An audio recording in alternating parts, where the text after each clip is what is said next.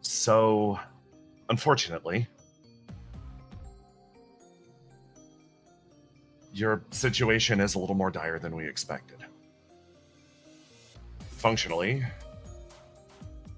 the Apocalypse Seed has more or less merged with your other organs.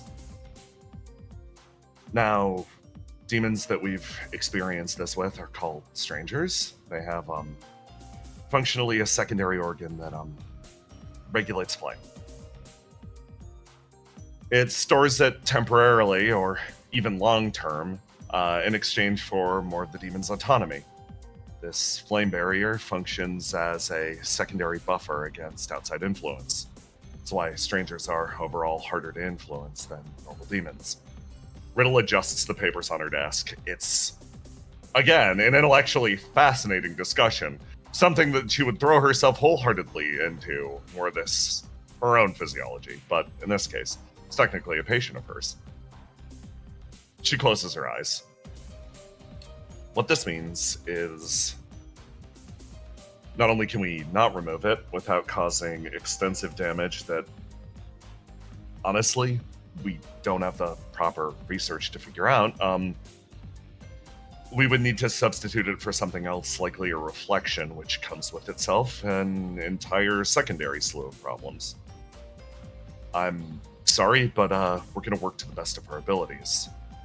For now, List taps her foot against the carpet. I would prefer if this matter were kept private. Yeah. Considerations of outside influence, particularly changing or shaping who you are, in the immediate, I've told everyone that it's just my ESP. This is the way I am. It'll work. I think as we're exposed to more and more demons, they'll eventually be able to see the similarities. She kind of looks over sideways. I think it'd probably be better if, at some point, you told a few trusted individuals at least what was happening. Building in a full support network, and no, it's fine. Just let me do what I'm going to do. She didn't know how to say it. This is not uncharacteristic of the life she's lived up to this point. It won't be hard for her to adapt to this. I'll keep myself apart, as I have been doing. She leans in, trying to reassure Riddle. It's okay. All right then. In that case, I'm gonna at the very least call in Argos. We can talk to him about strategy. She puts up her hands. I'm not gonna discuss the specifics, but at the very least, he needs to know that you can't exactly run with the rest of the group most of the time. Fine with me. She leans back in her chair as the door sort of slides open. Argos! This meeting happened months ago.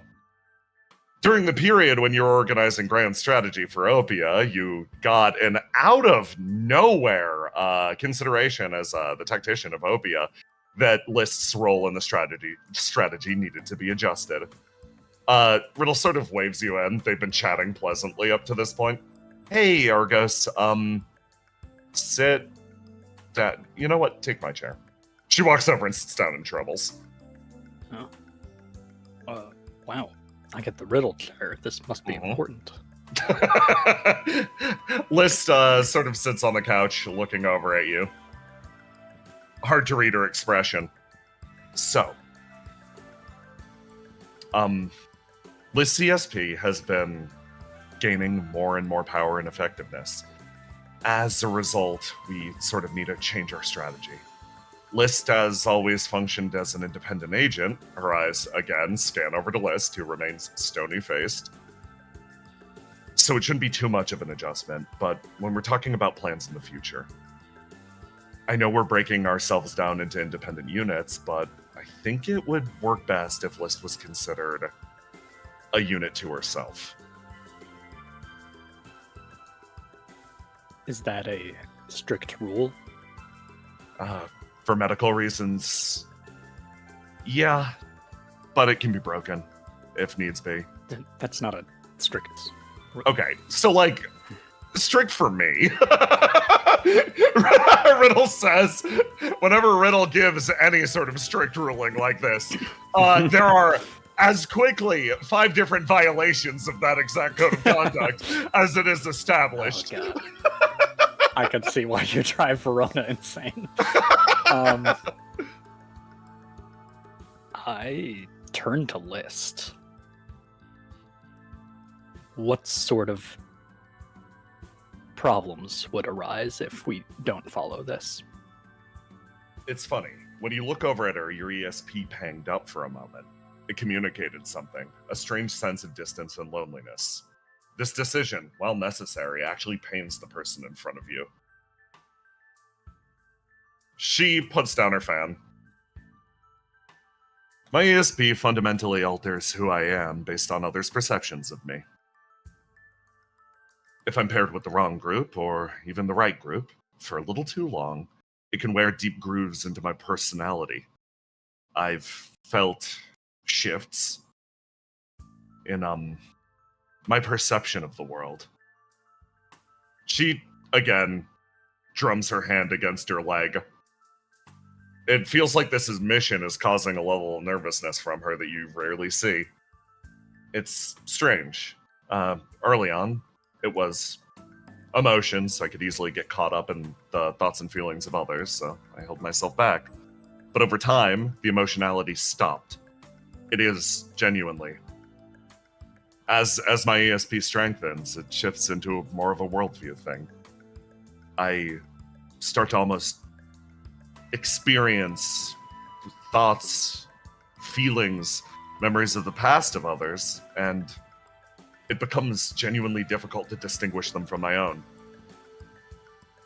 I worry about my long-term effectiveness. Outside of just combat utility, that sounds pretty serious. Riddle, is there anything we can do to help, I don't know, suppress this? It sounds a little bit tangentially like what Mike went through, and how she had to shelter herself from all the overwhelming noise and influence from others due to her listening. Riddle leans in on the counter. Not a bad idea. We do have a lot of protocols in place that you can already take advantage of. Liz closes her eyes. Yes. Yes. That if OP already has procedures, it would be best to go along with them. She slides back in the chair. Again, the same sense from List as always. Somebody who had it figured out on her own to begin with, but in this weird moment, she's willing to acquiesce on this point. If you have any suggestions, I would be more than happy to follow them. My biggest suggestion would be to speak with Mike about this. I know it's not exactly the same, but she's good at this sort of stuff, and she's been through being overwhelmed by the presence of others. List inhales. You see her breath catch for a moment. I'll do that. Thank you. She politely stands up, bows, moves towards the door, and leaves. Riddle sort of looks over at you. I give that about a 50-50, but it was definitely worth the shot. A smile sort of crosses her face again. If nothing else, Mike is good emotional support. Yeah. She laughs. If possible, could you, keep this meeting to yourself? She sort of, looks back, the path that Liz drove out. She's been really private about this stuff in the past. Yep. And, no question. This is not something you tell people. And, yeah. I'm practically a doctor, so confidentiality. Yeah. Same. She says, sort of smiling again. Okay. Well, in that case, we'll need to redraw a few of our strategies. She's a powerful fighter, obviously, but Brittle sort of moves in and, like, it pulls up the map again, different squads being broken down into different areas. If we can't utilize her, that's that. It's most important to take her health into account. Definitely. And she's been operating under this assumption on her own for a while, Yeah. so it won't change that much. It's not that much of a shift. Riddle moves around, lists little character card on your strategic map as you watch her signal get further and further away from the building. She moves off and finds herself in the abandoned district, the scarred area around the edge of the coda. She hunts something down. A being that was once in a Geist outpost. It ate a shot from Basil's guttural cannon, but has been lurking in the area for the last few months. Causing absolute havoc, this being has not returned to the coda or the world beyond. She throws herself forward into it without a second thought. Every demon killed is another advantage. Every advantage draws herself forward towards... what? The end goal of all of this seems something exactly out of reach. Something burns away at the edge of her mind. Memories digging and pulled away by an overwhelming presence, an eclipse in the distance. She blinks a few times. What was the end goal of all of this? During her stay at Opia, she dives backwards. Different memory. Capitalizing on what Argos said.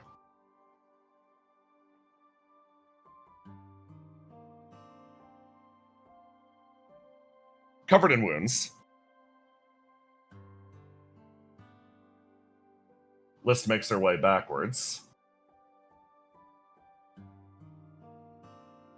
from the abandoned district and over to her shift.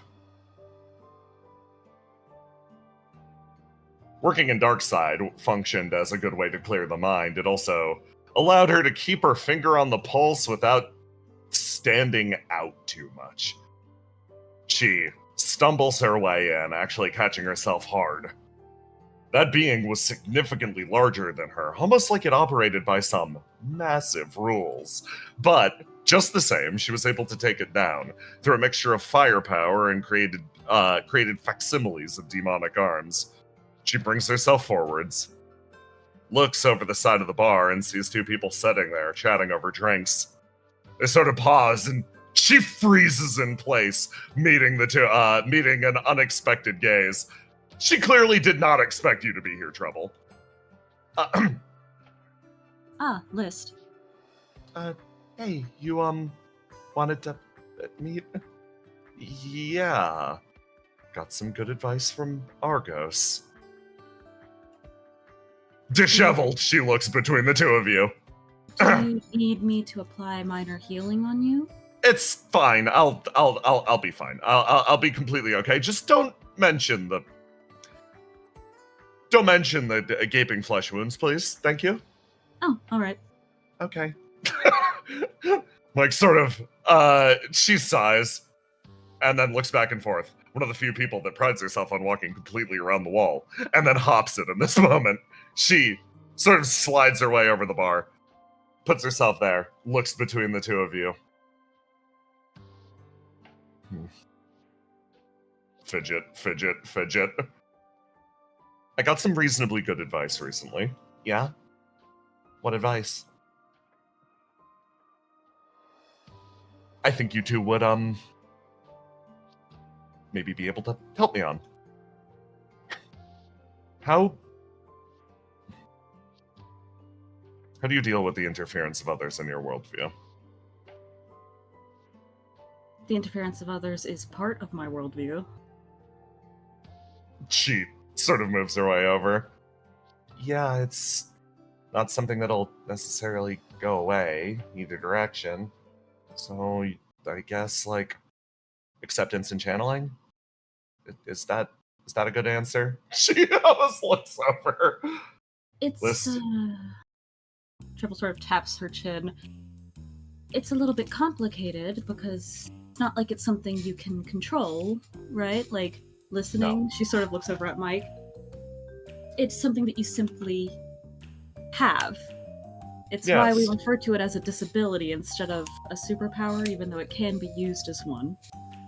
It's not something you can turn off or stop. You simply are bereft with the feelings and opinions and thoughts of others, and there's nothing you can do to stop that from happening to you.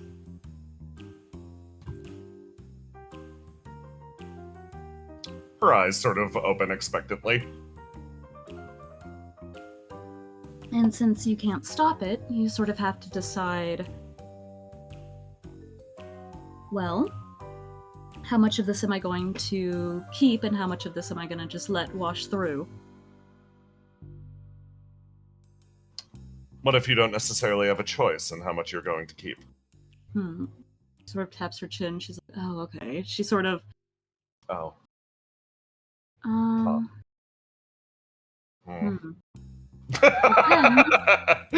There's the easiest course of action, right? That would be asking other people for their assistance. How so? Well, in our case, it's a little different than what's going on with you. Which set of circumstances would you like me to make assumptions under? Give me whatever you think would be most relevant. All right. For us, it's a little bit harder because it's more about the ambient feelings somebody feels. You can't stop yourself from feeling an emotion or having a reaction to stimuli. It simply happens. And we simply hear or feel it regardless of what we want. For you, it might be a little bit different. Obviously, it's not entirely different. People are going to have whatever thoughts and feelings they have. There's nothing we can do to stop them from having those things, but the easiest course of action would likely be to alert people to the ways that affects you and try to work something out with them, but that could, in its own way, then affect you because you would be presenting a version of yourself to them, which they would then have opinions on. Yeah. Also, that seems like it'd be a really... it's gotta be people you trust, because that could be exploited really easily. Exploited very easily, yes.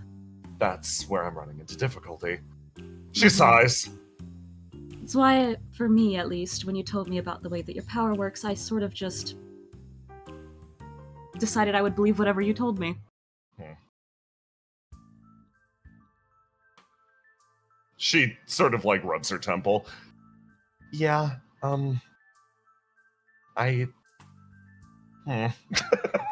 Like, sort of lost. As somebody with a similar but different disability, the most I can do for you is simply believe whatever it is you want me to. Since I can't really change the way that my opinion affects you. She sort of thinks. I don't really want to necessarily live my life surrounded by people that do that for me, though. I want to know what other people think. I want to know what they think about me. You want people to actually be able to form opinions on you genuinely. That's a very reasonable desire. Trouble sort of thinks.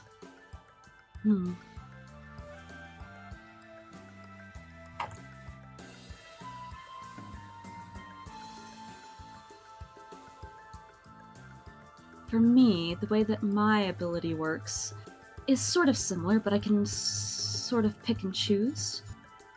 I wonder if there would be a way to hone your power into something similar. For me, it's almost the inversion of your power.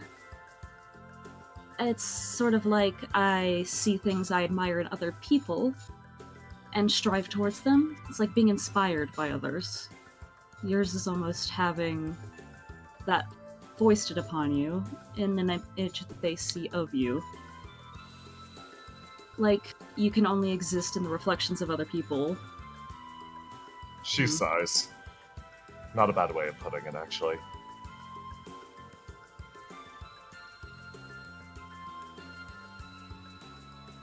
I think, for what it's worth, there are a lot of people that sort of go through something similar, but not in a as literal a sense. Trouble sort of nods.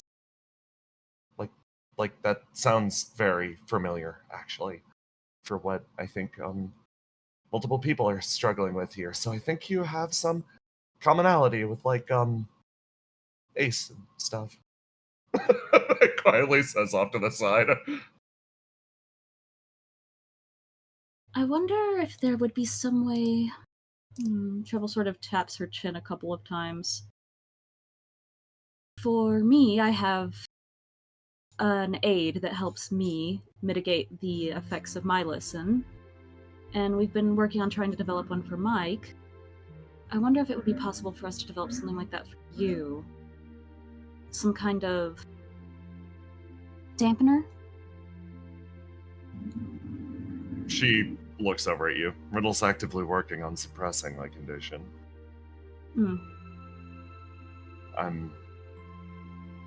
She says that, quite literally, the research isn't there yet. Trouble sort of nods. Yes, it's something we'll have to look into. I don't think it would be impossible, it just won't be ready immediately, and the effects are happening immediately.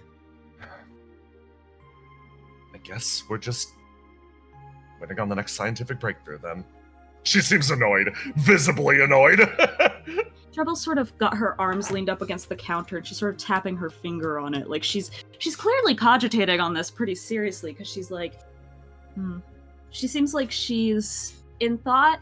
For Trouble, it feels like there's something close to within grasp that she's not quite clicking on for this.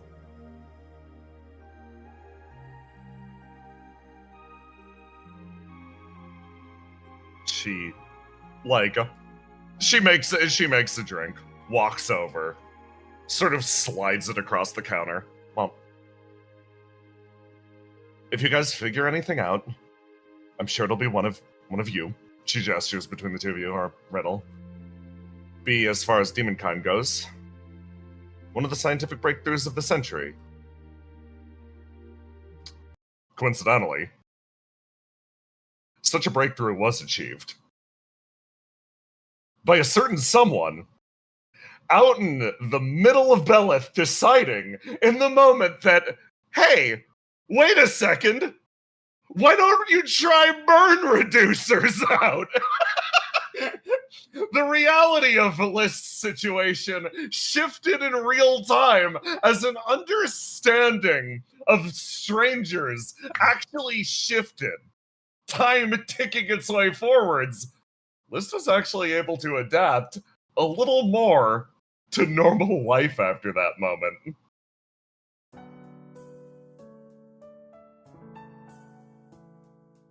Girls' night. Basil. It's wait, no. God, yeah, no, it'd be this, Basil. This is now time to stick forward, or we are in the Act 3 timeline. Early Act 3. Before all of the fuck happened, you guys lean in. One of the rare meetings of your group chat in person. So. How's the kid? How's the kid, Melly? Everybody, it's all anybody wants to talk about. Melly, you got a kid. Yeah, I got a kid. She's great. It's just, I mean, like, evolutions in our own, relationships and dynamics haven't changed that much. You got fucking married. Melly says, looking over. We're not even there yet. Yeah, but you had a kid. Yeah, I think that's bigger. They turn and look over at you, Basil. Almost expectantly. You feel put on the spot. The status of my life has not changed explicitly. I can't keep up. It'll they awkwardly go back to position. It'll get better. Wait a sec. This is Act 3. List is like this. Hold on. Wrong list. There we go. Wrong Melly, too. Hold on. I'm confused. Hold on. We're kicking forward in time. My bad. There we go. They sort of look at each other. In real time, Basil, you watch this happen as your friends age before your eyes. One of them is married, one of them has a kid. Where are you? You guys have changed so much. Listen, I'm sure things will pick up. Like, you don't. Plenty of fish in the sea. You don't need. You're struggling, Melly. I know I am. She sort of like looks across, but getting the constant updates has been fun. You guys have been pretty busy, right? Looking over at List.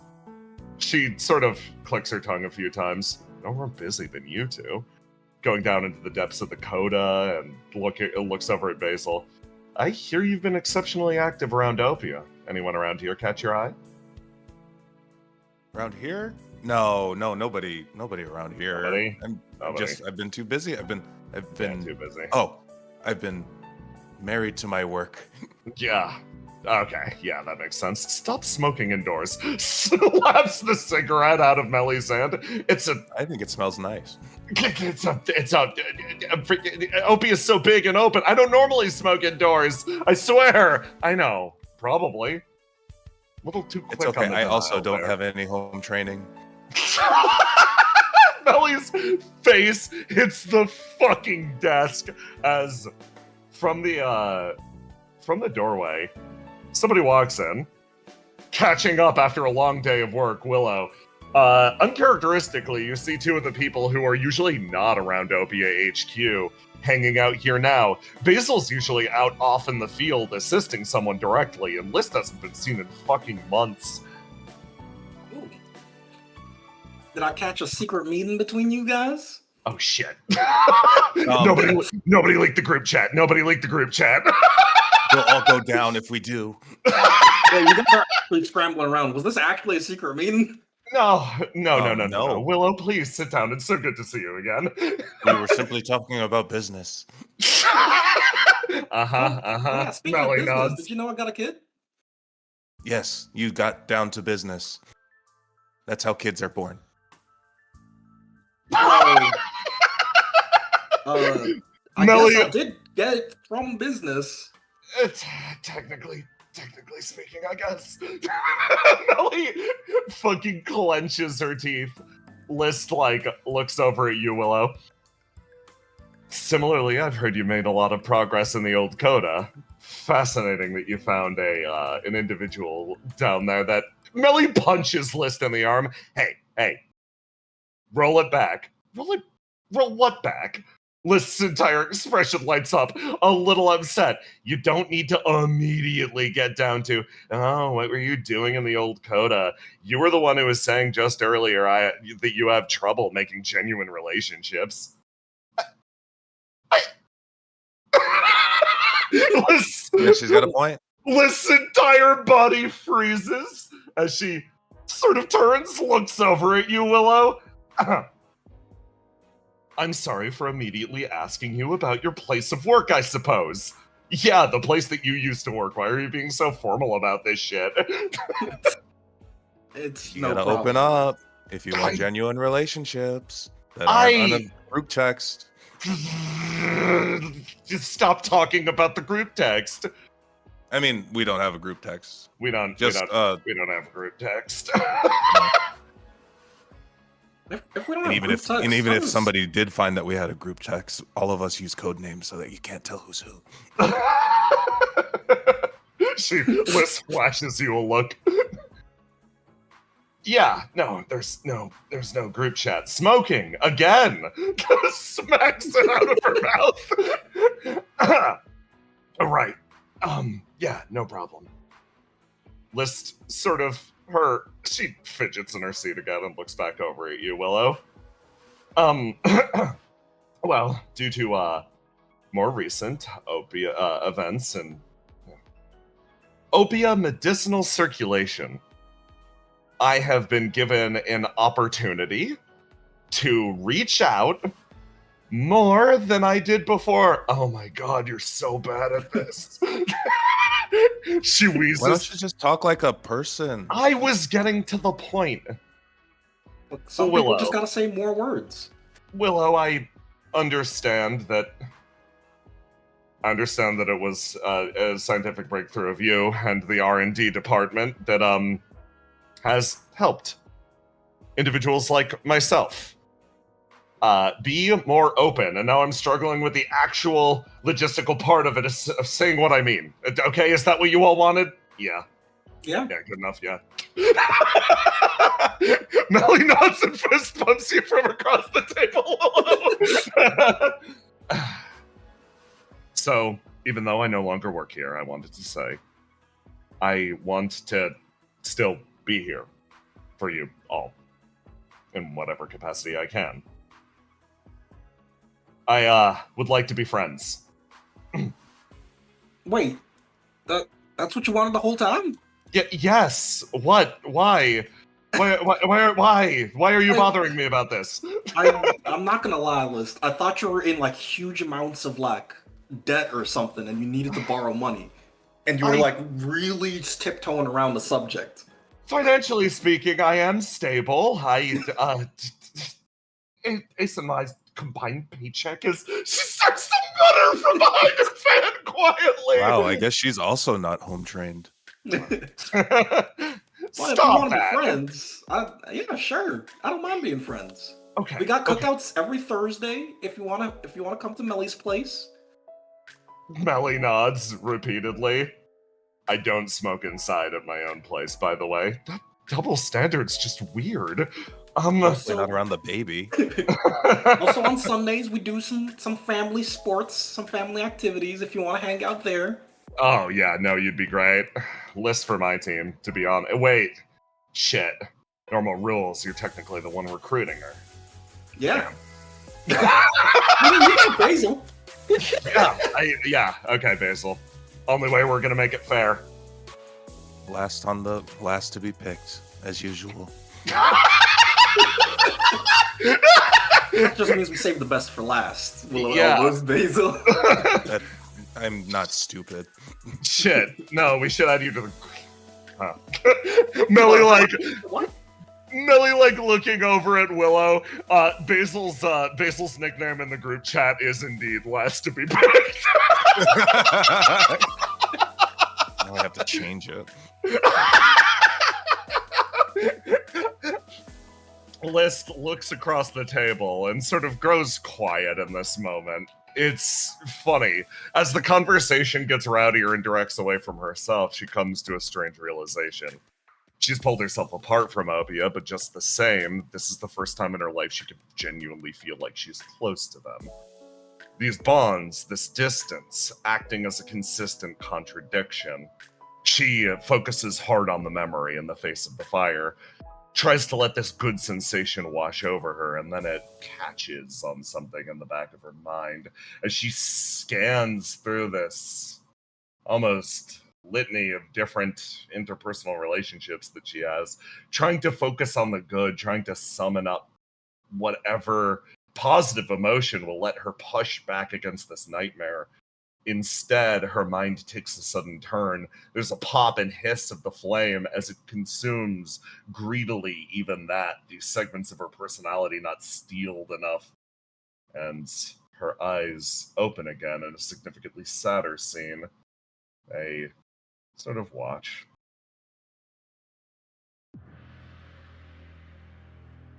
As what unfolds itself in front of her mind is instead something else. A paused moment in time, something she returns to very regularly. A rare moment when Ace was being led around through the dorms, trying to pick exactly who he'd room with. She stared at him and him her, a moment of awkwardness that seemed to be shared exclusively between the two of them. For those that witnessed the scene, they thought, in this moment, that it might have been, I don't know, something overblown and romantic. Two long separated lovers, now with Ace's return to Opia, finally reunited. But the reality was, it was something far different.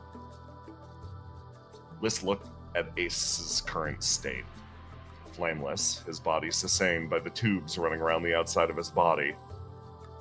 It was funny. During the short period of time that Ace spent away from the building, she was unable to find it in herself to reach out, to go and meet him. She had a sense for the type of person that Ace was, that he would be alone and suffering, and she would be here, at Opia, receiving treatment. Seeing him again walk through that door was simultaneously the most heartbreaking thing of her life and a moment of strange reassurance. She got to see him again, certainly, and now his situation was the same as hers. Receiving treatment from the hospital known as Opia and from a person that they both called their dear friend. It's funny. She thought the same of him that she did of her. That his life was safer in her hands than it was in their own. Blood continues to run free from her body.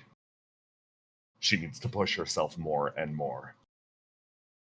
This vision is even more deeply rooted.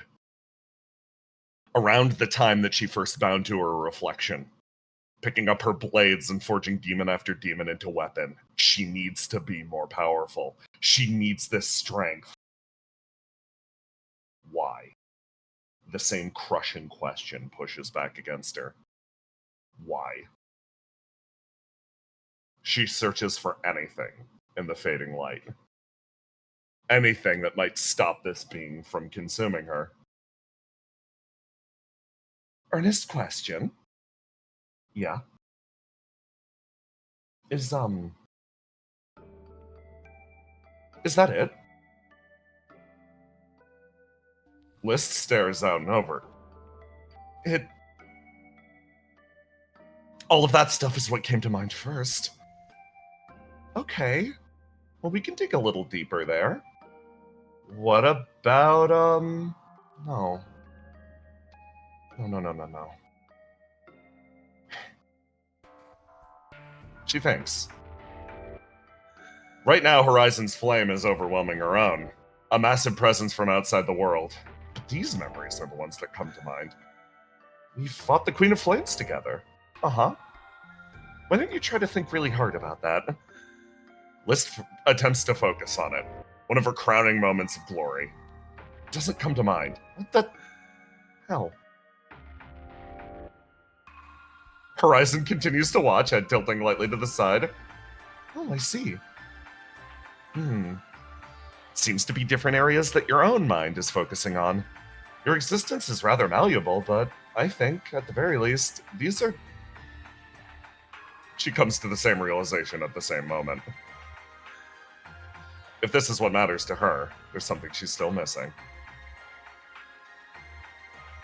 It's pretty much a random thing, you know? What becomes truly important to a person. You never know what it'll be until the moment's passed. Could be the most mundane moment or the most significant moment from the outside. When you look back at the span of your long life, and your life flashes before your eyes, you never know what your brain's gonna cling on to. Her eyes twitch over to the demon. This person has seen death countless times. Life snuffed out again and again. It would only figure that liberated flame, her primary experience with life, was through death. So then, just keep trying to focus on what comes to mind easily, because let's not be mistaken about exactly what's happening. Your life is flashing before your eyes right now, you know?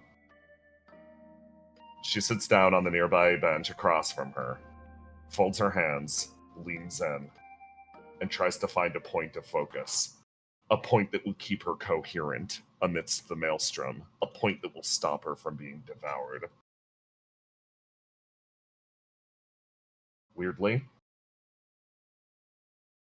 her mind focuses on a location nobody expected, least of all her. Why should she keep fighting? Why should she push back against the flame that's devouring her?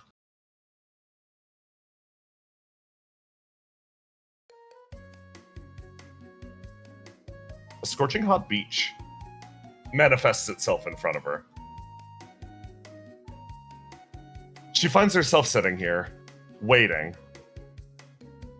for the rest of everybody to depart deeper into the Silt Islands. It's in a moment like this that she finds a certain level of silence. Pulling herself away from the group, she decides, instead of meeting up with the rest of them, to talk to some of the locals. She walks from shop to shop, speaking to the different warehouse owners in the area. One by one, she secures a deal. In the future, in exchange for assistance right now, a favor needs to be owed. A moment that it clicks fully in her mind. A moment that she needs to bring her full power to bear. A moment that she's been planning for most of her life. Flame begins to surge around her. What she needed was the reason why. The bonds and ties that she's forged in Opia are the root, but the reason why she's trying so hard. There's a simple reality. List grits her teeth. This was always the type of person that she was. She bites down hard, and the flame begins to recede. Horizon's eyes open a little wider. Oh, very impressive, actually. What did you figure out? I'm actually having trouble even reading your mind right now. It's simple. I have been saving, and I have been preparing for the exact moment we overthrow Geist for the last few years. I refuse to die before that moment arrives. Simple as that. Her eyes fixate on the demon next to her. Not even an outer evil or something beyond the stars can rip me away from this.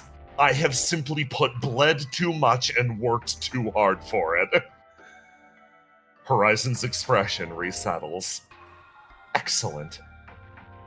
In that case, hold on as best you can.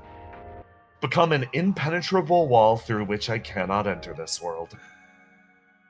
I think every last bit of resistance will be required.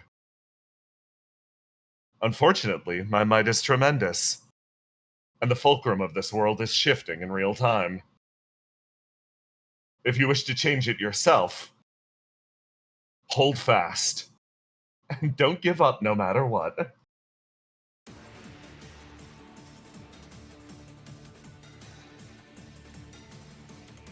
In the abandoned district, a sniper waits on top of the roof. She watches as from around the edge of Sky Point, different pyramids begin to descend, one after the other. Not just one arc arriving, but a multitude of them. They almost float, rotating slightly in the air. She'd always heard rumors of the Geist Sky Pyramid, but she didn't realize there were quite so fucking many of them. Whatever arc Ace and the rest disappeared into is now surrounded by a perfect isolation barrier. No flame in or out. Whatever's happening in there is best left unknown, she knows. She readies her bow again and aims down the line at a different tank. She's been firing one after the other, picking them off with the bow of Noctua. The abandoned district and the airport still remain untaken, and the casualties as low as she can physically get them. Ascalon rolls to keep the war under control to the best of her abilities. Thanks, Queen. Firing one shot after the other, the Geist advance continues mindlessly. It drives itself forwards on a combination of grief and vicious anger. Motivated, they pour their way into the district. Ascalon grits her teeth. The loss of life is going to become swiftly tremendous unless something changes. Elsewhere,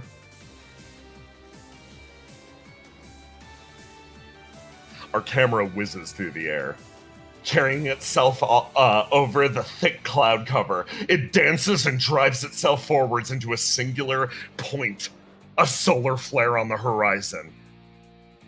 No matter what, regardless of any misinterpretations people might have of the current situation, regardless of how dense that isolation barrier is, nobody can mistake the formation of a new sun in the upper atmosphere.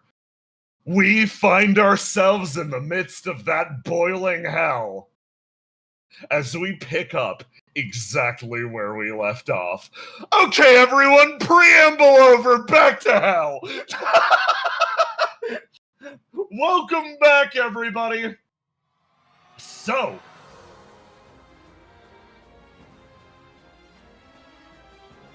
we are going to take turns in a very specific order. Ace, with his most recent awakening, will be able to determine who gets the head of the first turn. That is completely fine. But most importantly, we have to do the damage upkeep. Last turn ended and this fresh turn starts, so everybody's going to get pinged for damage. Most important, Meteor, your HP does not decrease as much as previously noted because you are wonderful and flame immune. Meteor has also been given a kit in the intervening time, so you are capable of doing more than you were capable of before. I will run her kit, don't worry. Argos, you get your own turn separate from her. You can ask her to do things. But yeah, you don't need to worry about memorizing an entire additional character sheet. Functionally, you guys are two-player co-oping that body. How much does yellow do? Yellow, let me repost the mechanic. Ecliptic Outer Flame. Yellow, 10 damage. Oh, thank God. Yeah. Subject 8, Visionary, and you all get pinged for 10.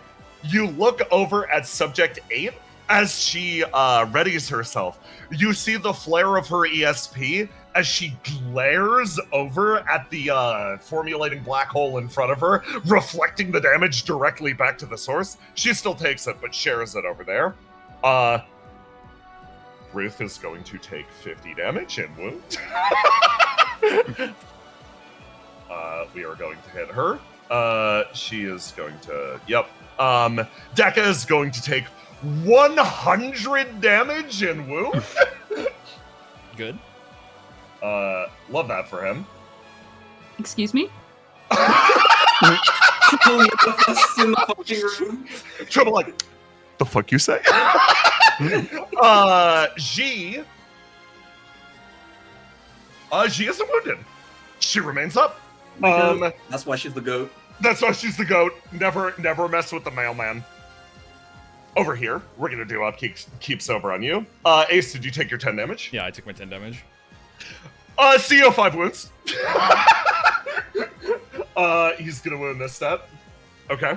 And everybody else is fine. Okay, carry on. Ace, what is your first determination, sir? Determination, Grillo. Yeah. Grillo. Okay. Okay, for the purposes of cheesing, is this the first? Is this the start of a new act? It's the start of a new session. Yeah, cheese it.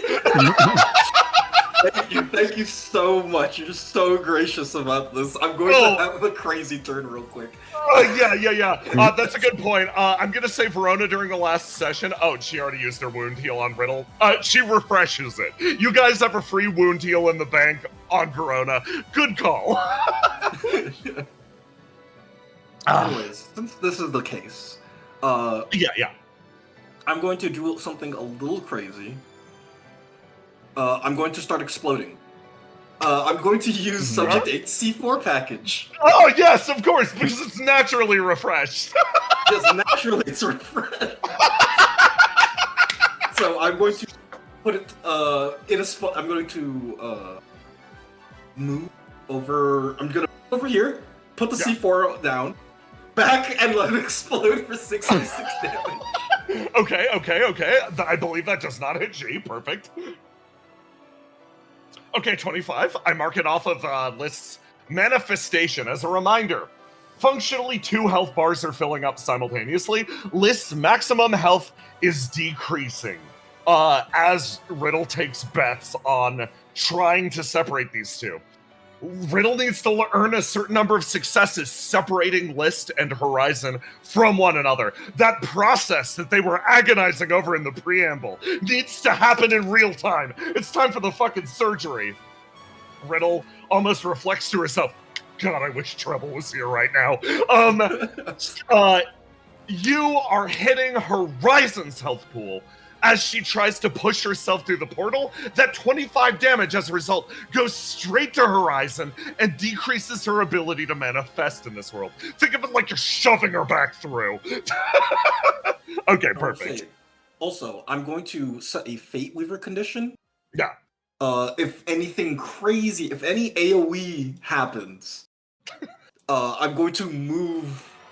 I'm going Visionary? to move my guy. Yeah. I'm gonna move him. I'm gonna move Visionary out of the way. Under fucking standable. You send out the wire, and Argos, you hear maybe the single most annoying line you've heard in your entire long history. Wow, Fate Weaver's so strong. It's so cool. Next to you whispering. And then I'm finally going to roll to do my last dice. Yes. And I'm going to ignite to use my knife. Oh, okay. Fantastic.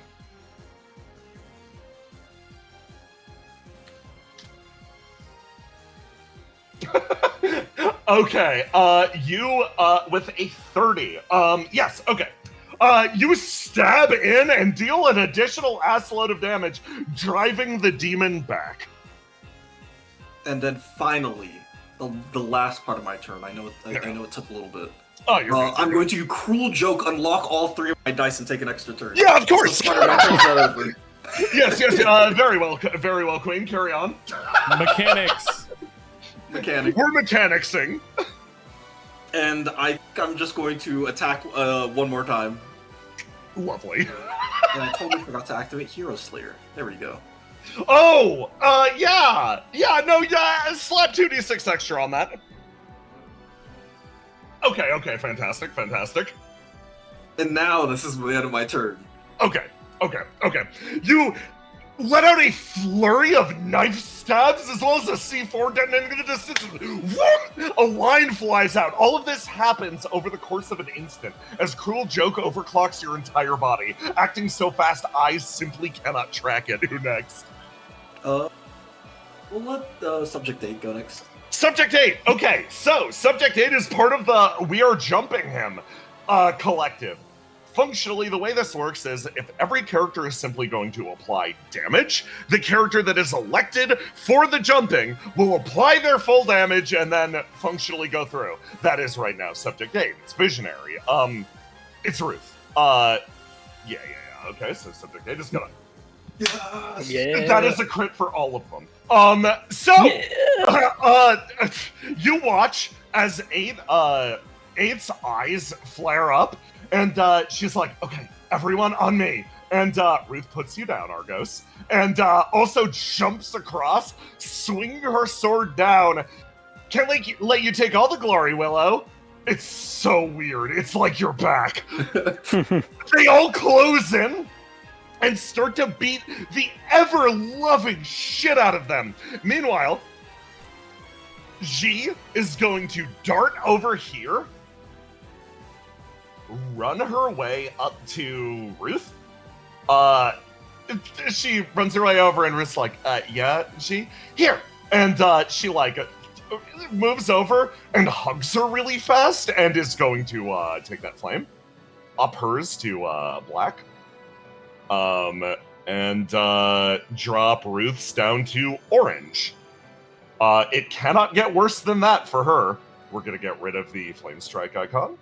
And now she makes eye contact with Dekka, who nods as she runs her way over here. Move action complete. Lockout, move. Here, she uses her charge. She makes it over here, and then is also going to repeat the same process. Ace, hand over your flame to her. Yippee! Can't get worse for her. So, yeah, she's going to make her way over here. And is she ending her turn? No, she's stabbing CEO 5. Like, she's here, man.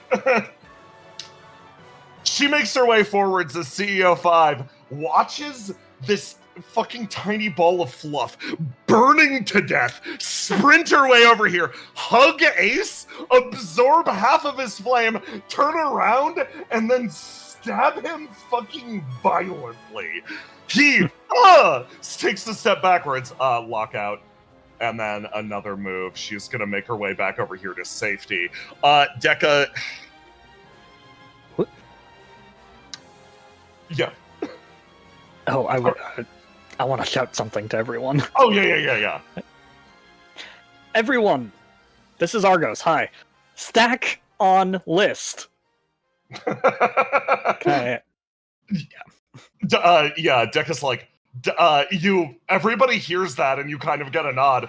She will change her action though and stack over there. Dekka sort of looks over at you. Sorry, I can't follow the order. I have to bow out. He makes his way over, throws his sword, lets it hang in the air, runs, takes Riddle's flame. He doesn't want to. Sweeps over this direction, touches down. He's taking your flame, Willow. Oh my god, I thank him for my life. And then he is immediately disconnecting his simulacrum as he burns to death. I mean, technically he's stacking. He's gonna Asshole.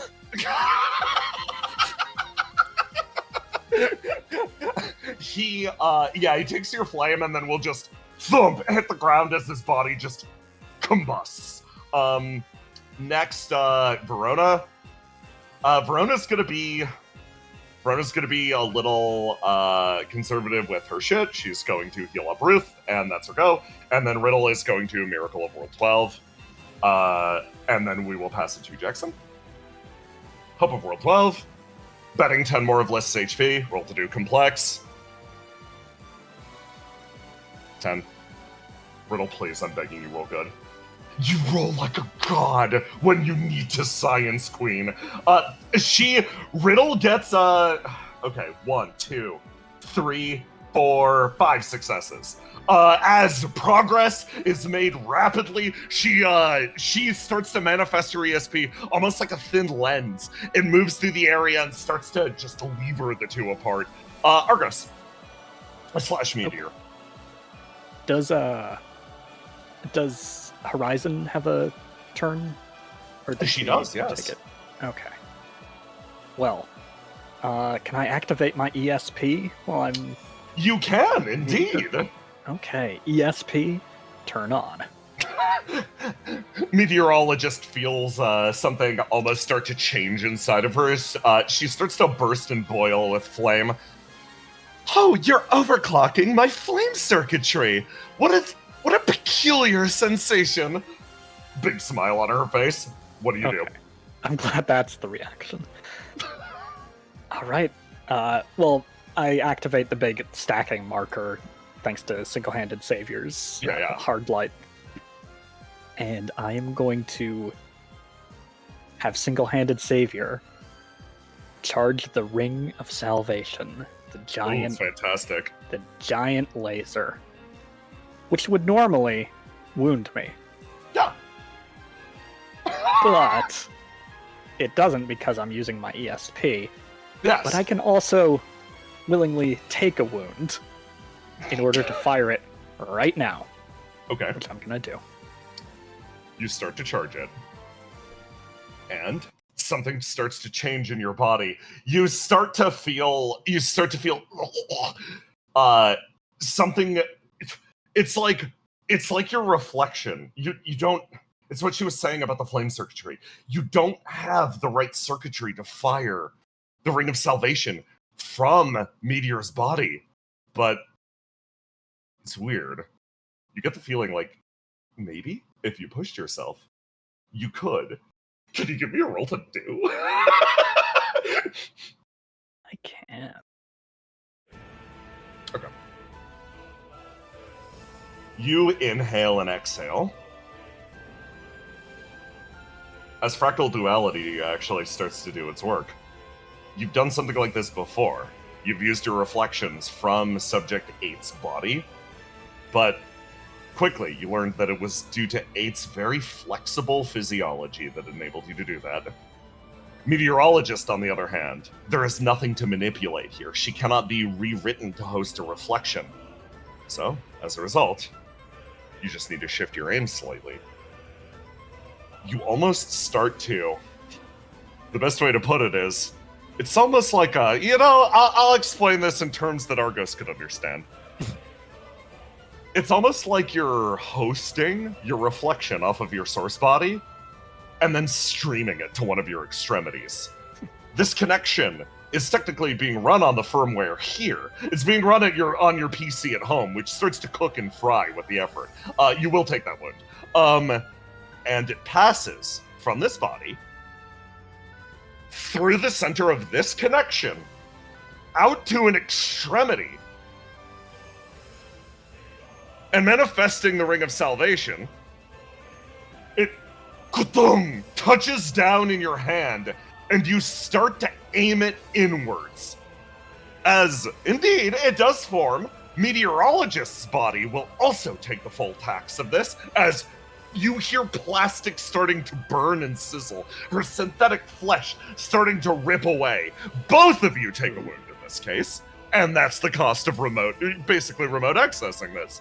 But you aim down, and you take the shot. You healing everybody up? Yeah. If they're not damaged, they heal a full wound. If they are damaged, they heal the HP. And of course, damaging Horizon. Yes! Okay. One more roll to do, my friend.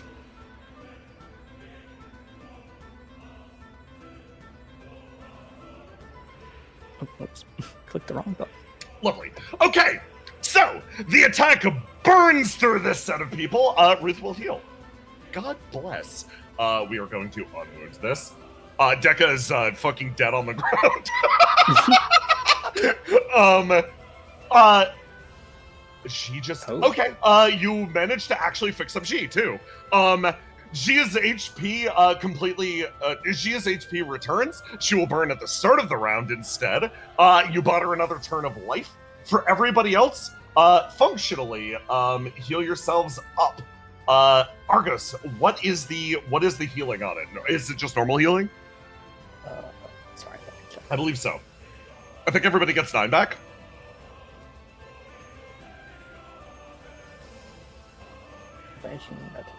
Hold on, let me get your gun too. Heal allies to full HP.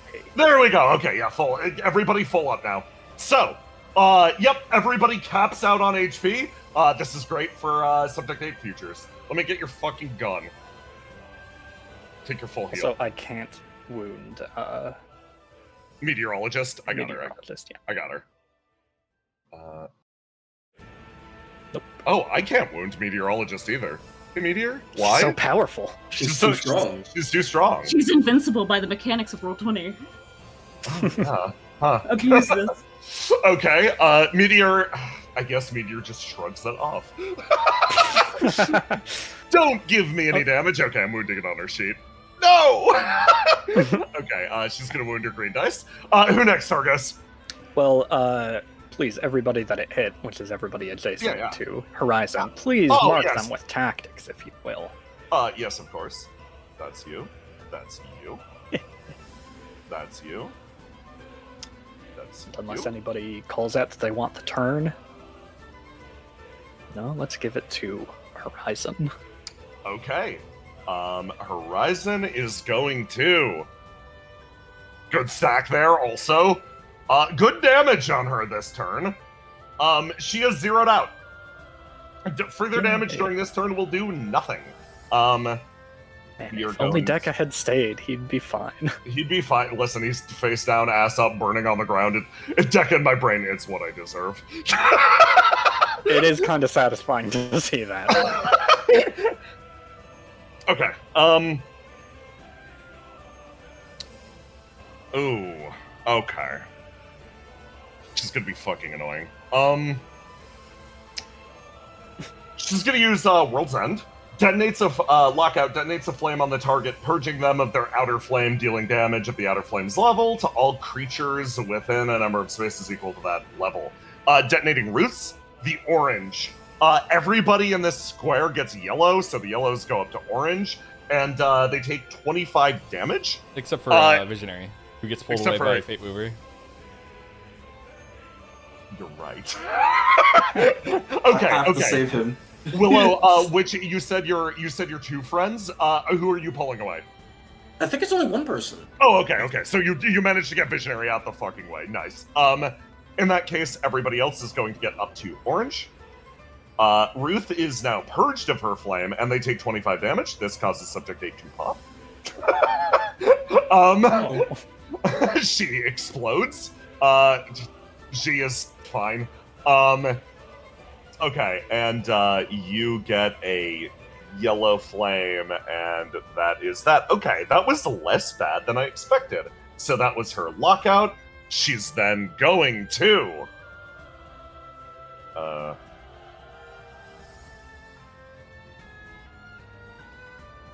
let's get a fusion beam.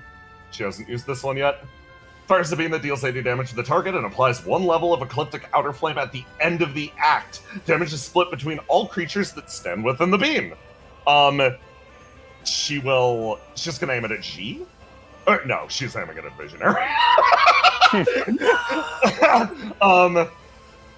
Because he's out over in that direction. And then she ends her go. And, I think what passes to Meteorologist, who has not taken her turn yet. I'm moving, she loudly declares to herself. She's going to run over here and split damage with Visionary. So when they get hit with the beam, it's only going to... Oh yeah, he took his turn already, didn't he? Yep. Damn. Makes her way over there, sits herself down, and she is going to spend her action using weather parity to summon fucking rain clouds, and then just go blast Visionary with the fucking fire hose from her arm. That will drop his flame by 1. Okay, that's fine. He's only going to take 40 damage now. Over here, finally, time to decide. CO5 goes first. He steps the fuck up, and I've got to roll his dice. Fantastic. He remains in good. He's staying in Ancient Danger. He's coming after you. Roll to die. Yeah, okay. Yeah. Oh, that's locked out. That's fine. Oh, 15. I mean, if you want to activate Formless, you always can. I mean, like, it's already active, but you know. Yeah. But oh yeah, wait, I did lock in red, so this is a clash. Yeah. Okay, yeah. Yeah, you want to turn it into a clash? You want to turn it into a clash? So Let me be your ass. 1d6 for just unarmed bonus. That is 7. Damn, yeah. Nope. It is not enough. CO5 wheels and actually, like, it kicks you in the side of the head as your body sort of stumbles off to the side. That's 22 damage. Your entire world swims as the man closes the distance. Clash with me again, my friend. Oh, God. Oh, God damn it. He uppercuts you wholeheartedly for another 21. I take a wound. Still got it. Don't wound yourself. Verona's stored action is going off. Heal that wound. Okay. How full does it get? So you wound. Give me your recovery roll. Give me a recovery roll. Okay. Yep. Oh, That'll be your health. Yeah. Recover. 34 HP. 34. Okay, yeah. You look over and you actually spot Verona sort of kneeling down. She turns over and you get shot by her pistol carrying her reflection that stops the nearby scatter of blood and recoagulates it into flame. You can keep fighting. Next punch. I like the way you feel, girl. God damn it. Don't you understand this? Don't you understand my fury? I formless to blue so I don't clash with this shit, and then you take another 22 as you fly bodily backwards and just ping into this nearby device. You roll across the ground once as CO5 clutches his face. He looks over out of the side of his eye at you. I finally understand.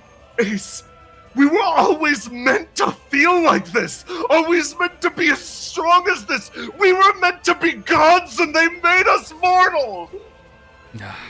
God. Why couldn't they just at least take your mouth with that transformation? It's your go. Okay. Ace gets back up, and I'm going to just... How much HP do I have? I have fucking 12 HP, piece of shit. See ya, real CEO 5 hours. Real CEO 5 hours. So what I'm going to do is Ace is going to reach into his cloak and pull out his most legendary weapon, his gun. I don't have time to waste with your ass. Sorry, but die. Is that a normal ass gun? As I fire at him with my SMG. So yeah, first attack. Hold on. He can't. He has one stat. He has got one fucking stat. Hold on. Okay, give me another. Give me another. Wait, let me read the abilities. Okay. That's 13 damage. You get to lock out and just continue shooting. Yeah. I'm going to yeah. So that SMG buff that I was talking about. Yeah. I'm gonna give it to you now because I think it's thematically appropriate.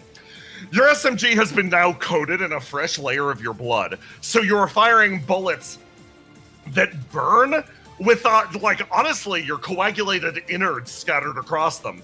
These are incredibly dangerous, virulent ammunition. Mouthful. Words. As you aim up, what does this do? When you lock out, you don't just roll once. You make 2 attacks. They're still wild rolls. You just shoot more. Yeah. So first I'm going to ignite, which then allows me to just perform 2 wild attacks against him. So yeah. Yep. 2 attacks. Okay. This is up closer. I lock. Yeah. Miss. Hit. Yeah. Then I'm gonna lock out to fire twice again. Give me 2 rolls. 17 and 8. 17 and 8. First one, hit, wound. Mm-hmm. Okay. Give me and then 8. He's got to roll, and he locks in this. Okay, he beats that with a 13. He manages to slap 1 bullet out of the air. Give me another. Carry on if you're gonna carry on. Another lockout, and then just 2 more fires. So yeah, 2 more shots. 8. Okay. You light him up, and he manages to hold on. Hold on. That's okay. He manages to hold on to life barely as his last wound continues to carry him through. You just riddle him with bullets, head to toe. He stumbles forwards a single time and barely manages to hold on. Is that the end of your turn, Ace? My turn. I'm trying to think if I have anything else. I'm gonna activate 3 locks. Yeah. Mostly for rolls to die. Yeah. So yeah. There we go. End of turn. Start of the next turn. My man burns for 50 damage. That's his last wound. He is at 1 HP right now and still holding on. He does not leave the... Ace, would you forgive me if I use the mechanic to dip from the fight at this exact moment? He's not doing... He can do that. You sure? You positive? Yeah. Positive? You willing? Okay. My man is going to, at 1 HP, dip from the fight. He turns, he runs, he jumps, he lands up here, he looks down at you, and he starts to move. And, with a smile crossing his face, he starts to laugh, looking down. Nobody in this fucking organization can kill me! I'm invincible so long as you jackasses are this soft-hearted! He runs away, cackling and bleeding down a nearby hallway. Now the main area of focus is on the being in the center of the room. Start of the act, everybody take your damage. Jackson, you take 5... Oh, I did not mean to decrease you by that much, I'm so sorry. You take 5 more damage. Verona is going to take 25. She is going to take 100 in wound. But she just got another HP back, another wound back, so she's managing to stand up to it. Ruth is fine now. Willow, you take yours. Oh, the beam, right. 40 damage on you guys, 4 damage on you, so 71. She's so tough. Visionary will take the full 40. Visionary does not wound. He's now at yellow. Okay. Start of the act, Ace, determine the direction that this is going. Ace, that is indeed me. Yes. You know what? I'll go first. Okay, fantastic. So I'm going to spend let me roll to die, which is unlocks all my dice. There we go. Yeah. Beginning of act. And then I'm going to spend 10 HP and 10 burn. Yeah. To teleport. Where are you teleporting? Teleporting next to Riddle real quick. Okay. You warp over next to her. You boom. Hey. I'm doing my best. I think we can do this. She's panicking. You can tell it. She's panicking. Don't worry, I have it handled. So, Ace just kind of looks, just walks over to Demiurge. Everyone just kind of like burning for a second.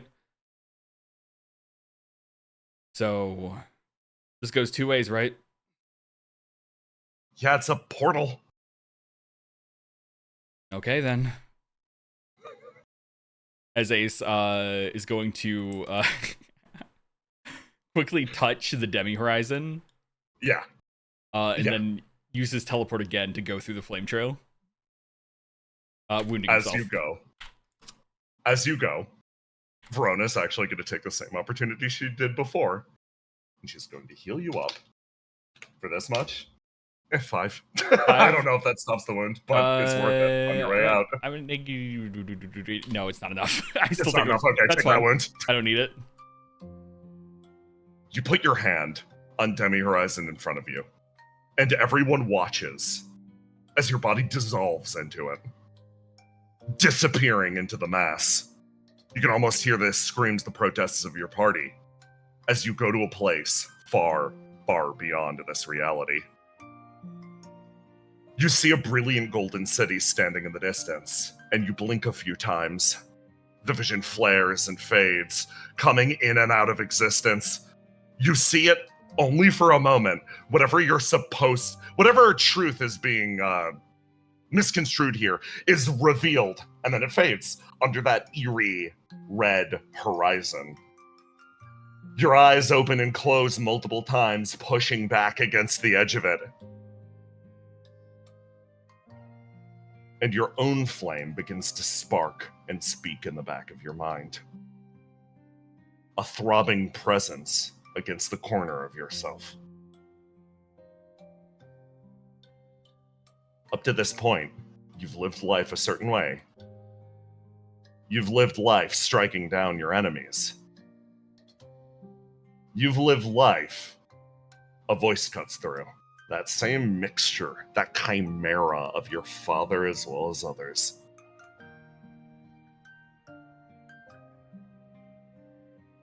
You decided that your hands were incapable of saving anyone.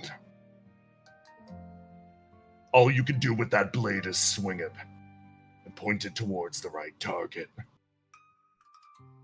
You know better than anyone. There's an easy way to resolve this situation. That grit that you had before. That determination. A cold wind blows over you as you work your way deeper into the portal, your flame overwhelming your mind for a moment.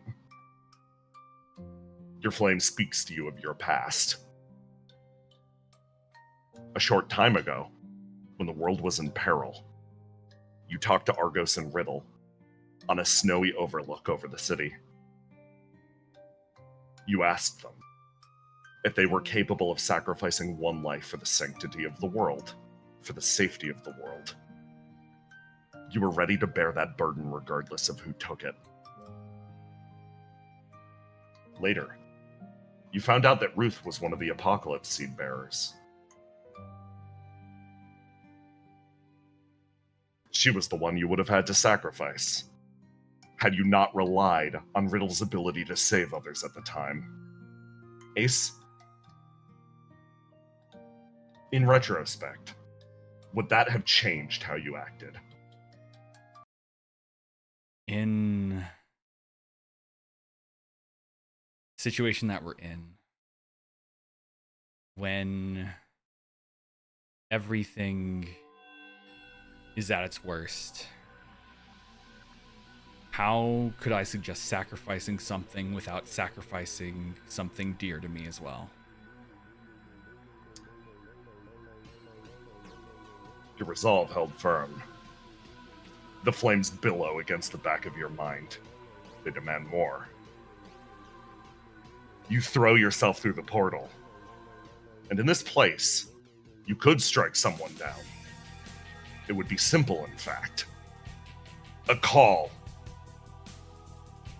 There's a way to stop Horizon from entering the world. It would be as simple as severing a thread from where you're at right now. A sacrifice could be made. A sacrifice to save everyone here and now, including yourself.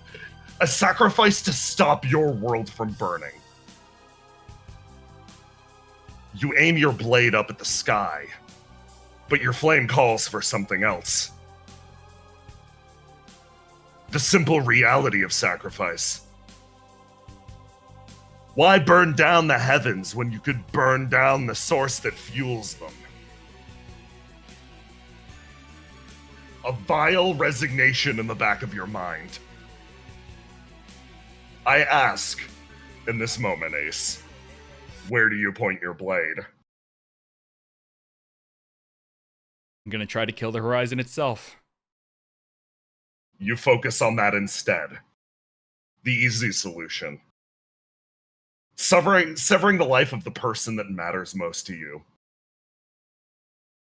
Given between that and an impossible dream, reaching the stars, reaching the sky, you would still attempt? Your flame feels almost contemptuous. Do you think you have a right? After how much you've killed?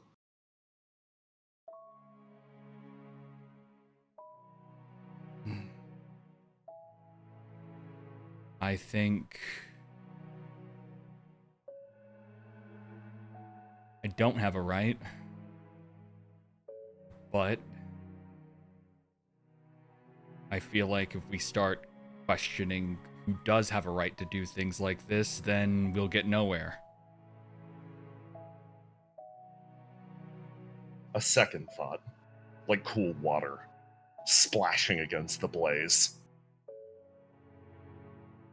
Deciding who has the ability to take someone's life. That's always where it rubbed you wrong. That's always where it hurt. Quietly, a body burns next to where you were. In the silence, you can feel his presence. You think back to the derelict below. All of those lives, all of those long existences. Your flame billows out again, a sickening thing that wants to devour them all. A shred of your mind wants to believe. It wants to believe that somehow, in the back of all of this, Riddle will find a miracle that will save the situation. That something will happen, that Willow will, as always, lift the weight of the world on her shoulders and cause things to change. That she'll make the impossible possible. Your flame, again, bites down hard on you with a different sensation. Resignation. Sadness starts to fill the back of your mind. An emotion that, now that you've lifted the seal, feels so alien to you. The gentle Gravnir sun burns over a nearby hilltop. Is this really all we're capable of? Incapable of saving anyone, truly. Only capable of striking down our enemies until nobody remains?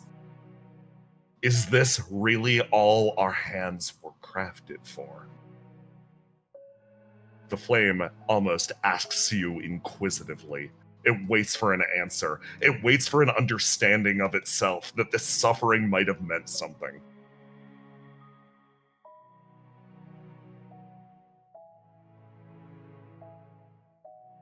I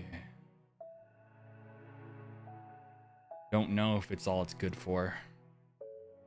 I thought I left this past behind me, but in the moment, if it can get me what I want, then I'll believe it. You hold it hard in your heart. That same hospital room dances in front of your eyes. You see Ruth lying there. You see Gravnir. You see yourself. The man your father was. Years and years of verbal abuse to hone you into a perfect weapon. An inheritor of the formless style that now feels so at home. During those early years, you and Ruth fought all the time, hated one another due to your unequal treatment. You always saw Ruth as the person who got off easy. Same level of threats and insults were not leveled at her, but given retrospect, knowing the man that your father was, you know without a doubt she still, too, was forged into exactly the person he wanted her to be. He wouldn't accept anything less. Instead of a reign of grueling training routines, it was a constant destruction of her own self-respect. The idea that he would leave most of his criticisms left unsaid. Those, instead, were handed to you. As a result, you were forged into something angry, powerful. She was forged into something that was forced to question herself around every single bend. Awful thing. Your vision twitches forwards again. You feel a hand on the back of your mind, sewing something into you, something that doesn't belong, something alien, eyes staring at you from afar. You feel more than anything else this flame inside of you. From that early age onwards, it wants one thing. The word rises to the back of your mind as clear as day, like the ringing of a bell. It's a word that exists only for you, but you find clarity in it. Given time, healing, adulthood, you'd hoped you'd put the past behind you. But even beyond that, you wanted to be free of it. The reality you face now is in this moment, you are no more your father's son than ever. Fangs bared towards an empty sky. And there,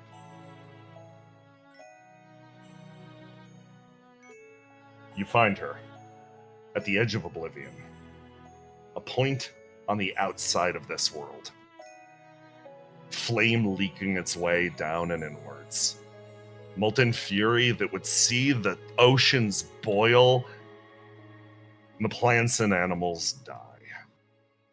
You feel that full weight contained behind an eclipse that rests at her back. She looks over at you, surprised, more than anything.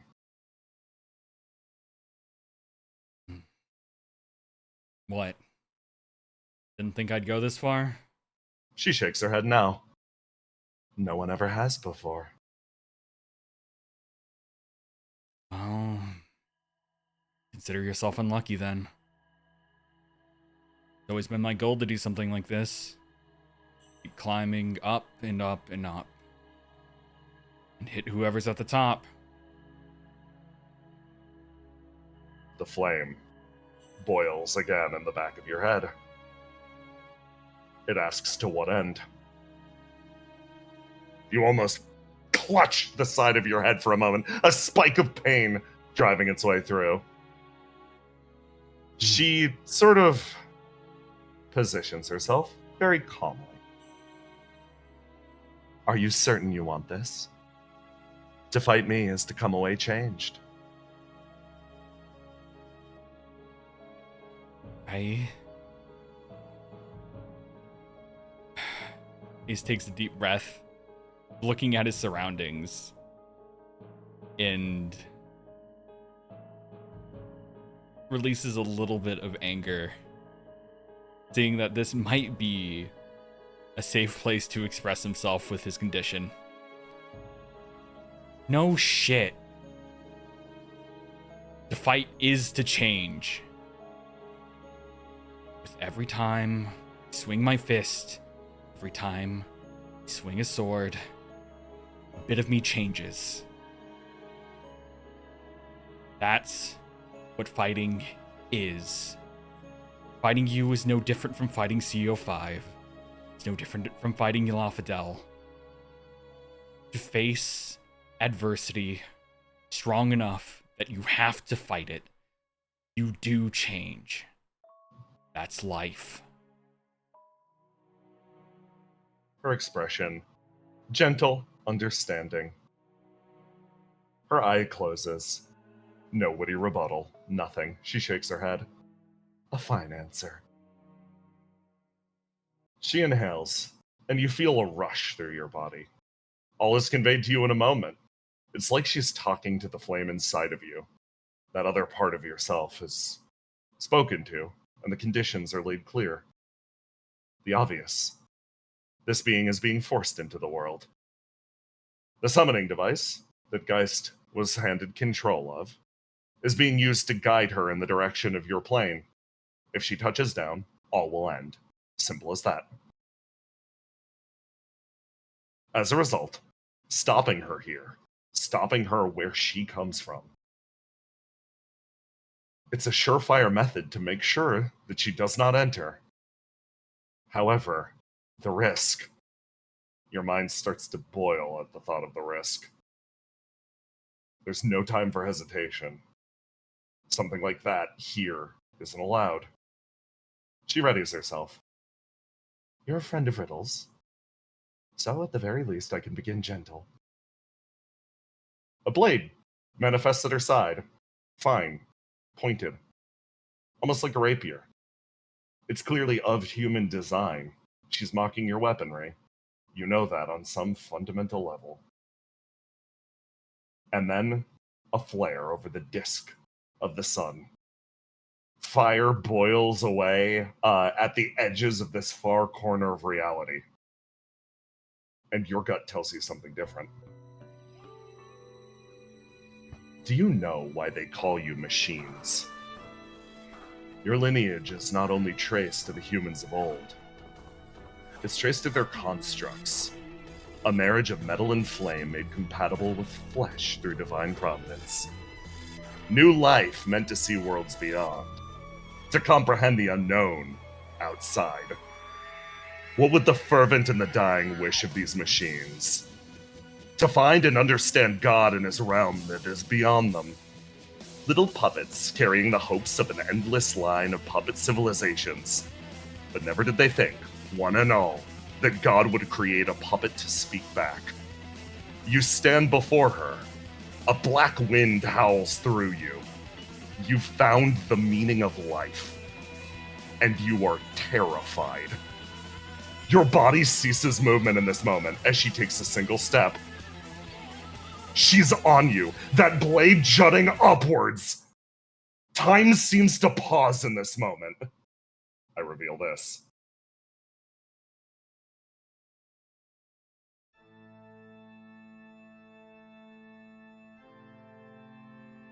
Faster than light. Defense against this attack is impossible unless it's a clash. All of her attacks are simply too fast to follow. Unless you clash with her directly, you have no hope of stopping her. In response to this, your flame pushes back. In an attempt to make your dream a reality, in an attempt to make that feeling into something that you can experience for yourself, it shoves back as hard as it can. I give you a contradiction. Desperate Formless. When locking in a dice with Formless, you may dye yourself any color. This effect lasts until the end of the act. You can feel the racking pain that this change will cause beginning already as you push your ESP, your body, and your style to your limit. When you lock in a dice, tell me what color it is. You are literally burning yourself up trying to shove this thing backwards. So, she's charging at you right now in this moment. I need you to blind fire what color it is. What color? Uh-huh. I'm going to guess yellow. Yellow. The attack travels and... Clash with me. Clash with you? Clash with me. So, Jay. Yes. Bring me back to the screen. Of course.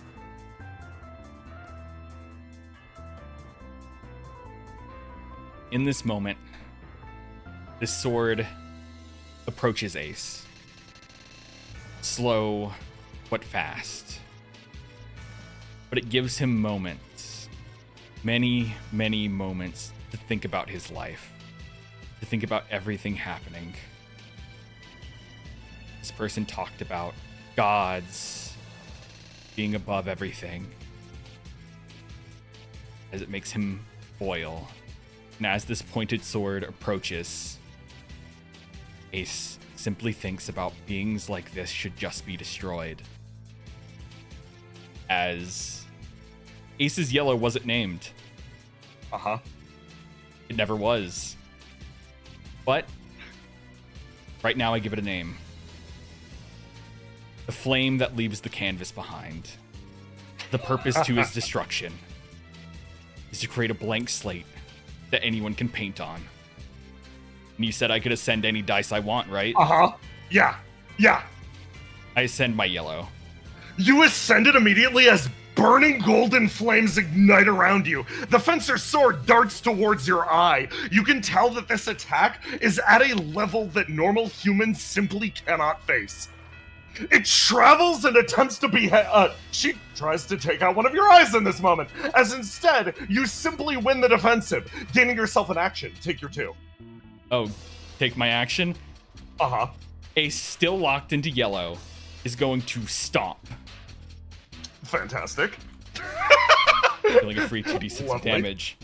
And as he reels back his boned arm, he simply looks at her. God, huh? Ooh.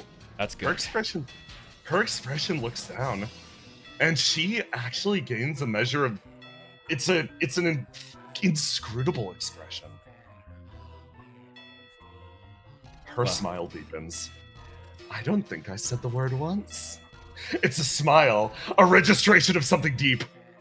Those words came from inside of you. This is what you think when you look at her.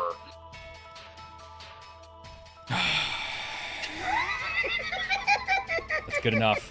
As he reaches back his boned arm and simply punches, I'm going to use God Killer. Fantastic. Okay. Give me that dice. Give me the dice. I mean, if she's locked into yellow, I'm locked into yellow. She is locked into yellow. I have to reveal her other mechanic, Ecliptic Defense. Automatically wins all clashes on the defensive and strikes back immediately for double damage. So, this effort will continue on endlessly. Now that you have an ascended dice, and she has Ecliptic Defense, you throw God Killer out at her, and you watch as she seems to perceive it coming. You watch her jut back, almost stuttering in place, flickering out of existence. She warps over, appears next to you, and swings up that same rapier at your face. She's clashing yellow again. You automatically win the yellow clash. You're back to the same starting position.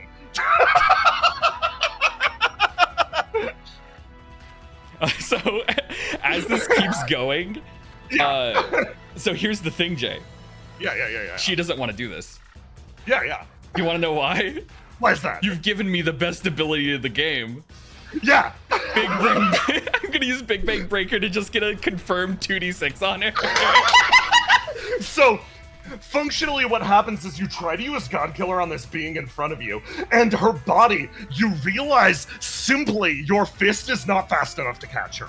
You sweep in empty air, only at the trail of light leaving left behind this demon, as she traces a path past you, and instead, you decide to combust the air around her, around yourself. You clench your fist hard, detonate it, and send her flying away. She sweeps through the air and actually steadies herself on the far side of the arena, readying herself again. Ace, that damage connects.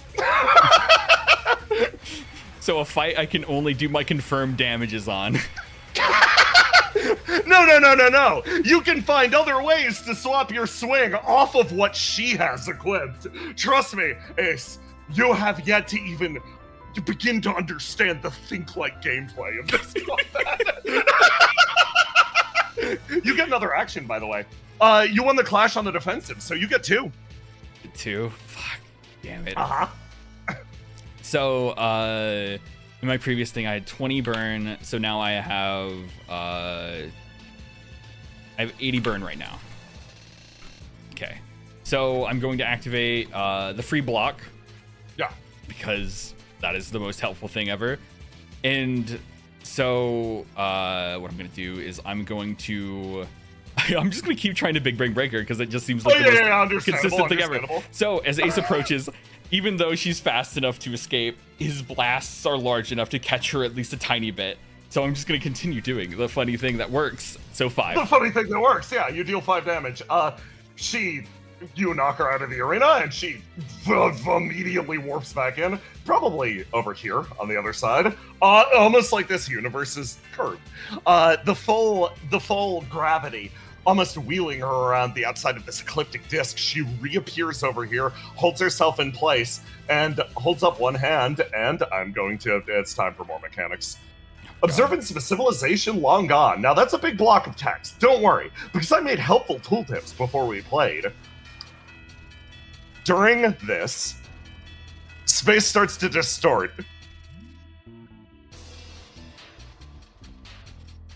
At the center of the arena, I'm going to show you this.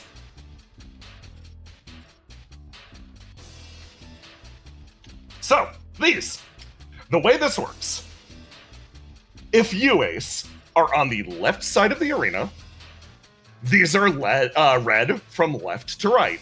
If you are on the right side of the arena, they are red from right to left.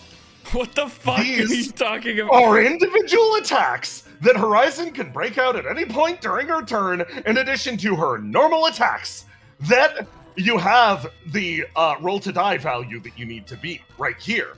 They are all dyed the color that are represented on screen. For example, this is a yellow attack that you need to beat a 25 that deals 20 damage. This is an orange attack that you need to beat a 20, and this is a red. Now, when these come and impact you, you can naturally roll to die to change your dice color in response to it. However, Horizon, in addition to that, has her own normal attack.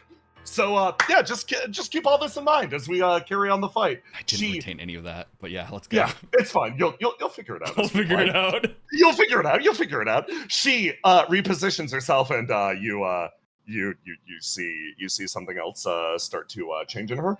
Light from afar gains a +1 to every attribute per act to a maximum of +99. She is at a +0 right now. It increases to a +1 on everything.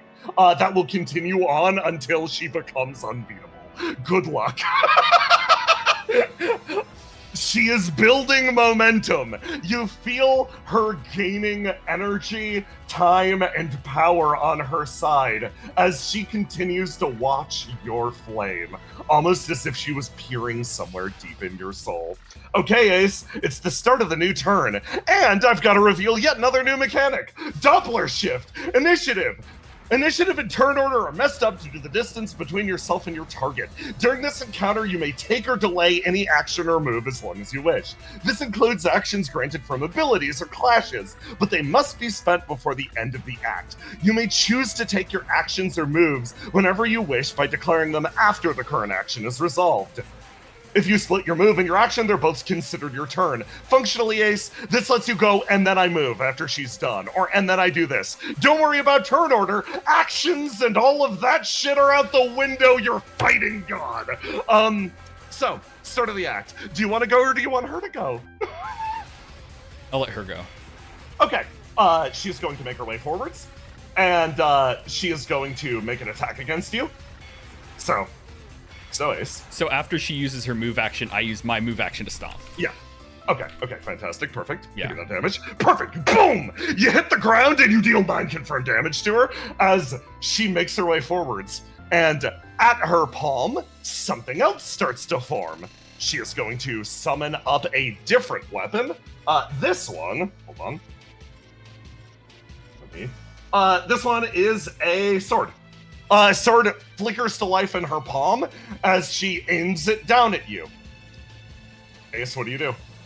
She aims it down at me. I'm use my move action, so I'm going to use my action to Big Bang Breaker to knock her back. Okay, fantastic. So that is going to knock her back 7 spaces. 7 spaces, okay. You send her flying away this direction. She wheels backwards through the air, and she is going to use Dynamics of a Satellite.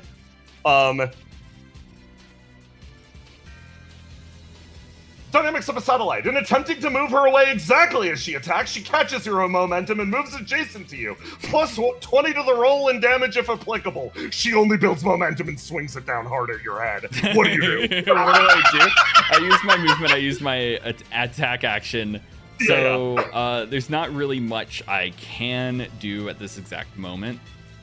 What I'm going to do actually is I'm going to activate 4 seals. Yes. To increase my roll to die by 46, and then a bunch of other numbers. So yes. We're going to do that. Very important. So I guess roll to die against this. Yeah. Okay. Well, I mean, Formless activates first. Yeah. Okay. Formless activates first. So gonna lock in. Tell me what you're locking in, and tell me what color it is. 46. What color this? This is going to be orange. Orange, okay.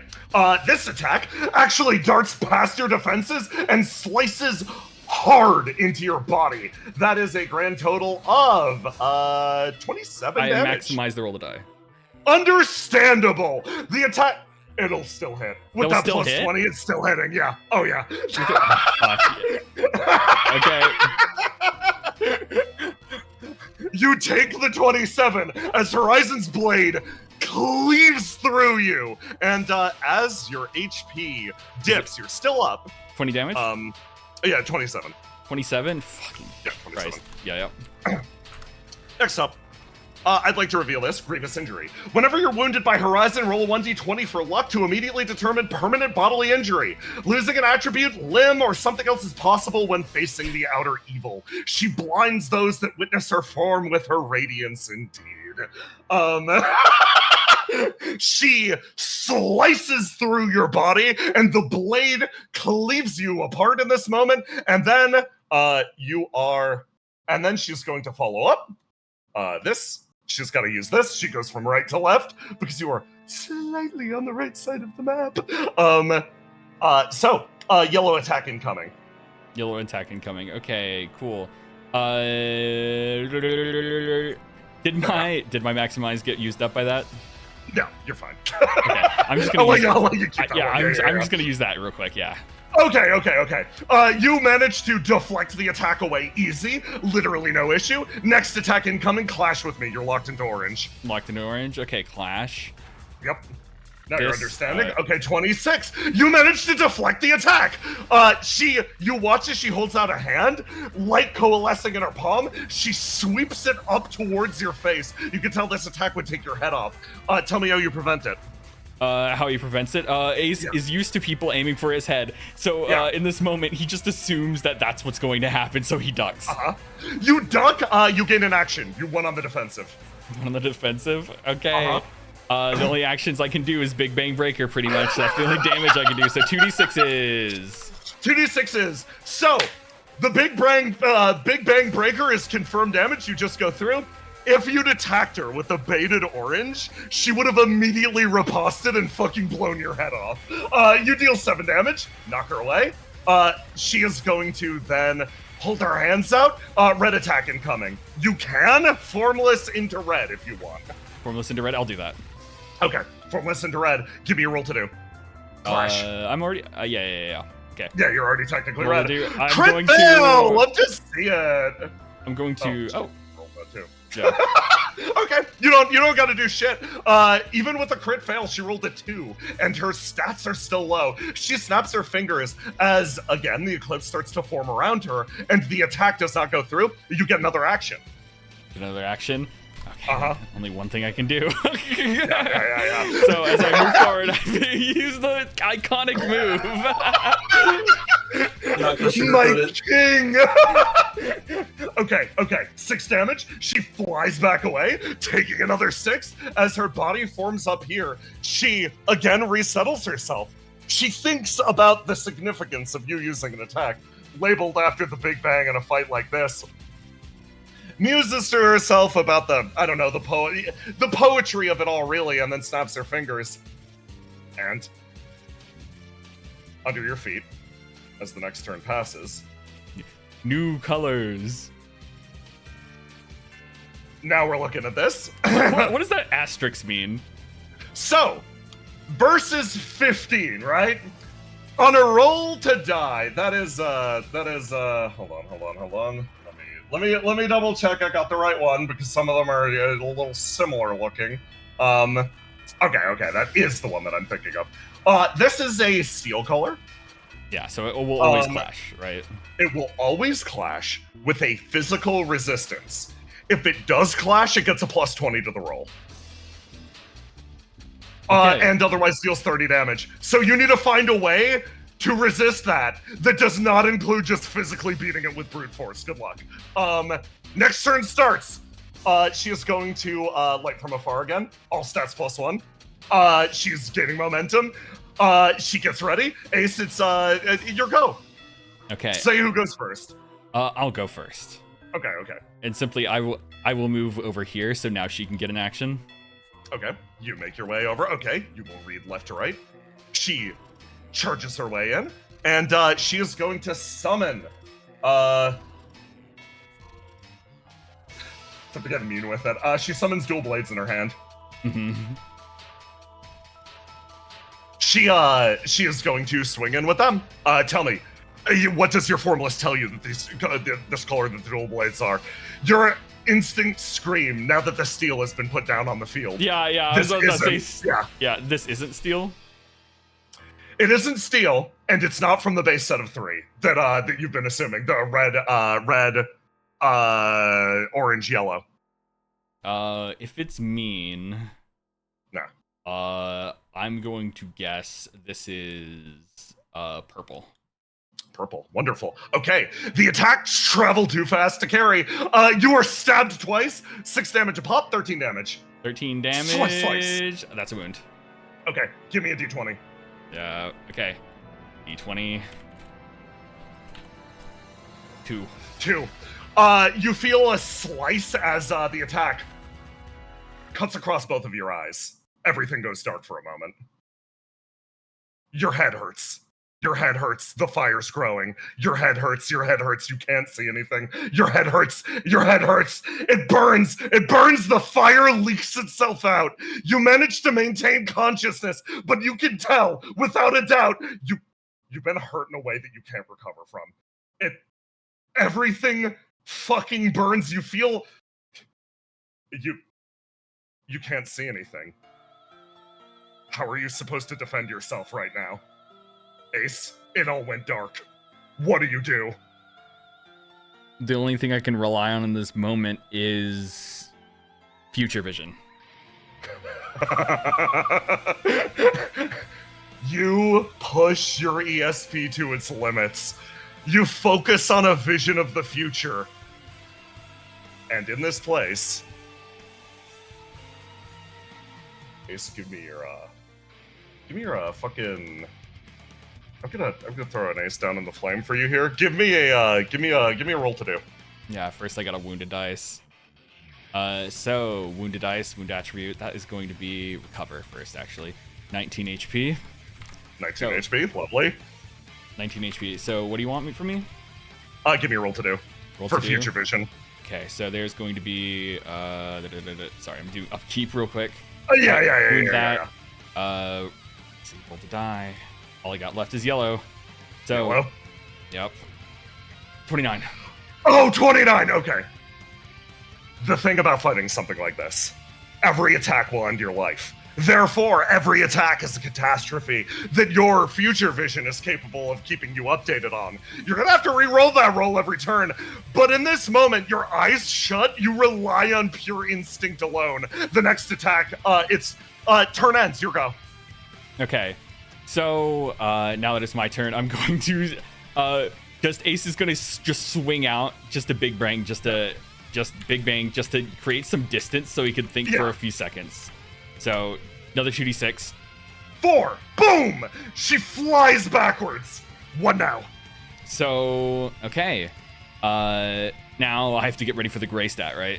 I mean the steel stat, right? So that was her normal weapon attack. Oh, These are still all happening left to right. I'll with a roll of 29, I'll actually reveal her stats, and this is the moment that you find out she truly is the rule breaker of this game. yeah. You knew it was coming. You knew someone would eventually rock in with this. Yep, first 6-statted character. So here, the next attack will be red. You're on the left side of the screen. Mm-hmm. Okay. She flies forward and oh wait, no. She stays back and is gonna snap her fucking fingers again. Give me you clashing with this one? I mean, I kind of have to. Okay. Give me that good shit. Right. Love to see it. Okay. So you clash, win, you gain an action.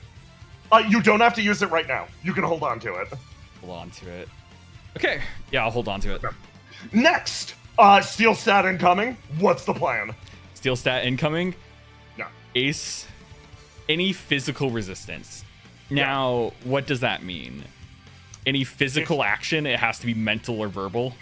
If you fight back against it, using your power, your strength, all that shit, it will clash. If you find another way to otherwise resist this attack, I can describe what it looks like first. Mhm. She holds her hands out to either side, and flame binds down on you hard, plunging you into, paradoxically, absolute darkness. Absolute darkness. Ace is going to speak to her. No. I don't think I even asked before coming into the situation. Do you even want to be doing what you're doing right now? Ooh, fun question. Okay, give me a clash. Clash, okay. Oh, 22. 22 versus her roll of 20. Escalate with me. Give me damn another it. one, friend. 14. 14 versus her. 21. Okay. The flame binds down hard on you. You ask the question, do you even want to be here? And your body actually sort of starts to burn under it. The voice that speaks up isn't hers. It's your own internal voice speaking over her almost. What does it matter? What does it matter if she wants to be here? She's standing above us. Swing. I don't really think that's the smartest move right now. Gotta be real. Heavy. Your body starts to burn quietly. She does speak, she does actually speak words. They punch through. No, I do not. There are many reasons why I would wish to come into the burning world, but neither my mission nor my personal desires match up with this manifestation. I signed a contract to appear at will based on the summoning device of somebody who reached the Golden City. That contract has been manipulated to summon me into an unwilling host. I'm not particularly happy about it. So there's nothing you can do, huh? She actually sort of smiles. I believe the action that you're taking right now is me getting as close to possible as breaking contract.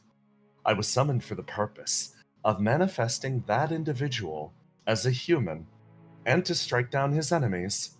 If I am here fighting you, then I am not elsewhere striking down his enemies. The contract is still technically being fulfilled. It's the lightest smile. Then Ace. Her saying that, he pauses for a moment, knowing the attack that's about to be charged at him. So part of the contract was him turning into a human, right? It was. What if he wasn't human anymore? Elsewhere.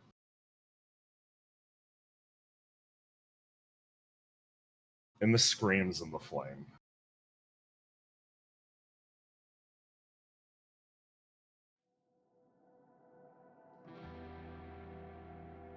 One man.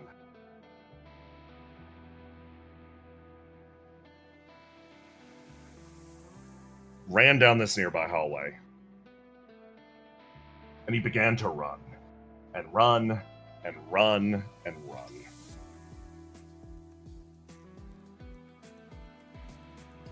He sprints his way forwards. Fast as he possibly can. Running as quickly as his body would carry him.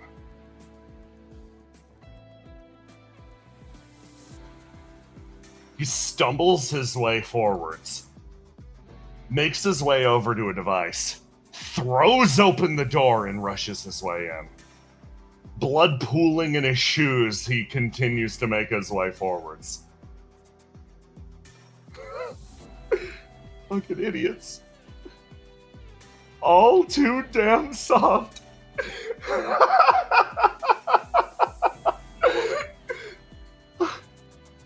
He stumbles his way up onto the device, puts himself there, and gets ready to redirect the arc. He'll jettison the lower levels if he needs to. He just needs to get out of here. He needs to leave with his humanity intact, not realizing the curse that's slowly tracing itself up through the various bullet holes scattered through his body. Just get things moving. Back skyward. Everything will be fine. We'll just start everything again. And now that I know the secret of the greater will, now that I know the real shape the universe takes, it should be simple. I finally see the truth! And his eyes split open. They start to cry profusely. Human tears leak down, driving long trails across his cheeks. What the hell? What the hell are these? He looks down at them, and a sickening feeling starts to pool in his gut. They've shifted in color. They're now an inky black. He blinks. Something like this shouldn't be beyond him. He should be able to see it. He should be able to see it. He looks down at his own blood. The color starts to shift. His own voice, growing alien in his own throat, he starts to speak, and even the language starts to sound distorted. It was decided very early on. In blood, in sweat, and in tears, carried with it the products of human hard work, ingenuity, spirit. He starts to throw up. His body's collapsing, fleam billowing out the sides. It was said that the machines that we designed, those that were meant to go out, experience, learn from the world, could not fundamentally at their core comprehend the true beauty of human existence. Our nature is contained in our works of art, our faces, and, indeed, in our very tears. His body collapses. He binds himself inwards. He begins the process anew of casting something aside. Something he fought so hard for. It slops to the ground and looks over at him. A remnant of what he once was, of what he once felt. He holds his hand up slowly to now his missing humanity. No. I felt right for the first time. His hand reaches forwards as the process causes his already exhausted, freshly flame-touched body to the collapse to the ground. 5 bullets punched into his chest. A fitting number, each carrying with it a segment of Ace's blood. Circulating through his perfectly human body, he undergoes the same metamorphosis that they all faced in the end of the world. And we're gonna take a break. Well fucking played, my man! Holy shit! Thank God I shot him with my gun. I literally am losing it. If I didn't shoot him with my gun, I'd be fucking dead right now. Holy fuck! I'm gonna grab my phone. Oh my god. Chat. Hello, chat. I closed chat because I didn't want the fucking pings to show up in session, and my phone was nearly dead, so I haven't been able to see anything. Hello, chat. Hello.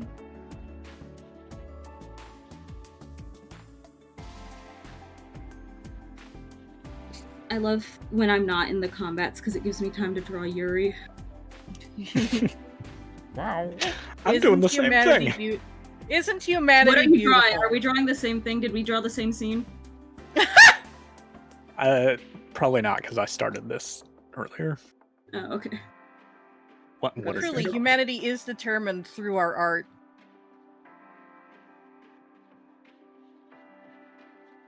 Ah.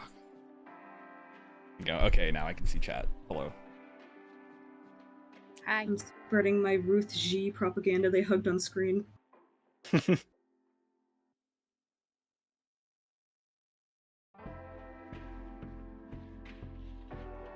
I'm back. Hello, Welcome Tiny. God, I remember I was messaging Jay, and I was just like, part of me, like... Okay, I'm back. It was like a last minute thing where I was just like, you know what would be fucked up? I was talking to Tiny before session. You know what would be fucked up? If I shot CO5 with my gun to turn him back into a flame touch, just for the petty asshole. Thank you, my petty king. So, we've got some final arbitration to do after this, because we've got to decide the most important thing, and it's whether or not... A, whether or not List is alive, and B, whether or not anybody dies in the attempt saving her. Which is going to be Tiny and Jackson. You've got to manage that. With what Ace did, the manifestation score will no longer increase, so you are not at a risk of List. So I think what Ace fundamentally did was to literally sacrifice his eyes to make sure that List would not die. She won't now because the manifestation score does not increase. But everyone there helping can still die, actually. So we gotta play some of that out. We can't just punching her is no longer useful. No, it's no longer part of the process. No, Horizon's manifestation score. Ace went down the tube that she was coming out in and just blocked it up with his body. So no longer List a wife guy. No, List can no longer die. That is off the table. The rest of you can. Hooray! I was thinking, wow, jumping into that black hole, that's kind of a Basil move, but blocking it with your own body, that's an Ace move. Oh my fucking god, that was so intense. What the fuck? Jay, can you share to me what was on that D20 table? Yeah. What were the options? So basically Basically, the way it works is she would target a different part of your body. 5 or lower, you get a grievous injury. Like, literally whatever limb she was aiming for is gone. I was gonna blow away half of your body. I was gonna set you on fire. I was gonna do all sorts of grievous shit. Based on the way that I did it, I think I know how it works. I think you are losing one eye. Not both of them, but both are wounded. Like, I think she sliced through both. I think she sliced through both, but it just says I, so I'm keeping it as I. But yeah, you could lose an eye, an arm, or a leg on a 5 or lower, and 10 or lower, you temporarily lose access, and then 10 or higher, you're fine. Wow. But think of what a cool scar you have now. Well, Yeah, you do have the dude, over the it's top an of the anime. nose. You do have the anime over the top of the nose scar right now. It was a little caved in, Ace. Your eyes were, you already had homophobia in your eyes. Thank God. Thank fucking God. I will give you, I'll give you the right. Choose which eye is lost and which eye will recover. Bye. You can decide later also. I'll think about that later. Listen, they can put one of them back. Yeah. One of them will heal. It depends on what arm she swung with. I'm also a fucking dumbass. She should have swung twice. That's on me. Got too caught up in the Oh, well, moment. then it is both eyes. Thank God you remembered. Yeah, that's on me. That's on me. That was hype as fuck, dude. Oh my God. Well fucking played. Thank God for shooting CEOs with guns. Yay! In the game. CEO down. You just ensured that this will get no views on YouTube. Just kidding, Star. Just kidding, Star. Just kidding, Star. It's in a TTRPG. Oh In a my Minecraft, fucking God. God. RPG. Are Fictional. prosthetics on the table, or is this shape fundamentally altered? Prosthetics are on the table, yeah. Yeah, you can do some brain surgery. I'm good. Yeah, you just got stabbed in the eye by Satan. Yeah, that ain't coming back. That'll happen to a man. Okay. Jackson, Tiny, are you around? Yes. I am. Wonderful. After we get to the resolution of this section, I will need everybody else. This is Brennan, Mask, Roma for the post-fight stuff. This part of the fight is genuinely extremely important. We got to see if Ruth fucking dies. Red Queen. Okay. I hope not. It'd be a shame. Okay. So, from everybody else's perspective, you just see Ace disappear into this thing. There is a moment of panic as nobody knows exactly why, how, or especially why, mostly why, that would happen. And then Riddle looks at the Demi Horizon's form. He's stopping her. He's stopping her directly. She's not going to manifest anymore. Functionally, all we got to do is worry about separating her. That's it. Everyone help me out. And combat starts again. Now, with the new combat, I'm gonna hand it over to Grillo. You're the shot caller this time. I'll let Argos go first. Understandable. Okay, well, what I'm gonna do is Deca going to... disintegrates. Sorry, I had to hit him for his Deca disintegrates. Yeah. Bye. Bye. Dead weight. Well, I'm gonna... You know. I'm gonna scan Riddle, first of all. Yeah. Okay, fantastic. I'll give her a thing. I don't know why I Argos. bother rolling, but... You're fine. So, in scanning Riddle, Argos, you can see she has fundamentally changed over the short time that you've been apart. The person in front of you seems substantially older than the one that you left. Like, for you, it's only been about 2 weeks, but it seemed you wouldn't be shocked if this person has aged like years in the meantime. She seems like a lot of her focus has changed. She's ascended her blue stat. Something in Riddle has shifted, and she seems a lot more even and a lot like even and clear-headed than before is the best way to put it. That's the information I'll give you. Neat. Oh boy, so I guess the name of the game is just surviving and preventing damage dealt to people. Is there anybody hurt? Yeah, everybody. I'm gonna be honest, everybody's looking pretty bad. Xi will die soon, if left untreated. But she's kind of planning on that, is the thing. She's I like... don't know her deal. Okay.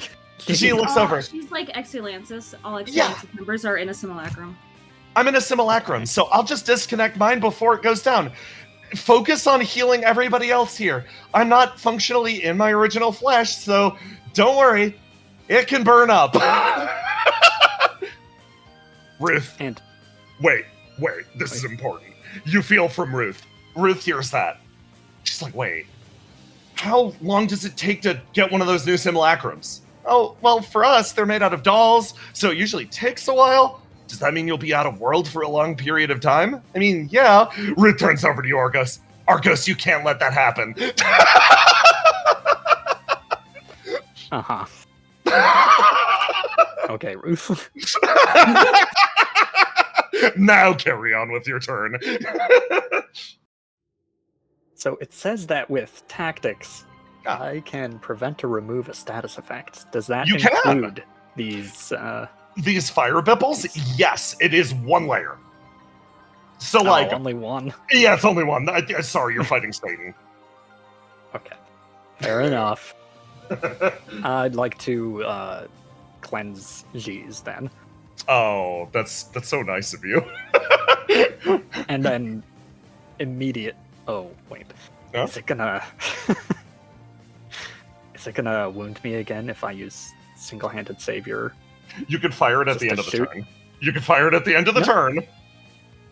Not the Ring of Salvation. Okay. No, you're fine. You're fine. Okay, yeah. I'm gonna use single-handed savior to just give her a dose of the old healing bullets, remarking her with tactics. Fantastic. I will immediately replace that, and you can pop that immediately if you want. The meteorologist also speaks up. Allow me to lend my assistance, she says as loudly as physically possible, as she's going to do what she did last time and just blast her with those.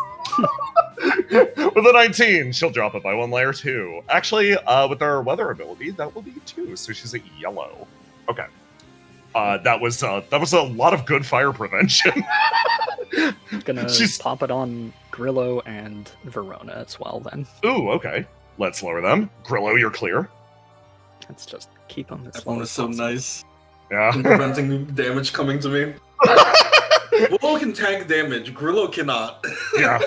Verona's now at yellow. Okay, fantastic. Everybody else is clear. You were doing a good job on fire control, like genuinely. Riddle sort of speaks up. If anybody wants to assist me in helping List, I can use a little bit of help. I need actual physical force at this point. Well, meteorologist already used her turn. Yes, I'm sorry. My tremendous physical force is unfortunately temporarily unusable. Ruth looks over. No, you had something more important to do. I contributed too. You're arguing with one person and agreeing with another. Ruth nodding. Okay, who next? Ruth, you do something. Okay. Ruth is going to look over at she's going to look over at Horizon, and she's going to actually awaken her ESP a little bit, and she's unwounded here, so she's going to reach out, lightning crackling, reach in and attempt to use her ESP to almost bolster List a little bit. That's 1d6 to Riddle's effort, which she will then take and do. Roll to do, amount of d6s, 1, okay, 18. It's kind of bad. Riddle makes her way in and is going to start to get to work on List. She holds out her hands and gets to work. That is maybe 1 success. Yeah, it's 1 success. Okay. Progress is made. She passes over to Grillo. Okay. I'm going to roll my funny d6. You're going to roll your see funny if d6. I unlock anything. Stuff back, yeah. I got everything back. You get everything back? Okay. Okay. I'm going to roll to die because now I don't think I'm locked on anything, which is great. I am going to use black. And I'm going to lock out a dice to set another Fate Weaver condition.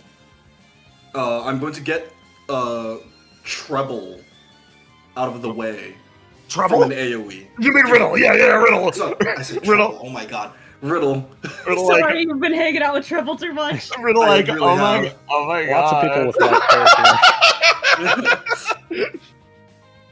Highest compliment to her.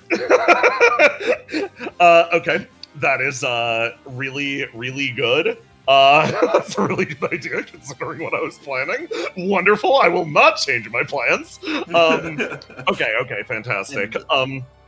Dang, I can't move everybody for my big explosion. Yes. So instead, I'm going to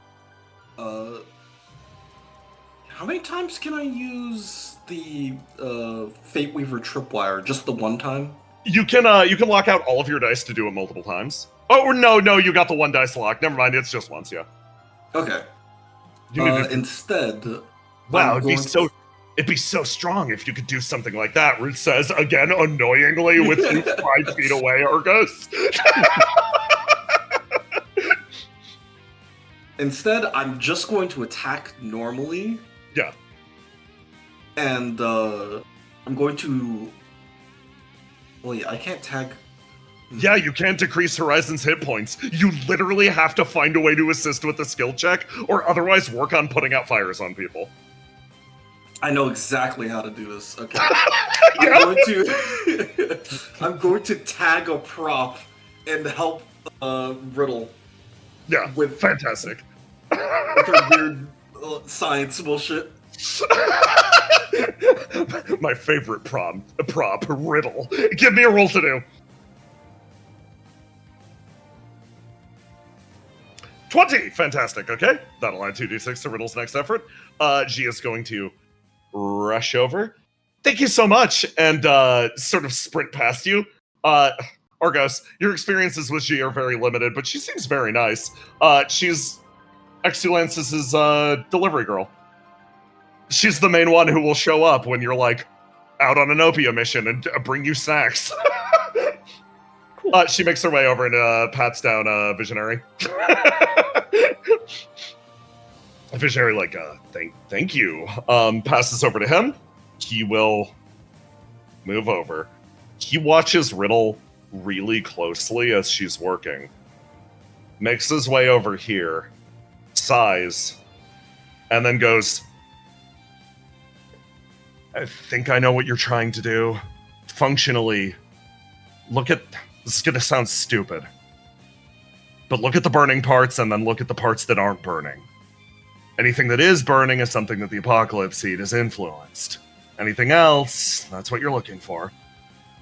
Riddle looks over, taking that advice. Verona's just gonna, normal procedure, make her way forwards. End of turn.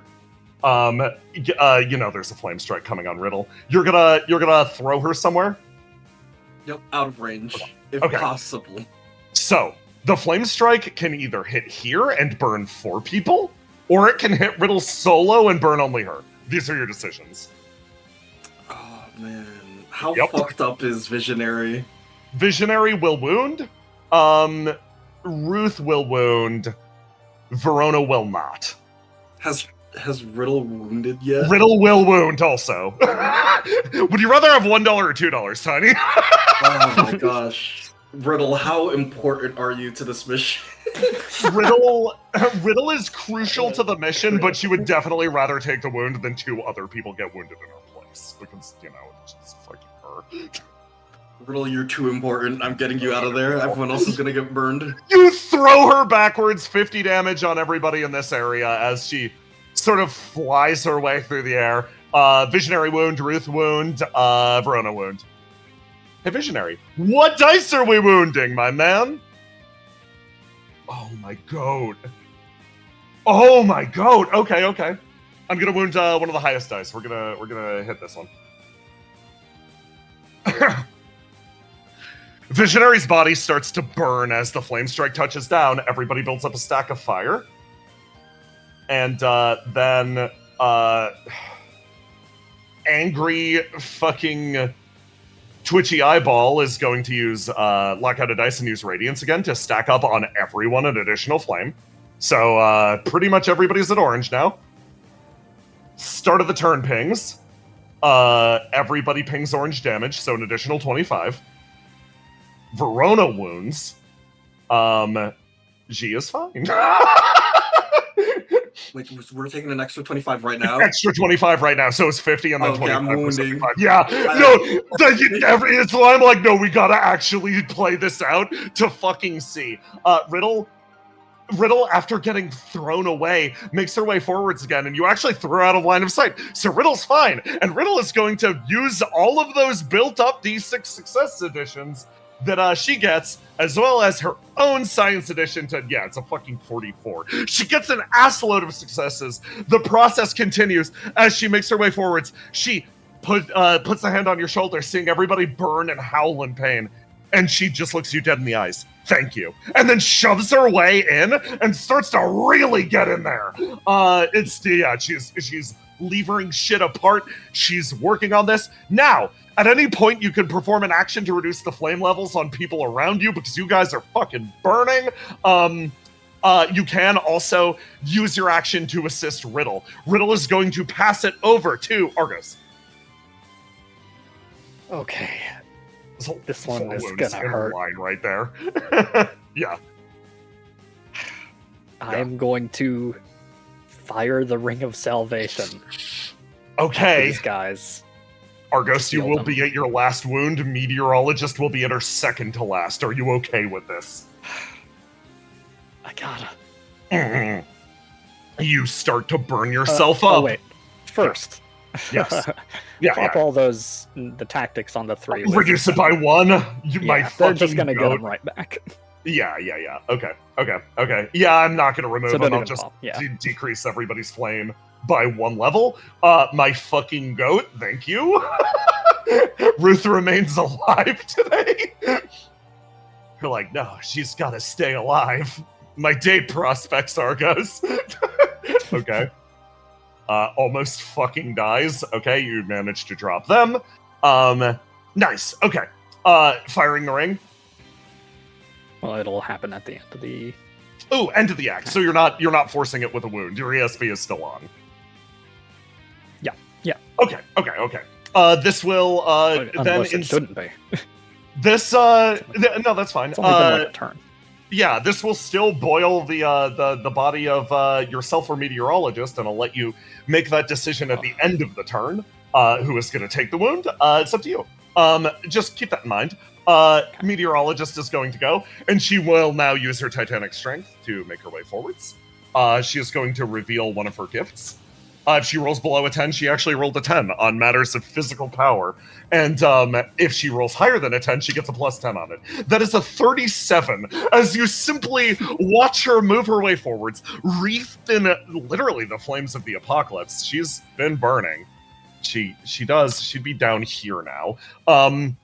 She walks her way forwards, reaches both of her palms in, and just starts to crack and rip this thing apart like a lobster.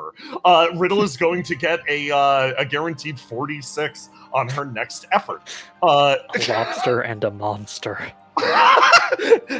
She will pass it over to Subject 8, who reforms from the ether, makes her way over, and then panicking is going to look over at you, Grillo. Are you okay?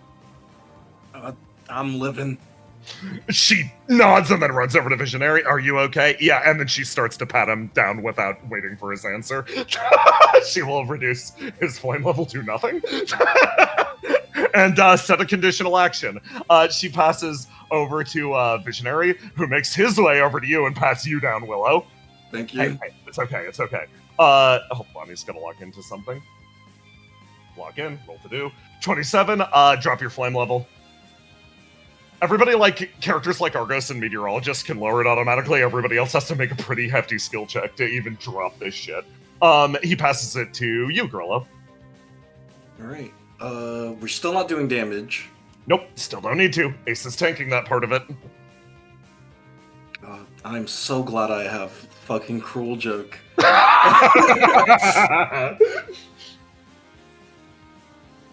I'm going to die. Oh yeah, you still got all that shit. And I think I'm just going to assist Riddle. Fuck yes. Okay, give me a roll to do. Okay, 17. Wonderful. Ruth is gonna also go for it. 27. Verona also going for it. We're just gonna build up as many successes as possible. G is going to run over here and get in the clump because she's like, this is what actual team play looks like, Deca, you old chump. She runs her way into the middle and rolls a 28 on the assist. Riddle's going to get a bunch of fucking rolls. Dude, she's literally the male girl from Dragon World. She makes her way over here. Why are you here? You're asking the most pastel member of Exulances why she's here. She makes her way over here. She'll assist Riddle. End of turn, everybody burns for the damage. Argos, do you want to trigger Ring of Salvation before or after everybody burns? It'll be after, in case I can heal the After, wound. okay. She does indeed wound. And nobody else does. Oh, that's so stupid. Dumbass. Her Demi Horizon's gotta attack, right? She's gotta attack, right? Flame Strike, everyone 50 damage. It's so simple. That will be only 5 to Meteorologist. That will be 50 to everyone there, including Riddle. She will wound. Yeah, man. Pure reason at this point. She wounds. Visionary. Is that 50? That's 50. Yes. Okay, I'm wounding. Yep. Subject A pops again. Yeah. Fine. Don't wound yet. Argos is gonna shoot you in the face. Visionary wounds, Verona, everybody wounds. Argos' shot goes off. That shot travels through. Riddle unwounds. She's gonna unwound the same dice. Because I'm a fucking fool. Can I hit myself with that shot? No. No, you can't. That's the balance. Fair enough. You're in a flame-resistant body, and you are inside of it. It's like not your body. You are being stored inside of it. There's like a barrier between you. Who between the two? I thought you were gonna say that doesn't count as me. Therefore, I can't.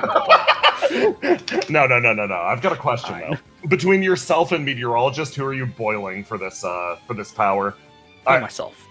Yourself? Meteorologist might offer to throw herself in the way. She actually does. What? She sort of speaks up.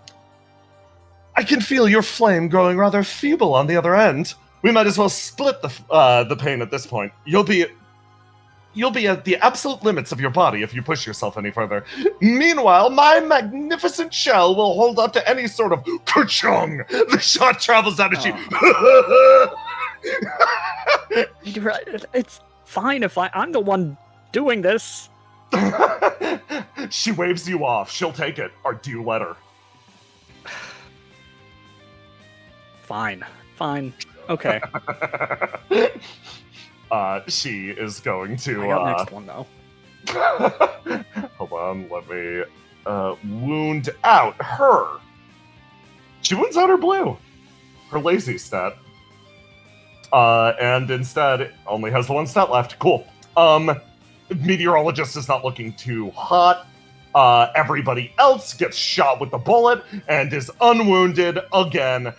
Start of the turn, it's time for everything that you've been setting up for. That is 4, 6, 7, 9. 96 in assistance. Oh, plus subject 8. 12. Yeah, fuck it, YOLO. Plus Riddle's bonus. Yeah, it's just a casual 68. She wasn't even locked into a dice. Hold on. Yeah, that's fine. 68 successes. Okay. Or 68. But it could be one more. It could be. Riddle will push it. It was exactly enough. Fuck, 70? I was aiming for 69. I know. That's 10 successes. Okay. You all clear a path for Riddle, bodies burning, managing to hold yourselves together barely. Subject 8 throws herself out of the pile, rejoining you. Pulling herself forwards, Riddle throws herself free into the awakening black hole. She enters that space beyond.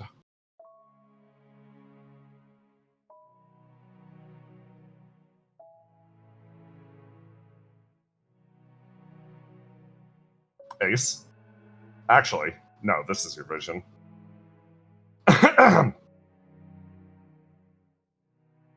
You feel a cool air wash over you. The flame has pulled itself away from your body. Seems like those words that you said to her actually drove through. Seems like she understands. Seems like she realized something on the other end. A voice pushes through the flames. Ace, oh, okay, you're still alive. It's okay. She's okay. I mean, that's good, or else this would have been for nothing. Trusted you to do your job. You feel a pressure on your upper arm. Her body shudders, realizing what bad shape you're in, and her vision looks back over to Horizon. She pauses and seems to stare out over the edge of the disc.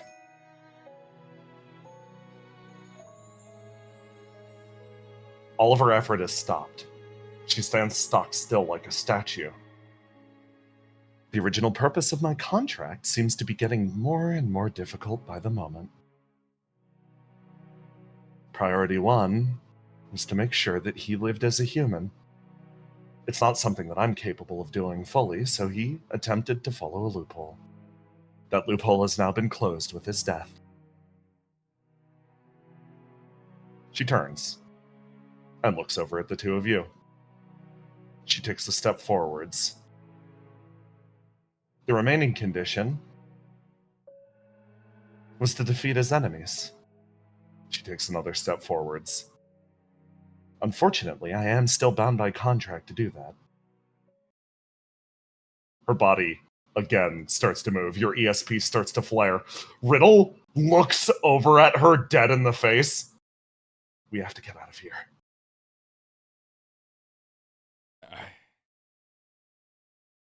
Maybe, yeah. Ace. With the end of that turn, you thought you got out, but she's still here, she's still coming. You gotta leave! You got Riddle with you! But all that's left is to run. Here we go. Here's your sequence of 6. With the tooltips. Words! So, if you do not clash with the white attribute, for any reason, it deals, I think, well, let me double check. If you don't clash with white, it deals 20 damage to everyone on the board. If you do clash with white, you automatically win, but it grants her 2 actions immediately. So Ace, I again ask you the question. What's the plan? You get first play. What's the plan? Yeah. I think I understand this creature's game. Alright, so I'm gonna stay on the left side of the map. Yeah. So you still think your contract stands? She sort of tilts her head lightly. I believe it will, until the connection completely fades. Compelled in a line of flame. So it's fading because he died, right? She nods and smiles. Similarly, my power source has been denied to me. She looks over at Riddle. Seems like somebody did a good job of cutting her free. I can count the amount of moments that I have on my hand.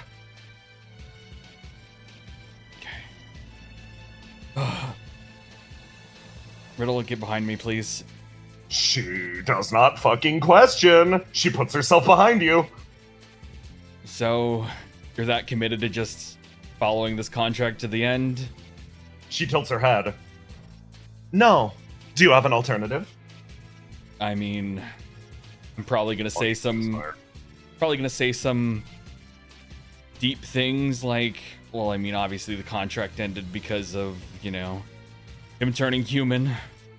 But past that, next step, you said you're still doing it because the next part of the contract was to kill his enemies. She nods. So, answer me this question. Can a dead man have enemies? Ace, give me a roll to do. Oh. 19. 19. You say those words. You speak it aloud. And that's when you get a better understanding of what's happening. The flame that billows from the world to horizon. It was a sacrifice of flame paid by CEO 5, as well as the majority of that which is contained within the Ark. Your knowledge of demonology knows that at the very least, demons are, to some extent, especially when they're summoned with an apocalypse seed, compelled to follow whatever worldview the flame imposes on them. Right now, you're not arguing with Horizon. You're arguing with a ghost of a man that's telling her to still fight on. No. You say these words out loud, and he seemingly almost rebuffs them in a moment. Life and death are utterly meaningless in this world of ours. Whether we're still alive, whether we're dead, it doesn't matter. Our voices will continue to echo on. Our grudges will carry on. The grave is meaningless. A voice roars through the fire. Ace winces at that. Then you leave me no choice. I'm gonna have to pull out my ultimate move. Yeah. Ace stands here.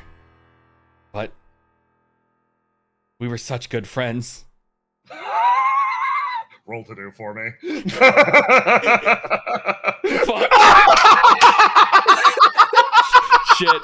Ace trying to muster up what he did to Eternity a long time ago. Last ditch effort. Tries to force CEO 5 or what remnants of his flame remains to have a friendship flashback. You speak to the flame directly. You look him dead in the eyes, and he looks over his shoulder. Rise and kill his ass. Ace, you feel in this moment with the crit fail, all you have to do is do one thing. You need to survive this next turn. There is one problem. You are currently blind. You don't know what's coming. Your eyes aren't even rendering it for you anymore. And you get the feeling now Horizon does not have a choice. There is no talking your way out of it. She was just given an express order by her contractor. Right now, you are facing... CO5 might be dead, but he's trying to drag you down to hell with him. Okay. So, we're still under the rules where we can do our actions in between each other's actions. Oh, right? yeah. I'm just keeping you on this flame map, though. yeah, it's fine. I have everything memorized in my brain. Let's go! That's what I was expecting. So, first off, is this going to be attack from her or attack from the circle itself? She rushes through the air, and I can actually explain. You feel a slight buzz and a shift. Riddle whispers over your shoulder. Currently, from her perspective, she closes one of her eyes, keeping the other bound open. In this firestorm, she only stares ahead with her artificial eye. The AI processing at rapid speeds. I'm going to send feedback to your armor. If she's closing in, I'll let you know. And then... she moves. I'm gonna roll to die for her. Your armor buzzes. Less than a moment. She's closing in herself. Closing what in do herself. you do? Let me drop an ace. You don't know what type of weapon she's holding. There's no way to figure it out. You've got to go off of pure gut instinct. Pure gut instinct? Okay, I'm going to assume that she has rotated to white. Okay, fantastic. Okay, Ace, you hear a wet, dull thud and a splash. You don't know what happened, but you're still up. Next attack incoming. Next attack, is it the Do you remember what it was, my friend? The one on the far left is yellow, so I don't need to do anything against it since I've been ascended yellow. Oh, you easily parry it. You get an action. What do you do? Get an action? Yeah. What Ace is going to do is... fuck. So the one on the far right is black. I know that. But if I lose it, I lose 50 HP, correct? So, the one on the far right is black. I will confirm that. Yeah. If you clash with it, you win automatically. If you do not clash with it, you're rolling versus a 99. Okay, but I know it's black, so that's fine, right? You memorized it. Yeah, good job. Okay, so I'm gonna use good my job, turn to... think like idiot. I was trying to Cletus you. Yeah, I'm gonna move over to the right side of the map to trigger that. Oh my god! Okay, you stumble off in the other direction. You feel something like you kick to the side. You feel the presence of death behind you. And tell me how you parry something without sight. So parry something without sight. He remembers the horizon. He remembers everything going on. As he moves to the right, he knows that Riddle probably already took a hit for him. And as he's moving over, he's senses the fact that Riddle will probably do the same thing again. So simply what he does is he grabs Riddle by the hood, drags her over, grabs her staff, and uses it to block the hit, and both of them goes flying back. You managed to parry the attack. Now you're on the right side of the map, Ace. Okay. What was the next color? So I know the middle one is words. I think the one on the left is orange. The one on the right might be red. So I'm going to go over to the left because I'm more certain that that one's orange than not. Okay, you jut back to the other side. Give me another. You close the distance, and Ace, give me a roll to die. This one is not orange. This one's not orange. It is indeed red. Oh, fucking god. Yeah, got them mixed up. That's a 10. Yep. But 10. I'm going to... What I'm going to do in quick succession to cheese out of this, I'm going to spend 90 burn.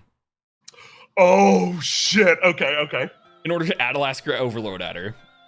So that's going to be, I'm going to activate 4 seals to do that. Yeah. 4 seals fantastic. to raise my roll to die, because I need okay. To beat the 15, Okay, very nice. To beat the 15. So I'm going to be rolling 46 on top of that to, there we go, to increase my roll to die, but I'm going to get a free hit that's unblockable against her as well. So that's going to be 46 damage plus whatever this is. Yeah, there we go. No vision, you sweep your arm around, you slice back at her, the attack travels and cuts her easily. You hear Riddle whisper, her voice a little more faint. Do you want to go back over to the other side?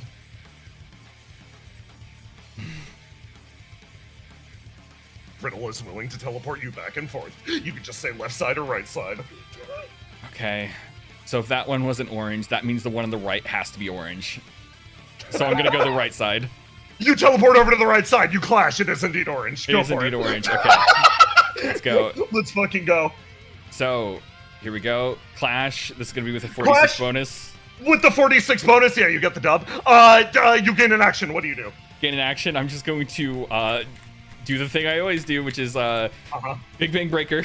Because that's the only confirmed damage I can really do with their actions. He flies backwards, okay? Now you're in the dead center of the arena. Only 2 of these orbs left. What do you do? Only 2 orbs left? I thought there was only 1 that was words. No, there's 2! And one of them, my friends, is this. One of them, my friend, is the steel orb. The orb that if you clash with, fucking kills you. Okay, I'm gonna go to the left because I'm pretty sure that the steel orb was on the right.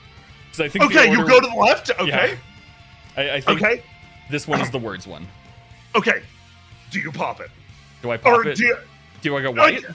Do you clash or do you let it through? It's the big question. What happens if I clash again? If you clash with the white one, it's destroyed and it deals 20 damage to everyone. If you let it through, it will automatically succeed, and Horizon will gain 2 actions. That is, of course, if it is indeed the white orb. If it's the steel orb, and you clash with it, she gets a +20 on the clash and will kill your ass. Oh, okay, so this is easy. Then I'm going to choose to I'm gonna go white to clash with it, right? White to clash with it? Yeah. Okay. So this is your final bet, so I can bring you back to the map so we can all see. You were correct. You clash, it pops, the 20 damage flies through the arena, cutting through everyone. That's another wound to you. That's my last wound. Yep, give me that 1d20. 1d20? Yeah. Yep. Wait, sorry, that's the wrong thing. Okay. Fuck. Yep, love to see it. Okay. So, the explosion of heat rips through the two of you as she makes her way around here. Riddle and you both are grievously wounded from this. Ace, this will be, what body part do you block with? I'll let you decide this one, my friend. What body part I block with? It's probably one of my arms. Okay. Flesh armor, horn arm. I think horn arm would be the priority, yeah. The horn arm explodes off of your body, utterly destroyed. Riddle, the left half of her body is spontaneously fucking combusted. You assume similar trauma on her end. Next! One final dice. The steel dice is heading in your direction. Riddle is going to... In this moment, if you clash, it's over. But with no dice left, I can't clash. How can you possibly resist this attack? Death flies at you. It comes rapidly. What do you have? Anything? Wait a second. No, that's not right. She flies the distance at you. You clashed with that white orb, right? Mm-hmm. One. You gain an action. As she descends down on you, you have a moment. What's left in the tank, Ace? Anything? Left in the tank. Think about it. I can't hurt her. Obviously, this is a steel attack. If I push her away, she'll just get an extra bonus to her thing. Uh-huh. So attacking her, I can still do damage, right? You can. She just automatically wins defensive clashes, right? Uh-huh. If you're rolling in with the same color. Which you might not be. I can't. I can't roll in with the same color. So, Very nice. What I'm going to do is I'm going to... This is going to be a great time, baby. Uh-huh. I'm going to spend all my burn to summon Sea Gazer. You summon Sea Gazer. She forms in your hand. Adalasker cracks, that shape giving way to one that is more easy to dual wield. You hold both your blades. So, all I can really hope for is that I damage her, potentially, before she damages me, right? Uh-huh. Okay. So, first off, I still have Adalasker's seals active. Yeah. So first off, roll to do. Going to pray. Pray. Wait, actually, okay. I'm going to not actually. That's not my action. Let me no. Ignite that too. Yeah, there we go. Yeah. So this is going to be a 9 with 4d6. 46. For accuracy. Okay, 19. 10, 19. The attack travels directly at her. The cut goes through. Sea Gazer finds purchase. Next. Okay, that is going to be move through. I have another ability. Yeah. This one is something I haven't used yet because obviously my life is ammunition. Uh-huh. At any point when I take a wound, I may note it, and then I can get an additional attack. So I have 3 more additional attacks. Uh-huh. So if that does hit, by the way, that's 46 extra damage. Okay, now we're talking. So now I roll again. Yeah. To try and roll to do. Okay, plus 46. Plus 46. Okay. There we go. So that's 12. So that's going to be a 22. Okay. Keep it going. You hit. That's another hit. Okay. Riddle's gonna interrupt you. She takes this moment in between your attacks, since you can go out of turn order. She's gonna take her action. She raises her hands and she's going to do something very simple. She is going to. Oh god, hi Riddle. You guys are not looking hot. She raises her hands and praying herself. She pops this, and she's gonna put everything she has. My queen. Oh my fucking god. Okay. She pops literally all of her shit. You watch as she holds her staff up, one eye open. It locks in place. She holds her palm, and she manages to isolate Horizon in space. She's held utterly and completely still. I mark her. Give me your next roll. Next roll. So this is going to be my second attack using one of my charges of Lysis ammunition. So this is going to be a roll to do. Please roll good. Please add. Okay. 22 again. You stab through as the flame starts to leak out of Horizon. Riddle keeps her locked in place. Horizon tries to shove back against the containment. It does not work. Your go. Okay. So, question: did my use of God Killer get eaten? No. Okay, because this is my last attack. So, God Killer. Here's a big important question. Is she a massive creature? She is. Technically speaking, yes. You are correct. So, pretty much, this is going to be roll to do, which is. Oh, God, Jesus Christ! I changed the music. Riddle holds her still in this moment. One eye open. Ace, the only sense that's left remaining to you is a sense of touch and a sense of smell. The only thing that you feel, the only thing that you experience in this moment is the knowledge of your fist being drawn to something larger.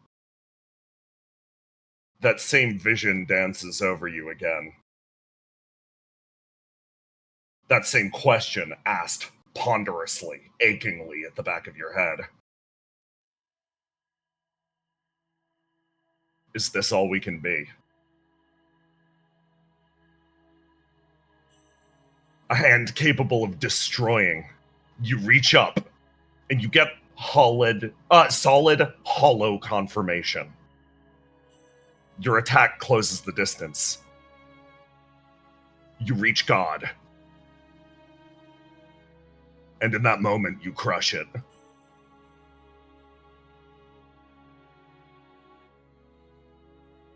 Golden flame dances through your body. You know you struck true. Regardless of how fast she moves. With Riddle's guidance, and with your own power, a miracle like this was possible. Riddle holds her staff, barely holding on to life. Her own body, her own flesh singed down to the bone. You keep yourself together, body burning. Your attack travels through, before an attack that would make you choose between the life of yourself or your best friend is triggered. Motes of flame burn away. The attack prevented. As her health bar is properly depleted, she throws backwards. And you watch as she takes her very first wound. Yellow! Don't watch much in my current state, but yeah. You both slump to the ground. Godkiller hit, and now all you can hear is the ringing in your ears. You both breathe heavily. She pulls herself backwards.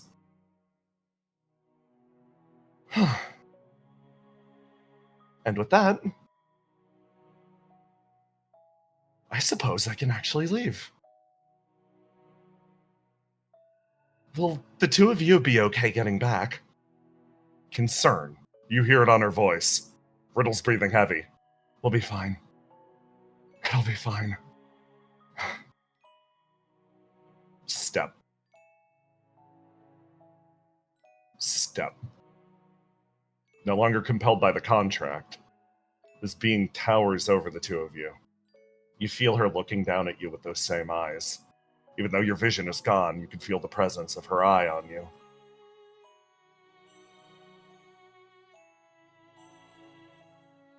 This is the first time anyone has matched up to me in single combat. I wouldn't really call it single combat, but yeah. In a moment like this, normally, I'm supposed to grant a boon in return. She almost seems lost in her own thought. But that's not the type of thing somebody like you would like, right? I have enough fucked up shit going on with me. I noticed. She reaches a hand out. And you feel a throb again.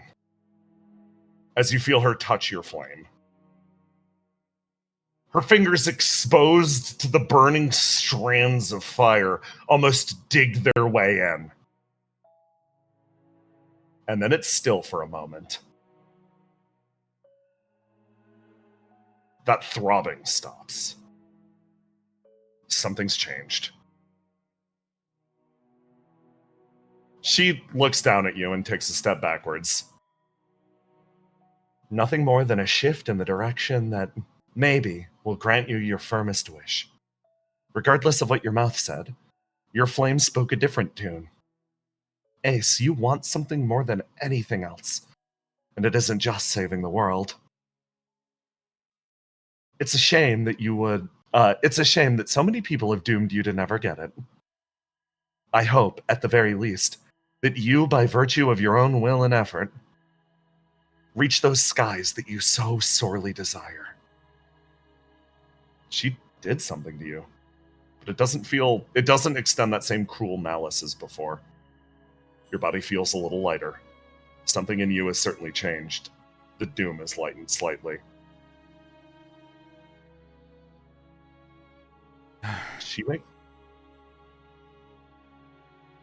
makes her way over to Riddle and looks down at her. Riddle, panting heavily, finally opens her other eye. Left side of her body is singed heavily. She sort of blinks, teasing it open. And your wish. Many people would sacrifice portions of their entire civilization for a moment as monumentous as this. And these are the two desires that were put before me? She reaches her hand forward over to Riddle. Riddle's eyes close.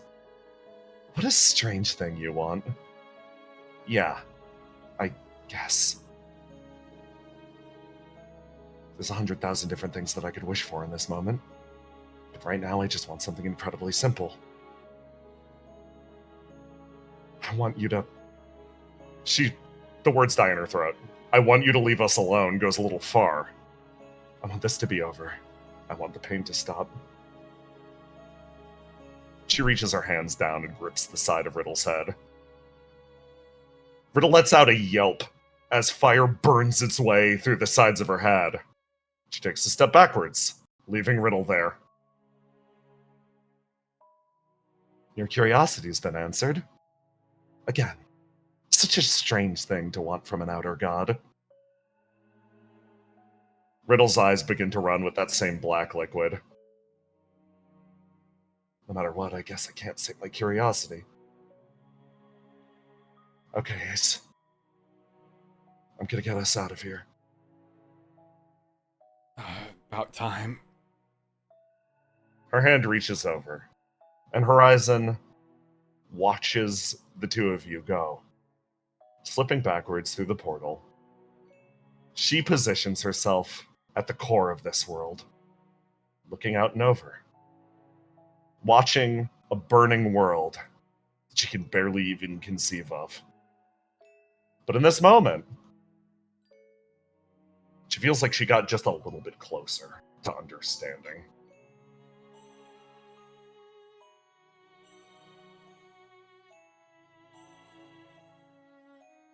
You thump onto the ground. Hard. Everyone here, you watch the two return from the center. List has been successfully pulled away. The little black hole eases open, and the two lie with their backs. They are grievously wounded. They are doing fucking terrible. The rest of you set on fire, doing bad. Riddle and Ace. One of Riddle's arms has been burnt down to the shoulder. And it seems like she has lost a portion of one of her legs.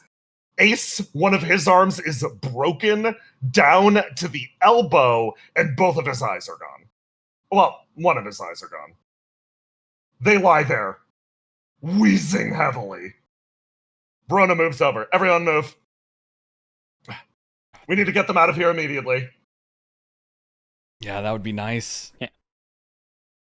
I use my big strength to pick them up while also, a little triage shooting. You give them a little triage shooting. You numb the pain a little bit. You work them backwards. Everybody else works out the rest of their fire situation. Riddle's lying there staring up at the sky. List is gonna actually pick herself up. She takes a step forward, extends a hand, looks down, opens her mouth, closes it. And then her eyes sort of close. All you feel in this moment is relief. Ace, you can't feel her, or you can't see her, but you can feel her present in the moment. Okay. I'm gonna give you a little booster. You should be able to open that other eye of yours. You feel a shock through your body, and Ace, one of your eyes does indeed open. Why does everyone look like shit? Riddle mumbles from the ground. Look at yourself first, asshole.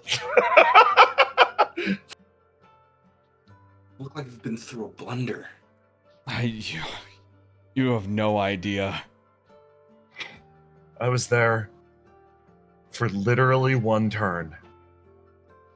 And this happened to me. Riddle says, just looking up at the sky. Let's just... Damn, Ace. What the fuck?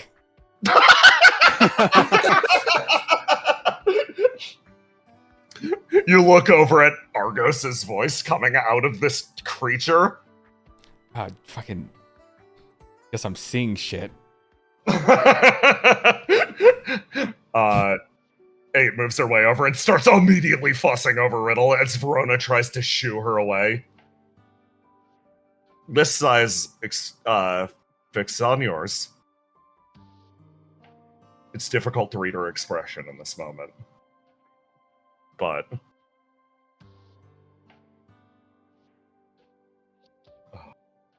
love to see her roll her green. So, this entire fucking game, I have been rolling for dear sweet List Soleus, and she cannot not roll blue on anything. Her stat that keeps everyone at arm's length literally always. Her stat that keeps distance between herself and others. The stat that keeps her safe. For the first time, she actually rolls her weakest stat out of all of them. The stat that made her decide to come to the surface to begin with. The stat that decided to allow her to begin her life anew. She shoves her way forwards and throws herself on you. She picks you up and starts to talk incredibly rapidly. Ace! What actually happened to you? What's going on? Come on. Pull yourself together. Please, I don't, not for me, not for my sake. Please. She's shaking you. It's an outpouring all at once. For any other reason. Please, for any other reason. If you shake me even a little bit more, I think I might die. Pain shoots across her face. Let's just... You can fix him up, right? Looking over at Verona. I could get him moving again, if that's the question. Fixing him up is going to be an entire... I mean... He's been through hell, literally. You removed every limiter we put on you, didn't you? Yep. I'm fucked up for life. That's fine. Let's just keep moving. You say those words. You let Argos and Verona put you back on your feet. You say, let's keep moving. You're right. You gotta keep moving. You gotta keep moving. You gotta keep moving. It's funny. With all your stats wounded, it's in this moment of clarity that you almost remember something buried at the back of your mind. The first silent moment you get, you...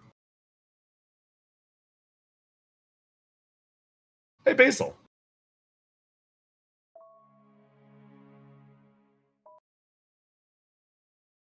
You're up.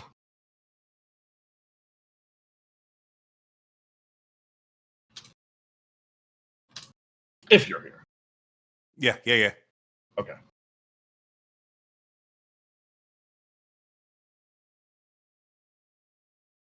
Okay, let me grab this.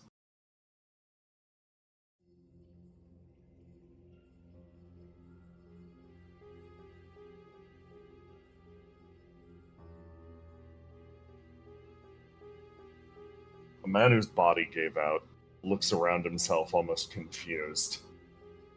The hell am I? He walks down a hallway, loops his way around, runs back around. The hell? What? This does not look like my elaborately designed space pyramid. He thinks. Must be a shift of my new consciousness, perceiving the world for what it actually is. While it might look like technology to us, it's actually the mortar and the ground of ancient civilizations. Not seen in millennia. A sickening familiarity sets in. He knows this place. Even if he knows not consciously, his gut knows it. She makes her way forwards, moving like a shadow. And then her form starts to shift. She pulls out a section of flame, the bit that remains in her, and she animates it. For the sake of us, please. Get the closure you so sorely need. The mask collapses to the ground. The ink gives form to something. She is not alive. This is the part of her that lives inside of Ideal. But for a being such as Basil, this is more than enough to speak. He starts and turns. Basil? Oh, that's too bad. It appears as though you've met a very unfortunate end. No. You can't be. You're dead. No, it wasn't supposed to be like this. You more than anyone know that I can't ever truly die, right? I'm so sorry. You weren't supposed to wind up. Are you part of her now? Am I a part of her? I guess the aspect of me that you're speaking to is that any less basilisk id His than the body basilisk shivers. id that you created? No. He grips the side of his head. He doubles over. It wasn't supposed to go like this. You were supposed to. Tell me then. To be different. How was it supposed to go? His body shakes.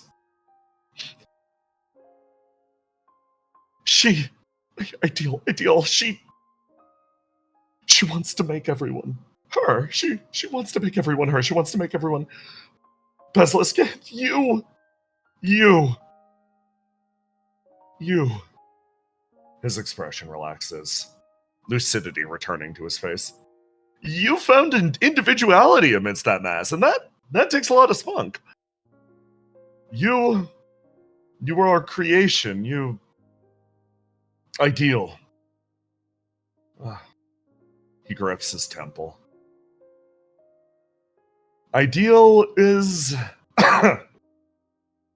the I guess you could call her the pilot of the original god of humanity. She isn't Basilisk Kid as much as she wants to be. She really, really isn't. She just believes herself to be more than anybody else. And that power, it's become infectious. She can make anyone truly believe that they're Basilisk Kid. Looks over to you. But you're her. You're the one we created. You're the masterwork of Geist. You're the absolute free will project. All of our research went into guaranteeing your ascendancy, your ability to control this world, to lead us to a new, better world. He actually stops. No, that's what the other CEOs believe. But what do you believe? His head turns over lightly, a little sheepish. I didn't want everybody to become Basilisk Kid, and I didn't really want you to end the world either. I wanted everybody in this world to regain their humanity. I wanted... The higher you up you get, the more you look at things, the more you feel the hole used to be there. Every last little shred of humanity that we had, it's been ripped away, denied to us. We were once meant to be gods and demigods, and we're stuck living as mortal worms. I wanted that back. He looks over to you. I thought if we used Ideal, we could take her concept of humanity, use it to change the entire world. And then, that was done. We wouldn't turn everybody into Basilisk Kid, we'd stop. We'd stop the second we transmitted her humanity onto others. And then, you would be able to speak to the souls that we just grew. We're empty puppets. You were always meant to be not only the perfect puppet, but the perfect vessel for humanity once it was rediscovered. You understand its core tenets. You understand on a fundamental instinctual level what it means to actually be. Let's go. Yeah, sorry about that. My computer turned off. Ah, you're fine. It's why. Oh. There we go. Sorry. Computer turned off. I should be live again.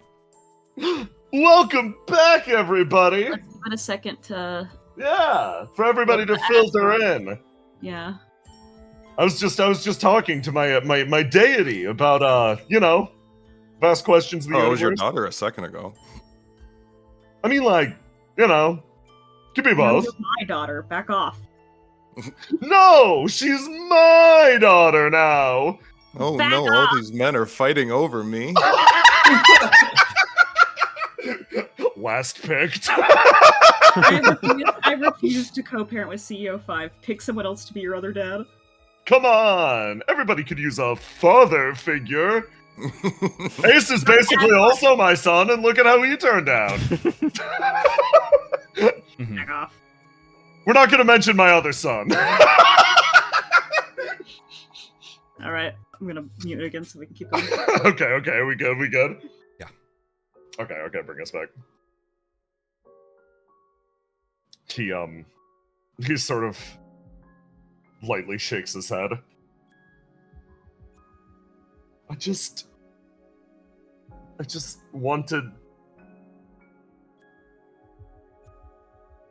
I don't know if I wanted to live in a world ruled by you, but more than anything, I wanted to know that we could do it. That it was possible for someone, at some point, to regain what little fragment of divinity we once... No, not even divinity, humanity that we once had. And it was presumptuous.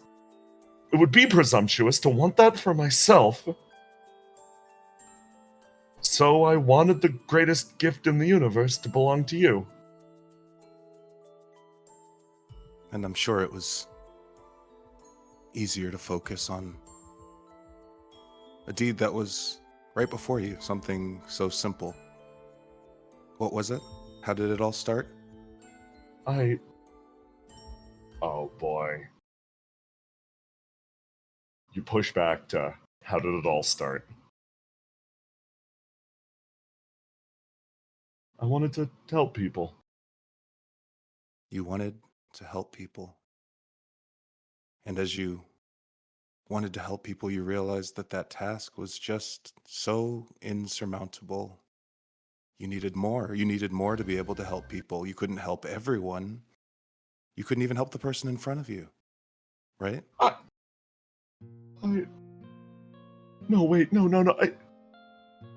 So you climbed and you climbed and you climbed so that you No. could get more, so that you could help more people. The goal was always to help people, wasn't it, Five? He's hyperventilating. His eyes twitch from side to side. I needed to. It was the only way. She said it was the only way. But the more people you were trying to help, the less you could see the individual person that you started this entire journey to help. Isn't that right? Who was it? Who was it? I can't even remember their face.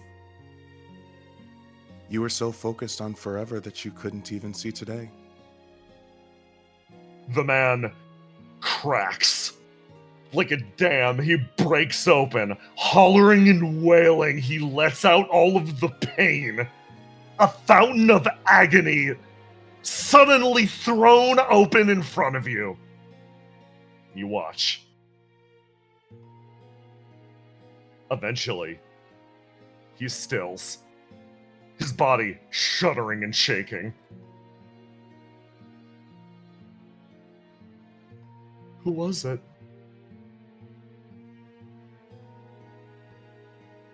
You had a family, didn't you? His mouth opens, and he looks You over had a at you. son, didn't you?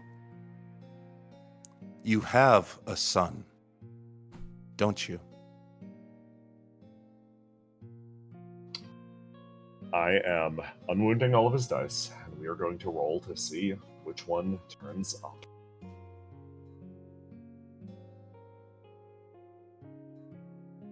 I love that his good and his Geist stats.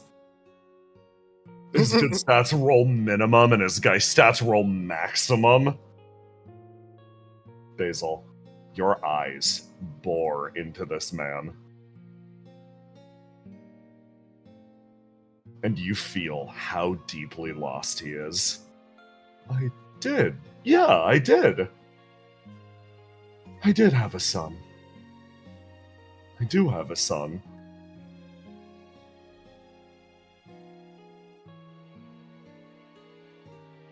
He Do you turns really over need and that looks at armor you. now? Of all places? This is the end, after all. You're only here to help me process what you meant for me? He blinks. What? Armor? Hold on. It sounds awful to say, but based on where we are, you're only moments from becoming me.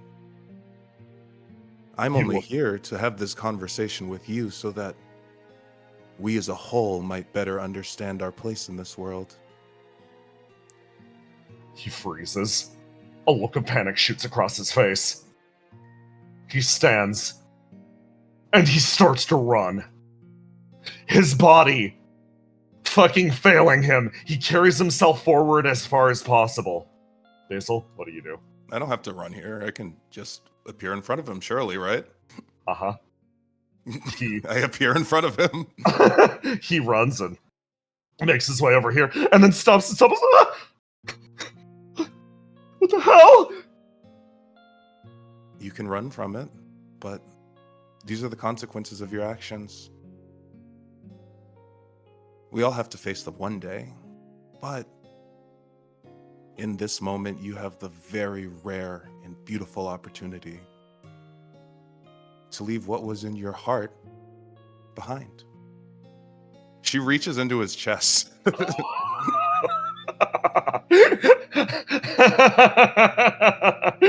Give me a roll to do, Basil. Or Ideal, I suppose. I don't know what Ideal that is I don't even know who puppeteering I am. Basil as a coping mechanism. You reach into his chest. And you pull free the center of his flame. He watches it go. And that light almost starts to fade from his eyes.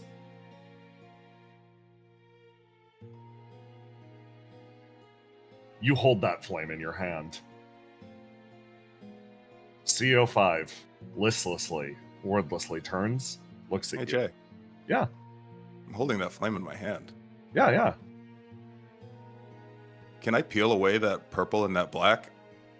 Yes, absolutely. Give me another roll to do. You can lock in something first.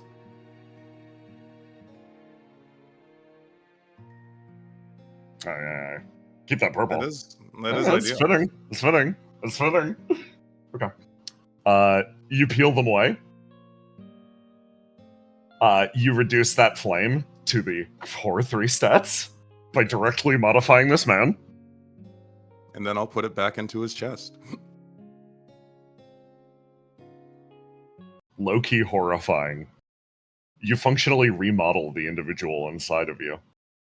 And those 2 dice are wounded. I do remember now. I remember.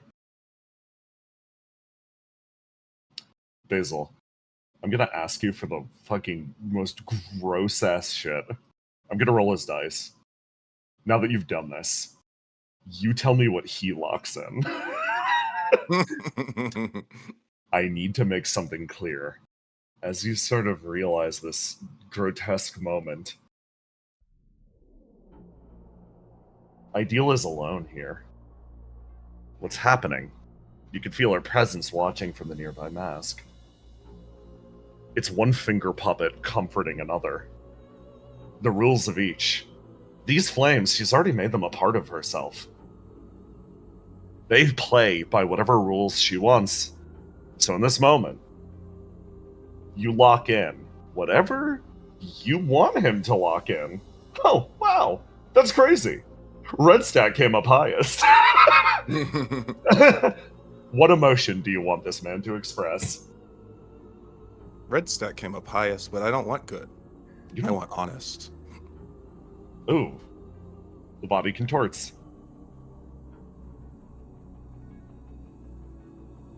What should I do? You said I should face it with some... What? Some level of... acceptance? In this moment, what impact would you like to leave on the remainder of my life? Oh. Good question.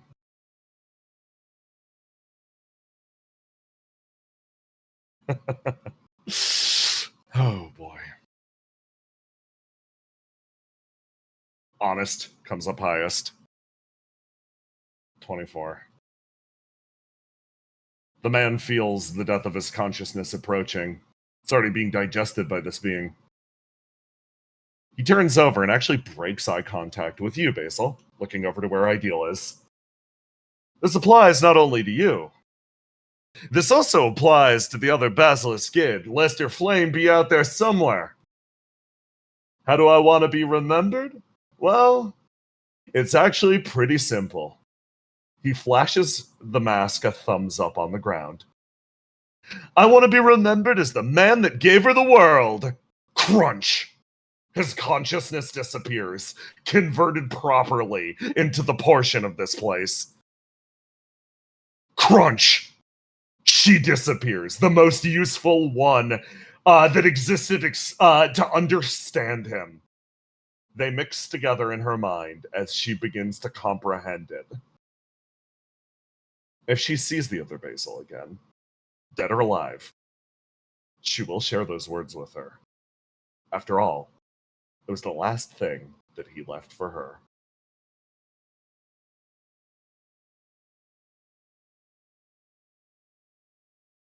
Hey Roma. Hey Roma. Hey Roma. Hey Roma. Hey Roma. Yeah. Smokes a cigarette. That's a little too not stressful. And we don't know that he's been Basil. Listen, you gotta understand the concept of Basils. Right now, Basil, hold on, I actually need a second. I gotta upload a few icons that I forgot about. You gotta understand how Basil works. That wasn't CEO5's flame. That was the bit of CEO5's flame that exists inside of Basilisk Ideal. And that is the bit of Basilisk Id that exists within Basilisk Ideal. It's a reflection, you see. It's a reflection, you see. Hold on, get this ready. I'm happy that I can put you in scenes like that, Brendan, and you're just like, no, I get it. Yeah, that's what I was worried for a second. I was like, oh wait, no, I know what I get. No, I know exactly what I'm doing. Listen, you're just leaving a little message for yourself. Carried by God's scariest messenger.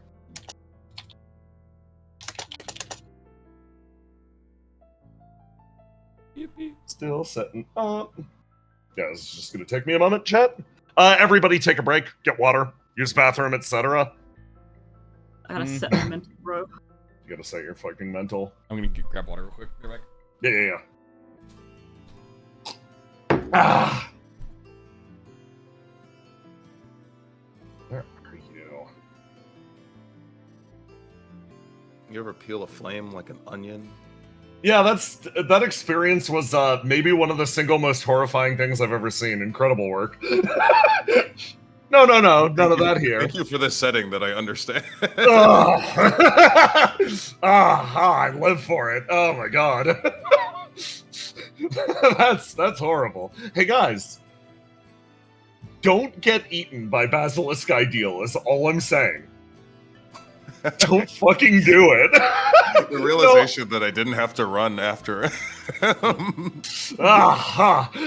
You could have gone, and then he runs down the hallway next to me. You could have done whatever the fuck you wanted. Okay. I'm going to run to the bathroom. Yes.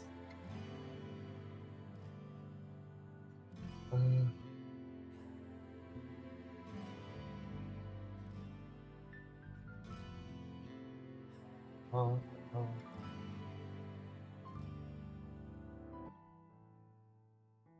fuck?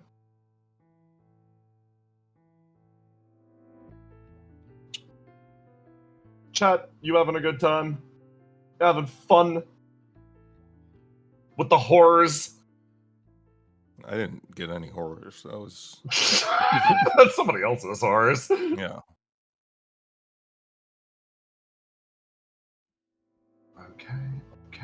Okay.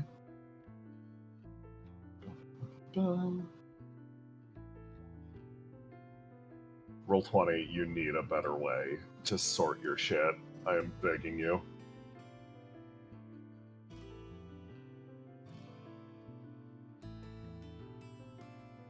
Chat, it's fun to be ideal again. I'll tell you what. It's been a while. It's been a while. In a while. Wow. Since I got to play that Kinney. It was nice to be able to spell it out fully. Just like, no, this is how it works. Back.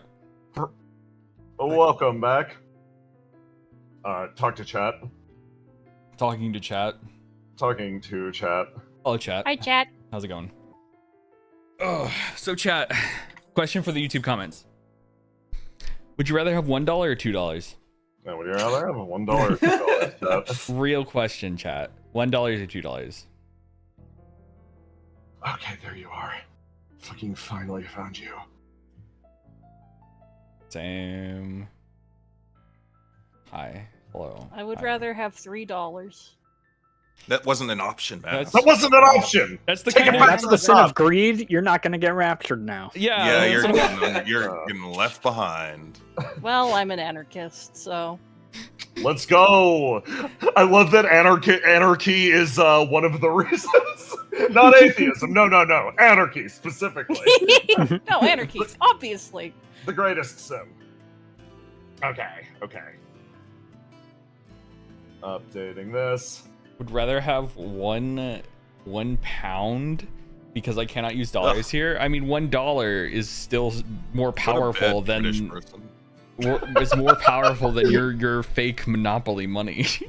Yeah. I don't know. I don't think that's actually the case. I think the Really? pound is genuinely more valuable. They are actually kind of gaming the system. Yeah, I think that's- pounds are bigger than That's fucked dollars. Yeah, but your queen is dead, so It's incredible how fast we are to pull out that card. Always. always. Always. Hold on. Let me grab. I mean, it's the only Really? time in my lifetime that we've been able Yeah. to say it. So, We're like One for one. we're only pro America We're- when it comes to the joke. What are you talking about, bro? Yeah, Patriotism. I'm pro Not even America once. whenever my country calls upon me. I would never speak ill. Yeah, why would On a you don't recorded wanna broadcast. You Okay, have I to better do get reflection to that get canceled? Yeah, I was about to pull us back. I got to pull us back from break before this show does not complete its run.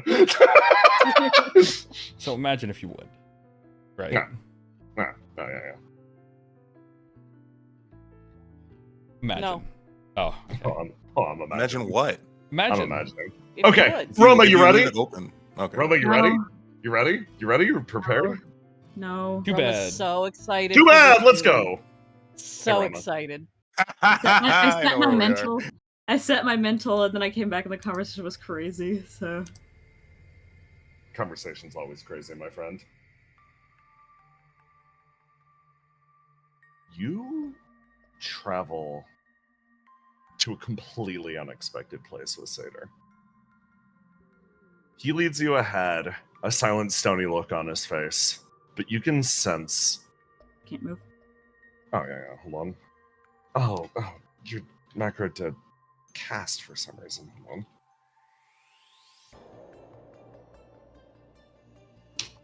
Sure. This might fuck up your attributes, but you know. Hold on, let me roll the die for you. Yeah, wow. Old ones. Yeah, I'm gonna need those. oh fuck, okay.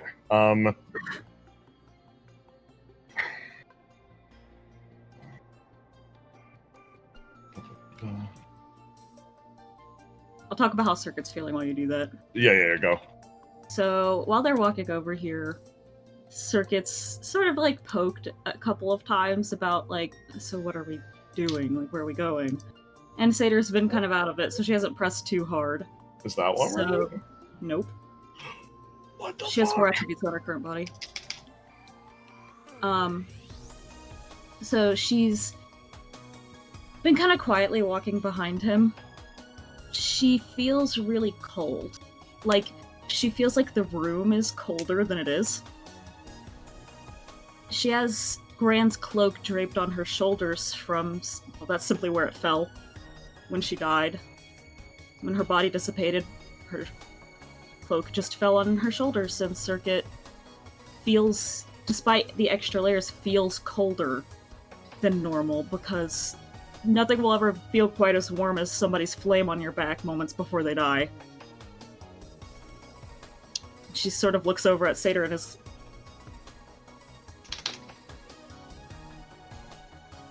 caught off guard by how frigid the room feels. Like the air between them has just gone completely cold. Okay, Roma, I need you to look in your journal and So- tell me which one it is, because I think she might be gone. Weirdly. The one labeled Mantis.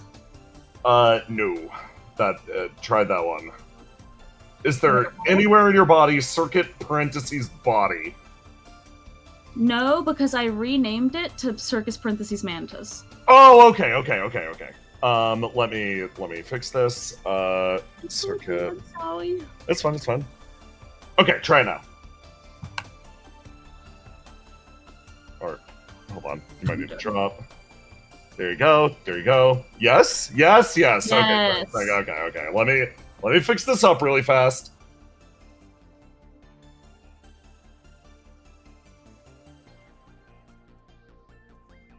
Mantis. Unassign, yes. Reassign, roll 20. Shit. There we go. Okay, and you should have your nuance. Thank you. There we go.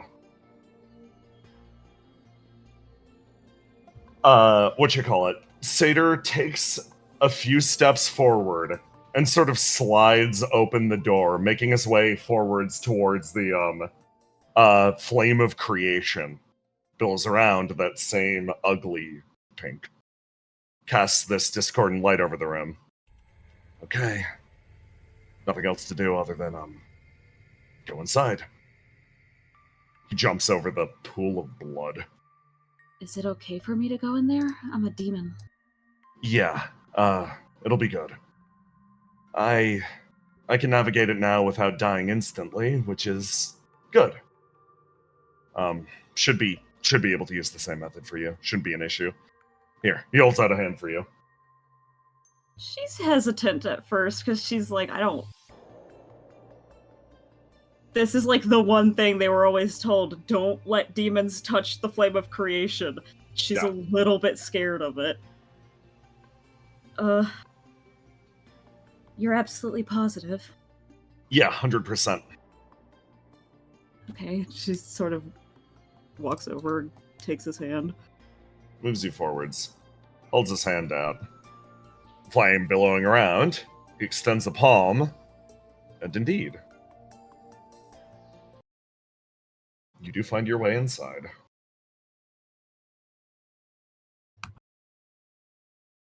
No shocking instant death.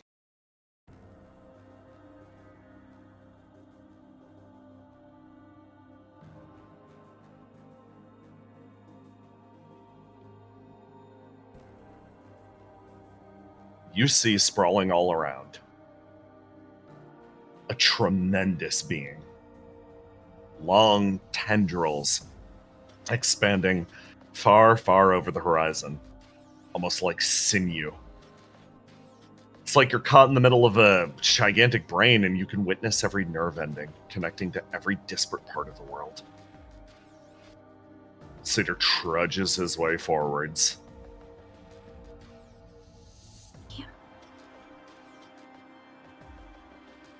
Oh, yeah, hold on. You're still cast body! Atlantis, there you go. Thank you.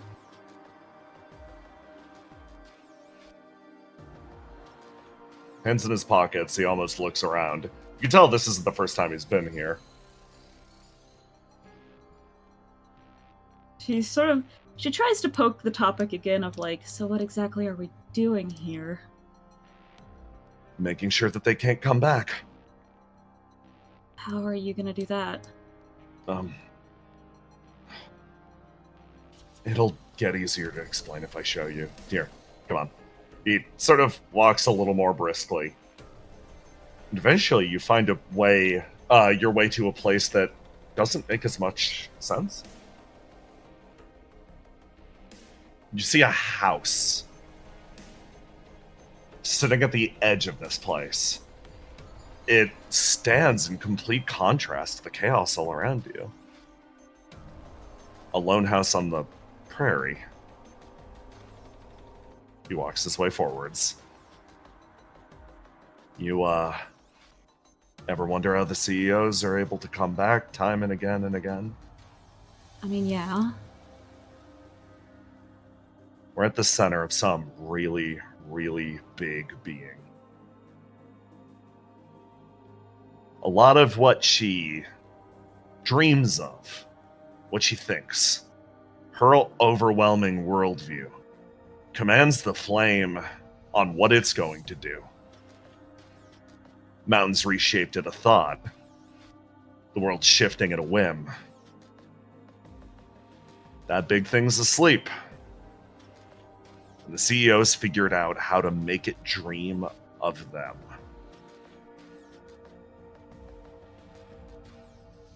Unless this area is destroyed, cut free from this being truly, they've accomplished their goal of, quote, engraving themselves on the world. So we just have to burn it down? Yeah, pretty much. We utterly destroy this thing, and he can't come back anymore. Simple as that. And, you're the only one capable of doing it. He looks Me? over at you, and his eye catches on you for a second.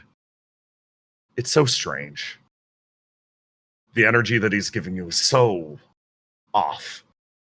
It's a mixture of hope, but there's also something else behind it. Greed? Difficult to wrap your head around, but his eye fixates on you. High expectations. You feel a pulse through your body. Almost like this section of the world is trying to communicate with you. CEO 5's voice on the wind. It pressures something into the side of your brain. The man is informed he's not real here, but he floods your brain with images, one after the other. He shows you. He shows you the room that you awoke in.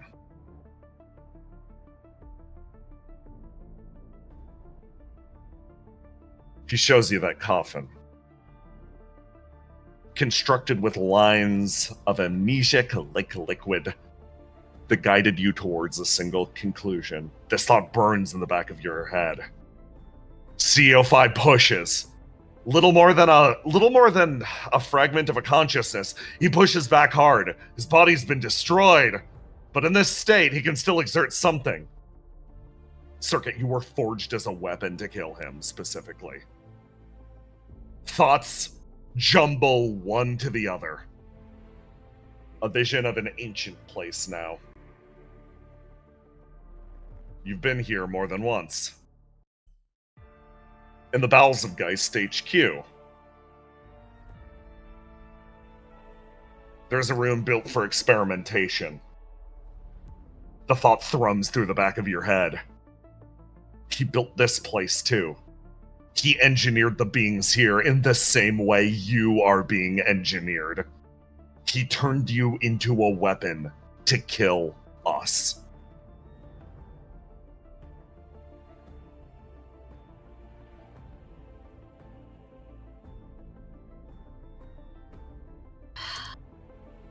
She sort of sighs. This isn't necessarily something she wasn't aware of. She actually knew this was happening to her, she just didn't know which person was doing it. She opens her mouth and she goes, "You know, my mentor told me something." He tilts his head. We are beings, or, sorry, I guess you guys are beings, that had to be taught how to die.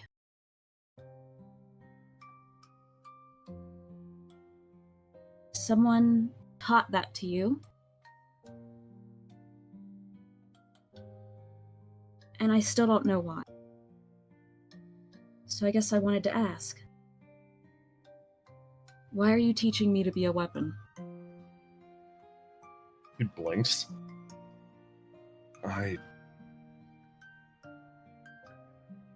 What do you mean? Teaching you to be a weapon? You've got an ability the same as the rest of us that can cut this stuff down. You can do what most people can't. I wish I was capable of ripping this place down. You're the only one that can. So was everything that happened necessary for this, then? What do you mean, everything that happened necessary? The lake. He scans your expression really, really closely. The lake lake? Water, the erasing my memories in specific directions, the putting me on a team of people meant to die? When you know that my power is driven by grief?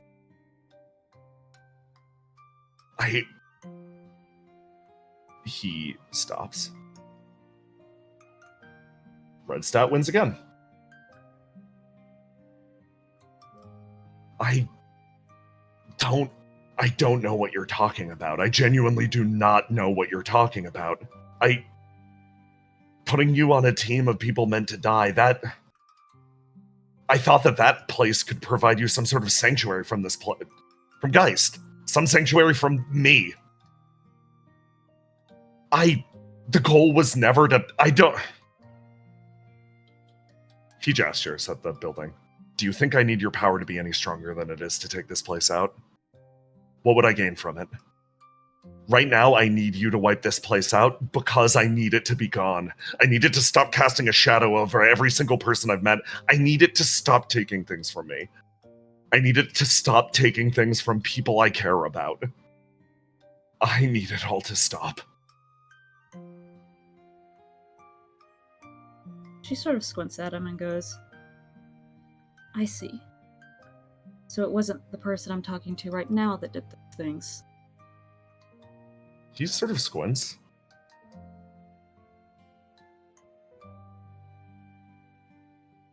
And looks back out over the building in front of him. Look, I just want to be free of this place.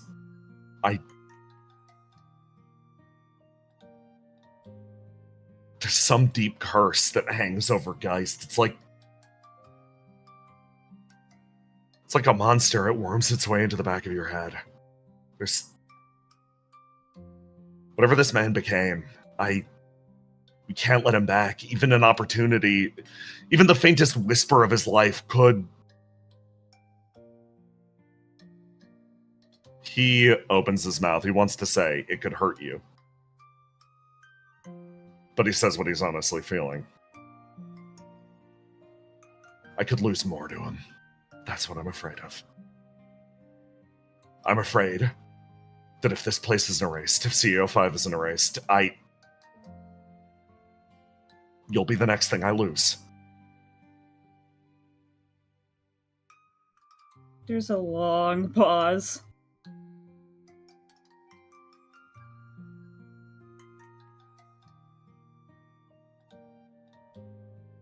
There's a really long fucking pause.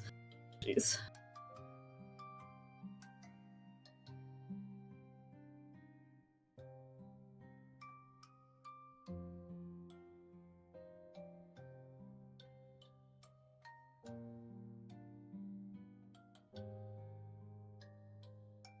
Is that how you feel? All of you? All of me. That's a big... I don't know. I don't have the answer to that question. I roll his dice. Oh, that's fun. Probably not, to be honest. I didn't think so. The longer I spend here, the more I remember about the person I was. The more I grow into that person. I understand that I'm lashing out and trying to drive back anything, trying to slow its advance. Even remotely. Because now, the one person that I was in a similar position to me was just beheaded. I can feel it bearing down on me. I don't know how long I have left as me. I don't want it. I don't want to. I don't want to live in a world that has these people anymore.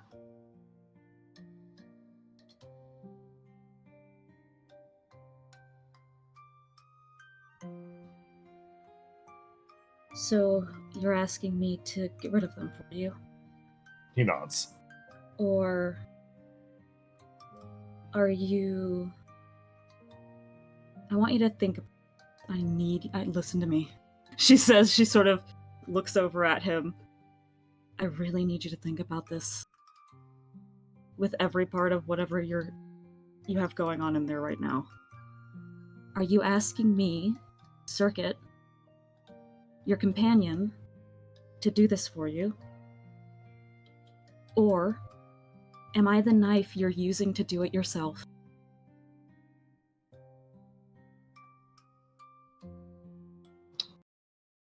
Excellently phrased.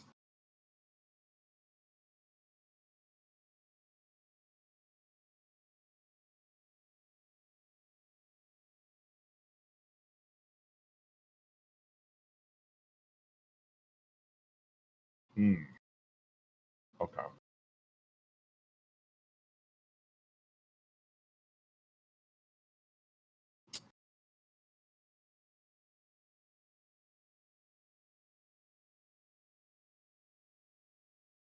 He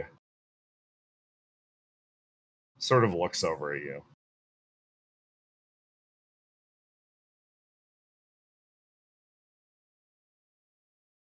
I'm asking Circuit, my companion, to do this.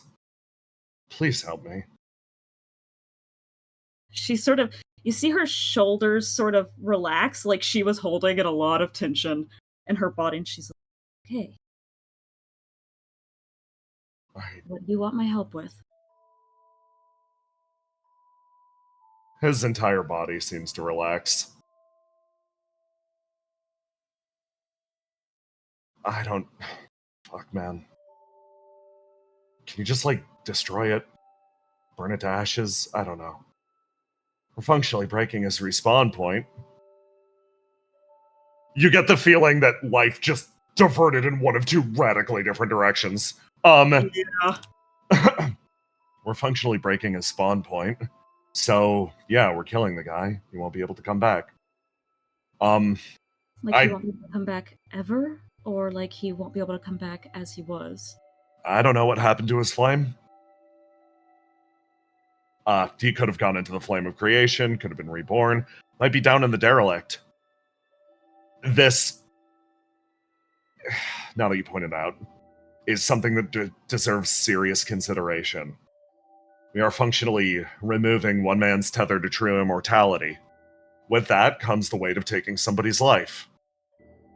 Do you think you can do that? Jeez, okay.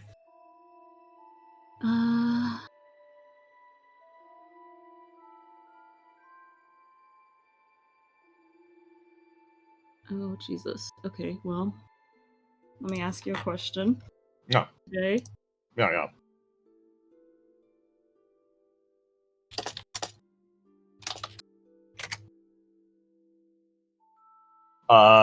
4. Okay. Yeah. Okay,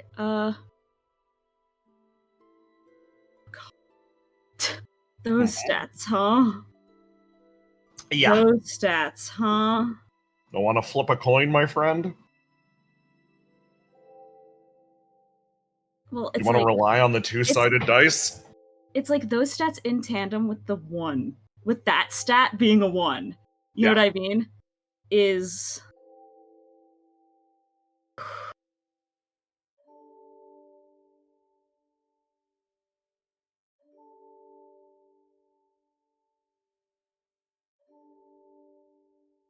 Do I think I can do it? I most certainly can. I'm very capable of it. Do I want to? Not really.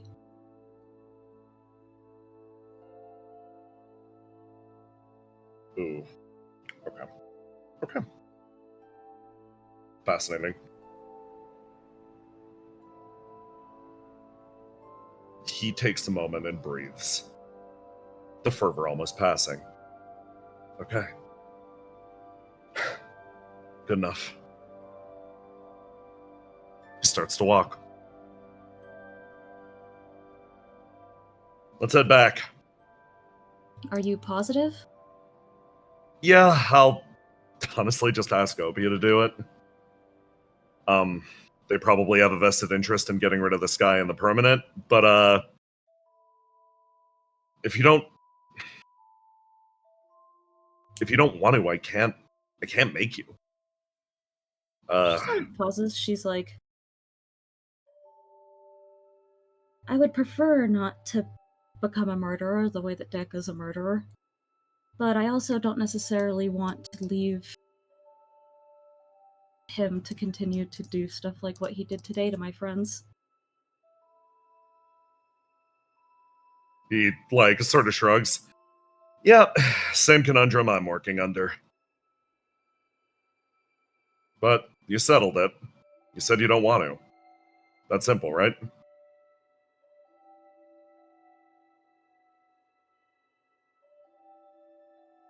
She nods.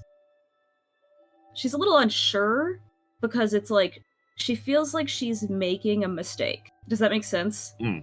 Where she's like, there are very few people in the world who can truly actually kill somebody permanently.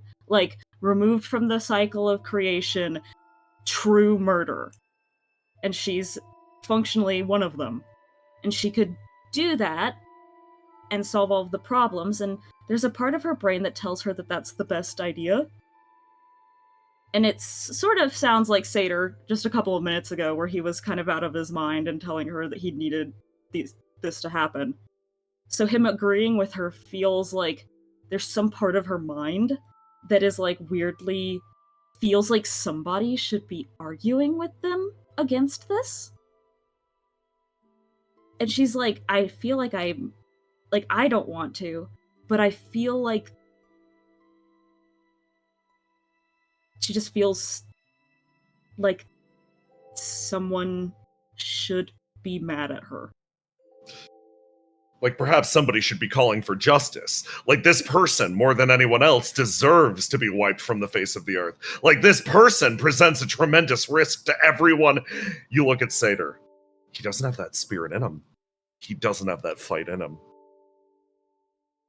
You felt the moment that he could have decided, the moment that he could have made you into a weapon, and he decided not to. His eyes turned back over to you. Now I'll return the same question to you. Do you want me to become the man that orders you to kill him?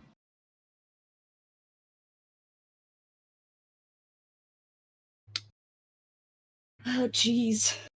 Uh-huh.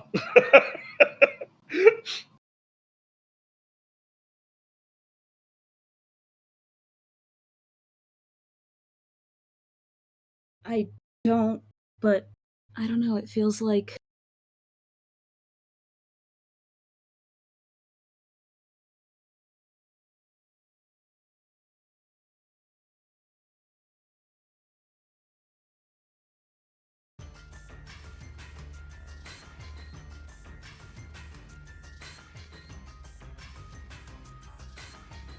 There's a pause as she tries to articulate this feeling of...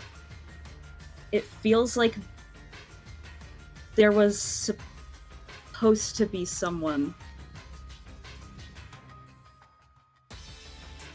that did that, and they aren't here. And she's happy that that's not who Satyr is. Yeah. But she feels like it's almost the reality of she feels like it should be going worse than this, and she doesn't know how to cope with it not going as badly as she was girding herself for. Man's eyes watch you closely. I guess I just expected it to go worse than this. Expected. Did you want it to go worse than this?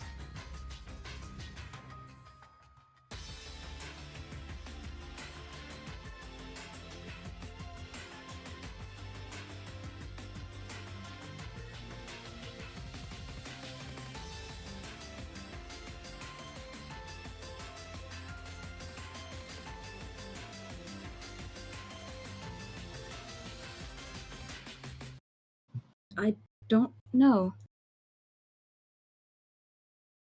Or maybe...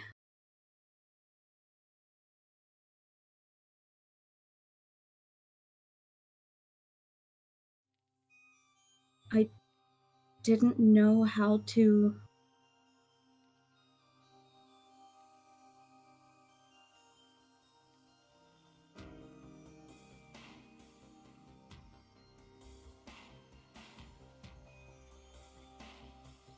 I didn't know how to expect anything other than the worst case scenario.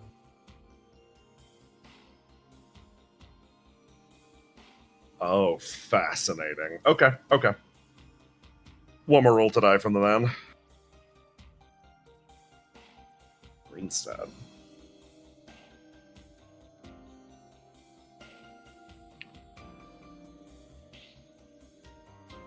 You see his expression weirdly fall.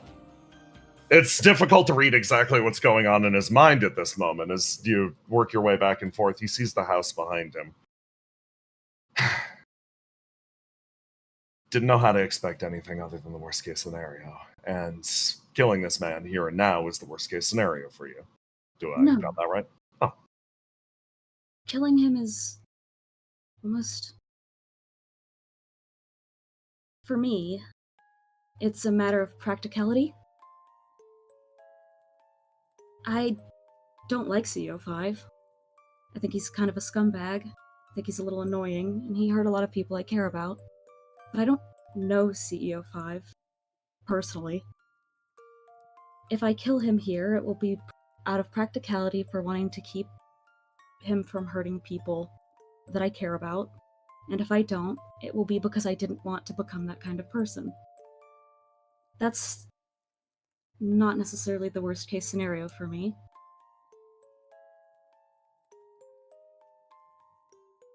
That isn't. What's the worst case scenario?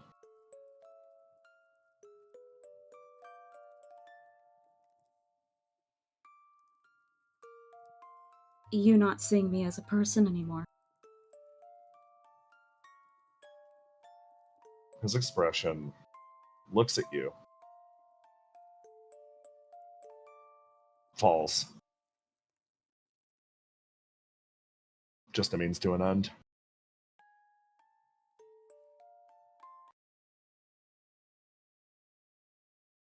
It's the same question as before, but there's a lot more to it now. It's like I said, I was worried that I was a weapon, or, alternatively, a replacement.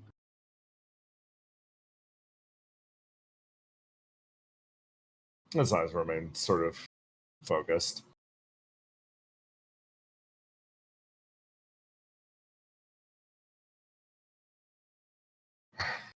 And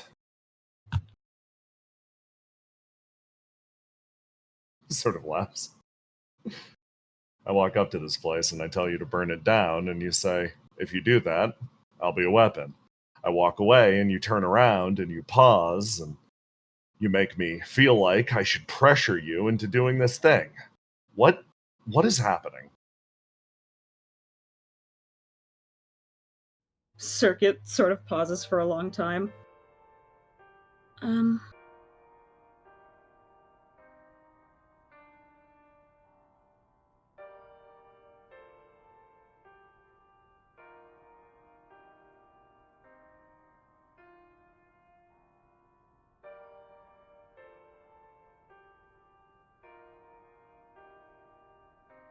She's trying to figure out how to articulate this point. It's honestly not that different than normal.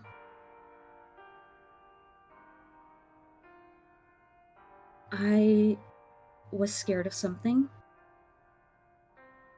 But normally, when I'm scared of something,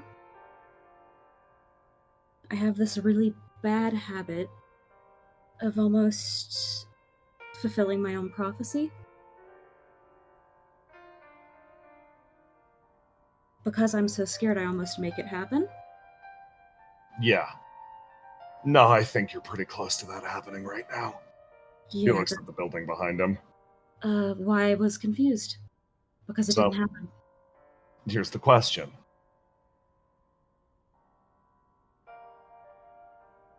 You gonna sink into the worst case scenario, or are you going to walk away from this? Whatever the path is, I'll walk it with you.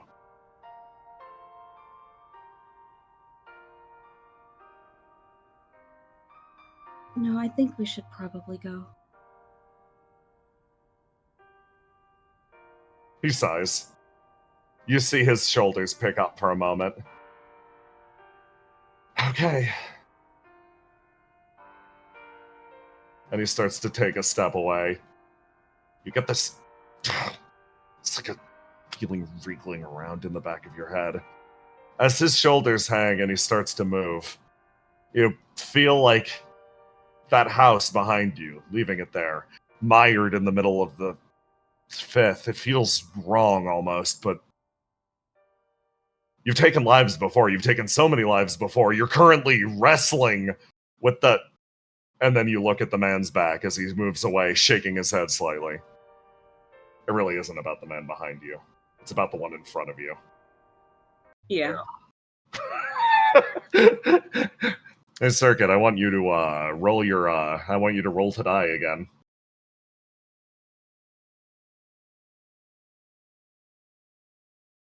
Okay. Your final stat roll's pretty low.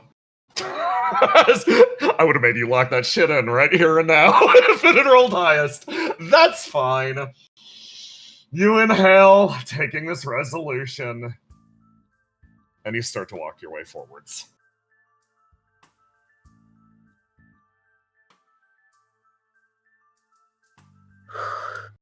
That could have gone so...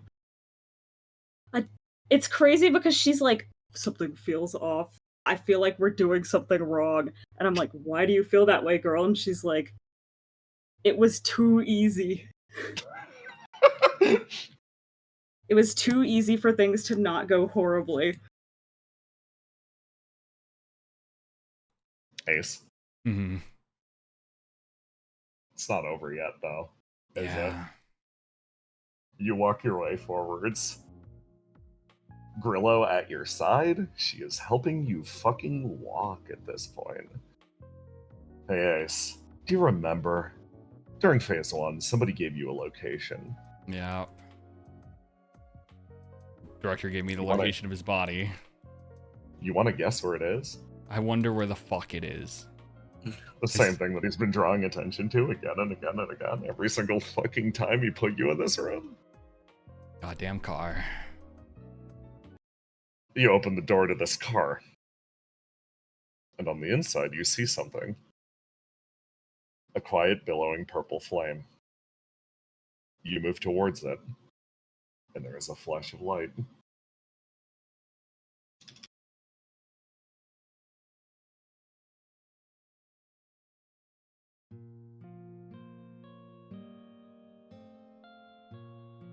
You find yourself not in the midst of a great office building.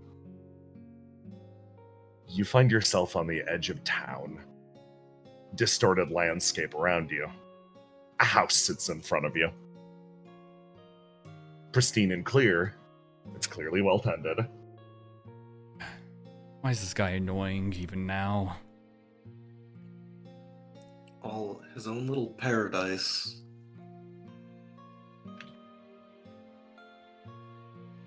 Yeah, paradise, huh? Why are we even here? You. Huh. Big question. You ask yourself this, but still walk forwards regardless, Ace. Yeah. Your flame demands something. Mm-hmm. You hear a shift and a crunch. As the two of you look over, and you actually see two people staring off into the distance, quietly in their rocking chairs. Oh! Well, I think it'd probably be best to head back inside. Okay. Looks at the two of you. Doesn't really make eye contact or anything. She just moves her way indoors. The man stands up. It's been a while, Ace. Mm-hmm. And I don't think I recognize you, he says, looking over to Grillo. If you're here, that probably means everything's Geist has collapsed. For the most part, yes. For the most part. I see. Hey. It's fine. I'll be back later. Much, much later. Okay. Had to happen eventually. Hey, if we're gonna do this, mind if we go a little bit away from the house? That your wife? Yeah. He looks over fondly at her.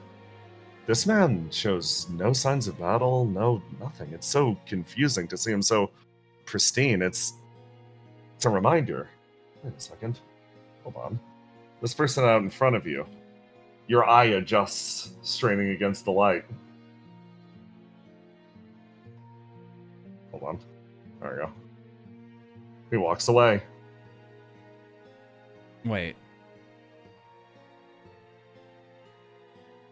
Where are you going? Like I said, best not to do this in front of the house. Come on. There's a river I fish by.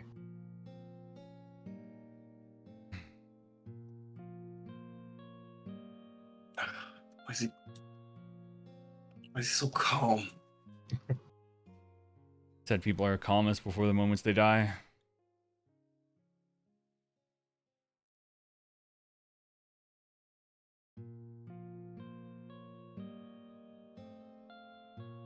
Pair of you travel behind. As he makes his way forwards. Calmly. He sits down on the rock in front of him. He turns his back to you and sort of stares out to the area ahead. So, ship must have gone really bad out there if you're in here. Do you even know half of the things you've done out there? He looks down. I don't. I chose to live in ignorance in here instead. So you just get to wash your hands of all that shit that happened? Till Judgment Day arrives. Pointed. The man is offering no resistance. He's offered you his back. I guess, you've been to the outside. Want to know a few things about the world. Was it as bad as everybody said? Was the end of the world as horrible as Lafadel prophesized and everybody was running around with their hair set on fire about? Friends killing friends, chaos, murder in the streets? The end of the world was bad, but what you did was almost equally as bad. Makes sense. Makes sense. Hey. Do you think, you think if there was a god, they'd be responsible for the actions of their creations? Every single sin? Every drop of blood shed? Yeah. I do. He nods. Same. Well, he thinks. That other me that you know, we all fancied ourselves gods. We found a way to put ourselves into that big flame of creation. Make ourselves an eternal dream of this world. The part they don't tell you. You don't get to live as a god. You pass that burden on to somebody else. I'm the cast-off husk of that man. I stopped living the day I spoke him into existence. But, I have to admit, life in here has been kinda nice. There's a lot you can do burying your head in the sand. Hey. Have you guys met my son? How's he doing out there? Zealous making his dad proud? As far as I know, Zealous is dead. He nods. Damn shame. Told him he should have stayed in here. His line casts.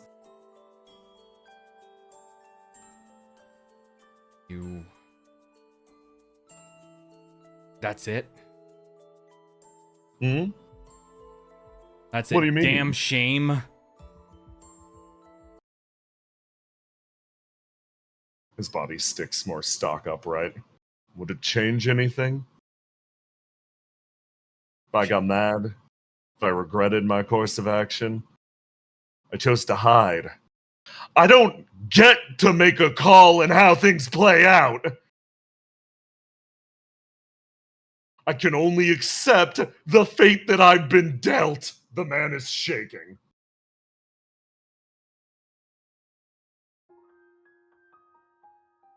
You choose to stand. You choose to fight. You get to scream. You get to regret your course of actions. You walk away. That is the only decision you get to make.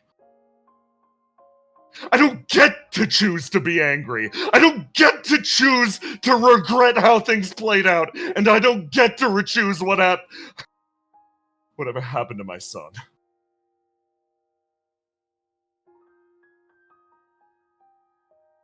I wanted to help the world and I fucking failed.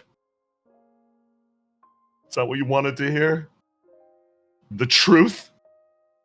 Yes. Some things that you need to say, not because of you, but for the future. Okay? Not about change. It's not about throwing it away. It's about at least acknowledging it.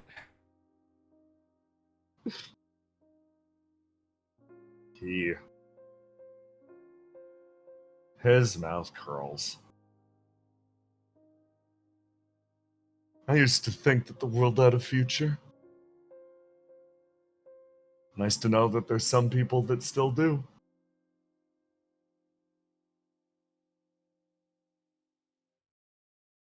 There's silence.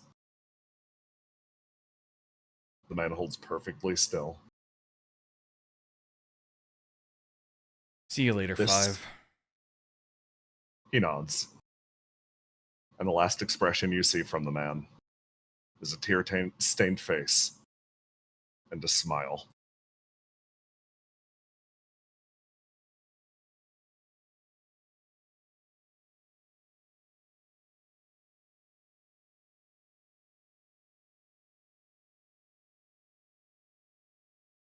Grillo.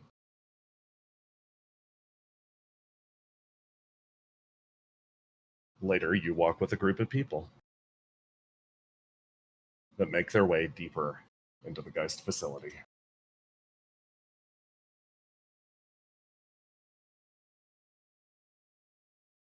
Hey, Nanda, you hate the fact that you're here. You hate the fact that you haven't left yet. You hate the fact that you've decided that you're traveling deeper. He has not stopped hunching, glaring at everything. Obviously too spooked to run off on his own. These guards fucking scatter as you open the door. Nanda, don't run off. Visionary says unhelpfully. Yeah, fucking thanks for cutting off that thing that I would have done fucking ages ago if I was gonna fucking do it! You watch as 8 mashes a few buttons on the keypad, and the door eventually hisses and slides open. She makes her way inwards. Okay. Nanda fucking glancing around at the room, like sort of hopping on his heels a bit, going, God fucking damn it. Thank you for coming along up to this point. 8 looks back over at you, Willow. It's not just for you. It's for me too. Fantastic. Her face splits into a smile. Visionary walks along the wall. Circuit's been out of communication for a while, so who knows where she's gone off to. 8 sort of walks her way to the end of the hallway. There's these long, jutting gouges in the ground. Slides the door open, makes her way inside, and you rest in that silence. She looks around. All right, here's yours. She hands you a package of extra big C4.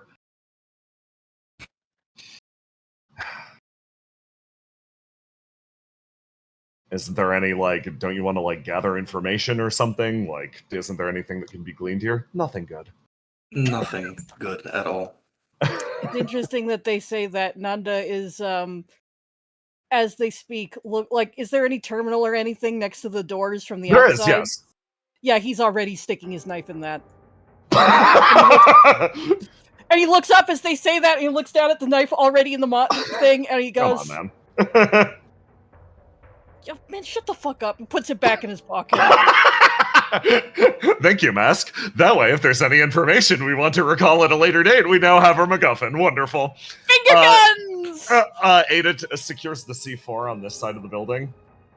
Makes her way over. All right. I mean, if we're gonna leave, might as well leave no trace, right? Yeah. 8 inhales deeply. Makes her way forwards.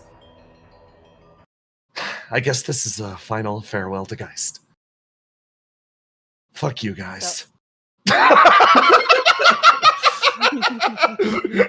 She holds up her detonator and waits for you to say some final words. You're gonna stand in Yeah, there while fuck you Geist. do it? They hit the buttons! Visionary, like, oh, fucking hell! You guys roll backwards as the two of them walk out of the burning room, a layer of fog and dust extending over the area, big soot-stained smiles on their face. I'm gonna be honest. In your long life, I'm pretty sure, for these two dour individuals, Nanda, you have never seen two happier individuals. The building burns behind them quietly in the distance as time ticks forwards. Yeah, great, catharsis or whatever. Let's fucking run! You should try it for once. You never burned down your previous location of work. Visionary, like, hey, I don't want to spoil the moment or anything. They definitely heard that, and they're sending anyone left in the building straight over. That's why I said fucking run! Oh yes, absolutely. Let's run. I'm running.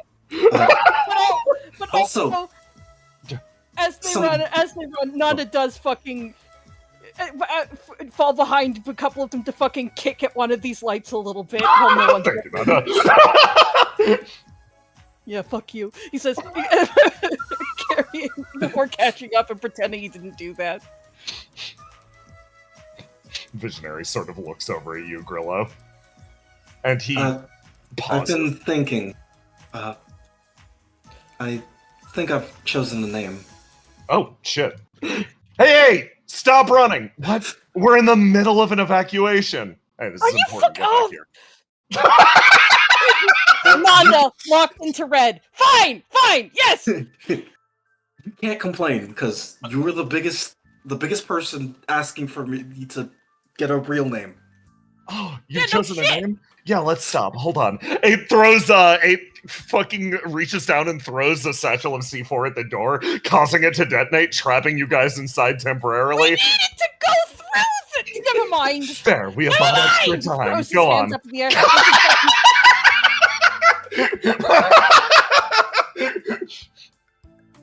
She steps forwards. I wanted to choose something. I chose something I think I like. But Really? I feel like this name fits me. So I guess from now on, I'll be Whisper. Oh. Whisper Wisp. Oh. Nana was like, that's pretty fucking cool. And then you say that. Okay, Okay, so that door's fucking exploded. Where are we going? Don't worry, we can start digging our way out. Pleasure working alongside you, Whisper. Hey, later when you get the chance, I wanted to ask, what your plans for the future are? Like, you sticking around here, or... shit. I'm getting ahead of myself. Just, good on you. Awkwardly pats you on the back, runs ahead. Fucking dig our way out. Do these look like the hands built from manual labor? What, you want me to stab the rocks? Is that what you want me to do? Yes, actually, we need to stab the rocks to get out. Why do I work here? You rush your way forwards, and eventually, time does indeed advance.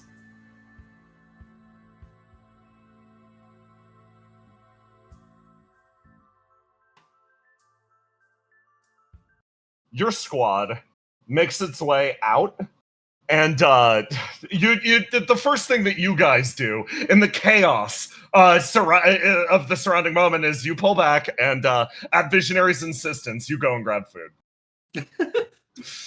Because of course that's what you do. Why not? It's important. I mean, we've just been through a lot. We're functionally just sitting here waiting for news, right? What else is there to do? I keep fucking The man forgetting how new shrugs. you people are at this shit. What do you mean? He sort of looks over.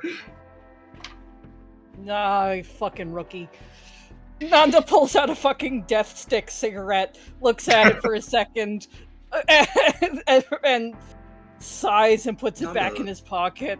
You've hardly touched your burger.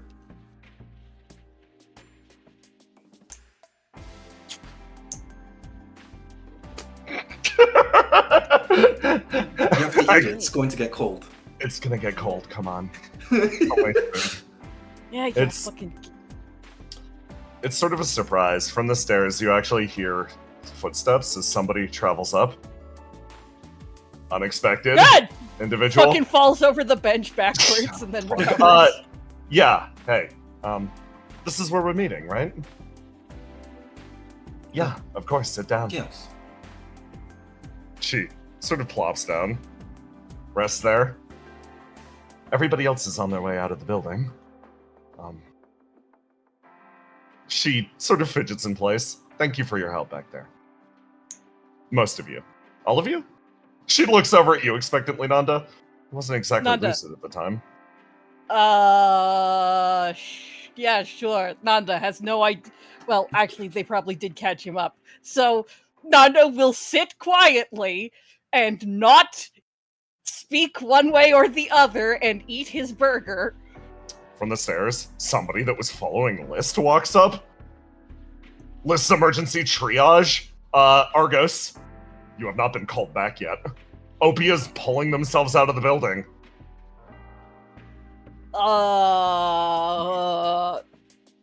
Who's your Pause. friend? Oh, right. This is Argos. He's currently occupying a body that is not his normally. Though she also seems present. Hi, meteorologist. And Argos. So this is the area we're Dynamic mustering. duo. Yes, the dynamic duo. We can even finish each other's.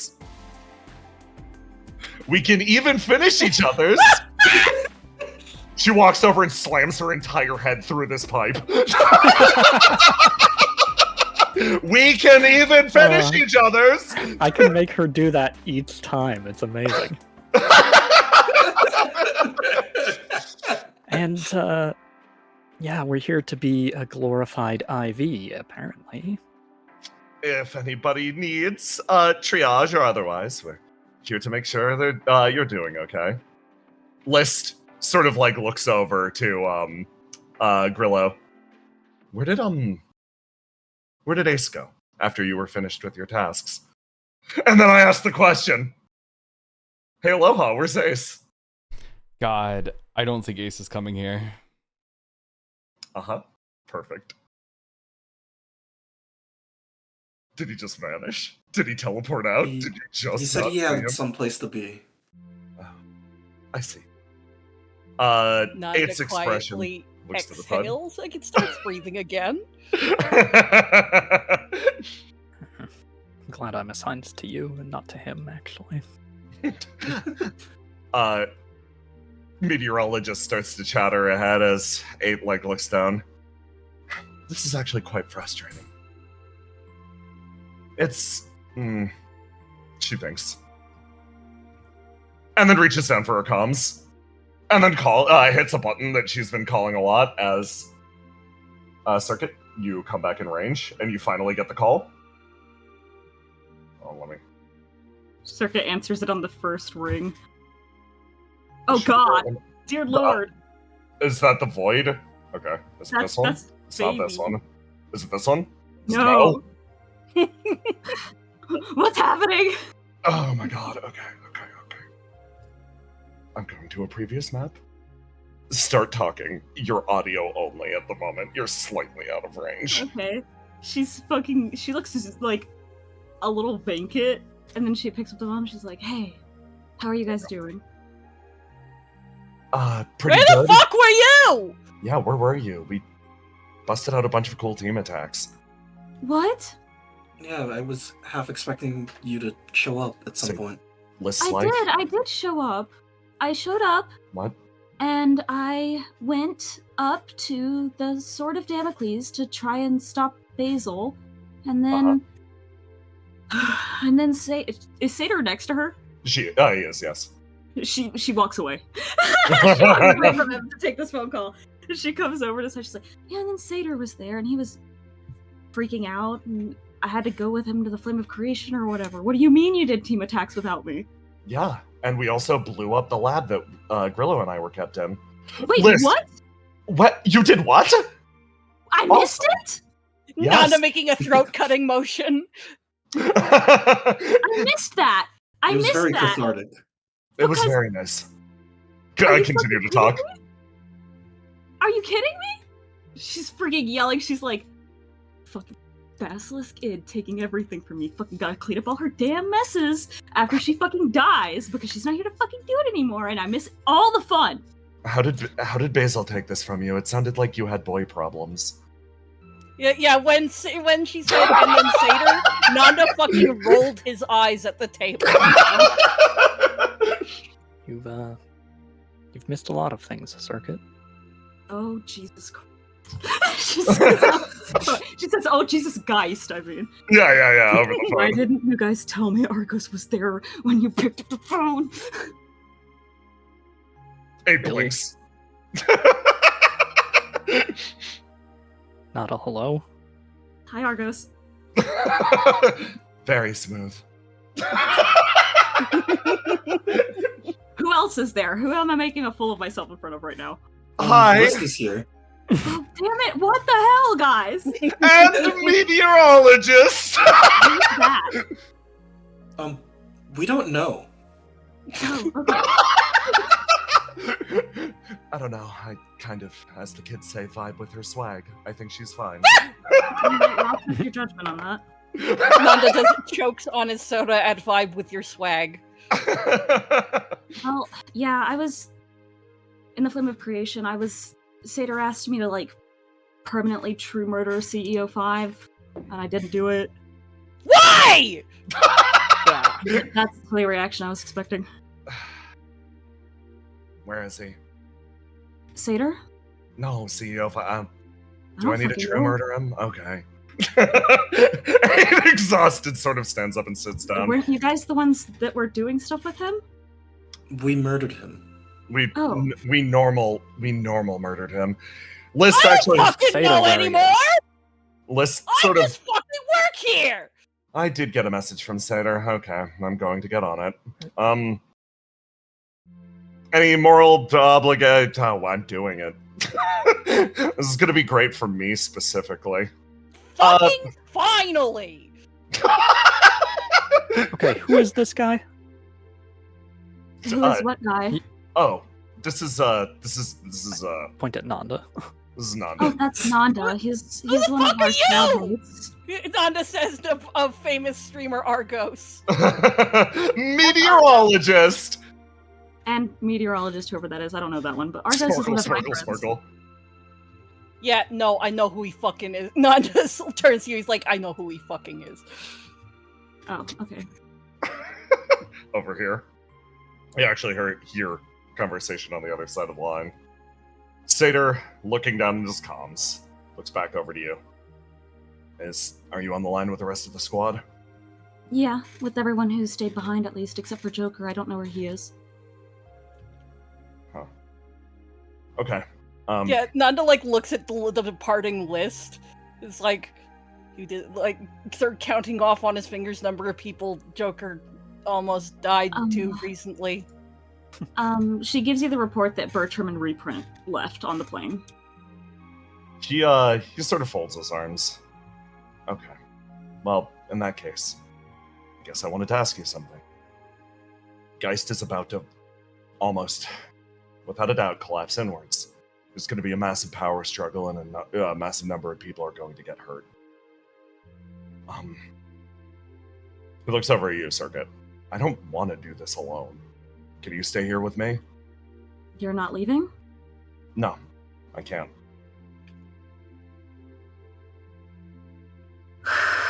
She sighs.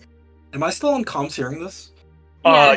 Yeah, Oh yeah. Chat functionally. Circuit's just being projected. What? Why the? Whisper speaks up. This is how they keep you here. You need to get out. You have to get out. Nanda fucking downs his soda and fucking leans into the fucking comm. Hey, put him on. Oh shit! Get his ass! Sergi gets a look on her face where she's like shocked for a second, and then she pauses, and she gets a smile on her face as she realizes that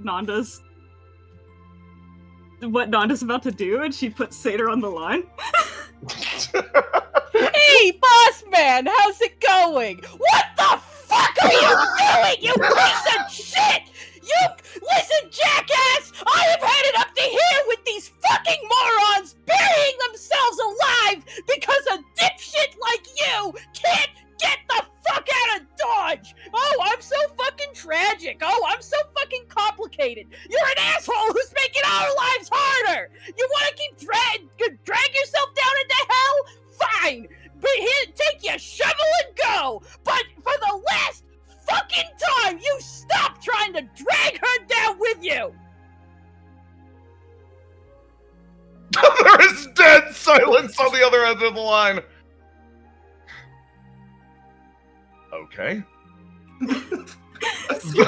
Laughs. Is this guy always like this? Oh, yeah. Nanda, having just like did that, it sort of sits for a second. That guy's the last fucking CEO of Geist. What the fuck did I just say? Well, can't say I didn't deserve that.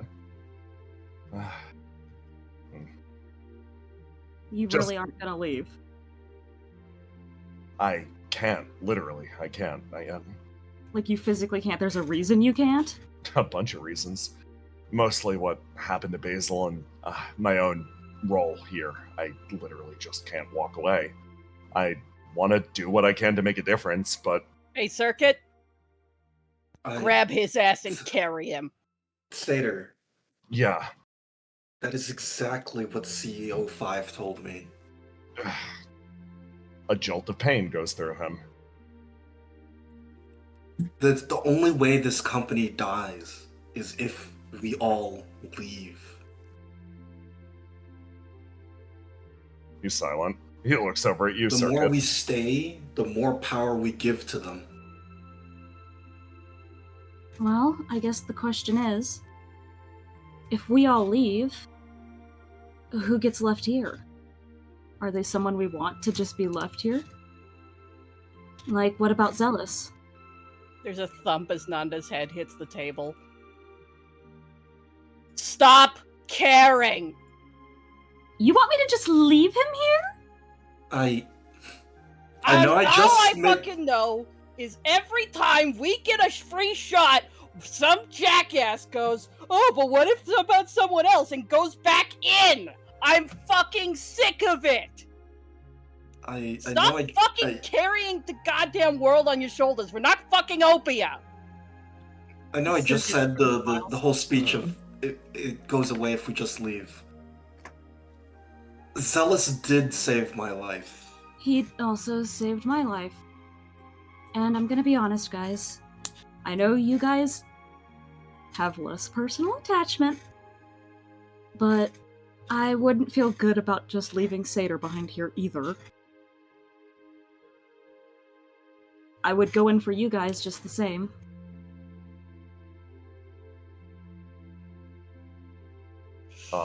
There is a silence in the fucking room as Eight's expression sort of falls. So you're not leaving. Well, do you think I can kidnap Zealous and Satyr by myself? Her eyes sort of close. It's genuine. Grillo next to you, you feel the level of frustration sort of radiating off of her. Do whatever you think is right. Oh, it's also important to notice you see Circuit, she's standing there. She is wearing Gran's coat, Gran's cloak, and her boots. And you can tell all along the backs of her arms, she's covered in ash. Oh. Yeah, Circuit, that Nanda is looking really fucking angry through the visuals, and he said that thing about being sick of people going in. You have known Nanda long enough, and he's bad enough at hiding it when he has this kind of sincere feeling. Nanda saw that, and he doesn't want anyone else to die. Yep. Eight's But it's because it's Nanda, it's fucking manifesting as this malevolent. Yeah. Because you can tell Circuit agrees with you. She doesn't really want to stay here. But you can also tell she doesn't want to leave Zealous and Satyr behind. And while it's easier for you guys to be like, yeah, just fucking leave him there, or take him, Circuit's like, I will do that. Do you think she's genuinely asking, do you think I can take both of them? By force, if they won't come with me willingly. Why the fuck wouldn't Zealous want to leave anyway? Well, Zealous is indebted to Radamanthus. Ugh. He wouldn't leave unless he felt like the debt was paid, and I can't see a world where that happens. Eight. Why? What the fuck is this fucking debt? Eight slowly stands up. She takes. Oh, a that's step. right, they haven't told Nanda! Sure haven't. It's... I can explain it to you if you want, but I did keep it from you for a reason. Eight The fuck? waves her hand. It's immaterial for what we're doing. She looks over at you, Argos. If Oh. the decision is to go back in, to maintain our ties to Geist.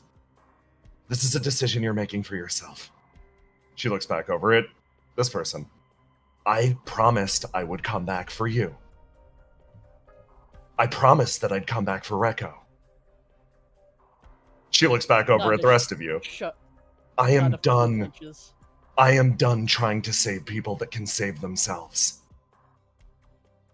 No fucking shit. And she stomps away. Nanda actually gets up angrily, like pushes his trash away and follows her. Visionary size. That. Give her some time to cool off. She'll be fine. Nanda, I don't. Nanda, it's fine either way. She smiles. He can hate me or he can like me all he wants. What are you going to do, Visionary?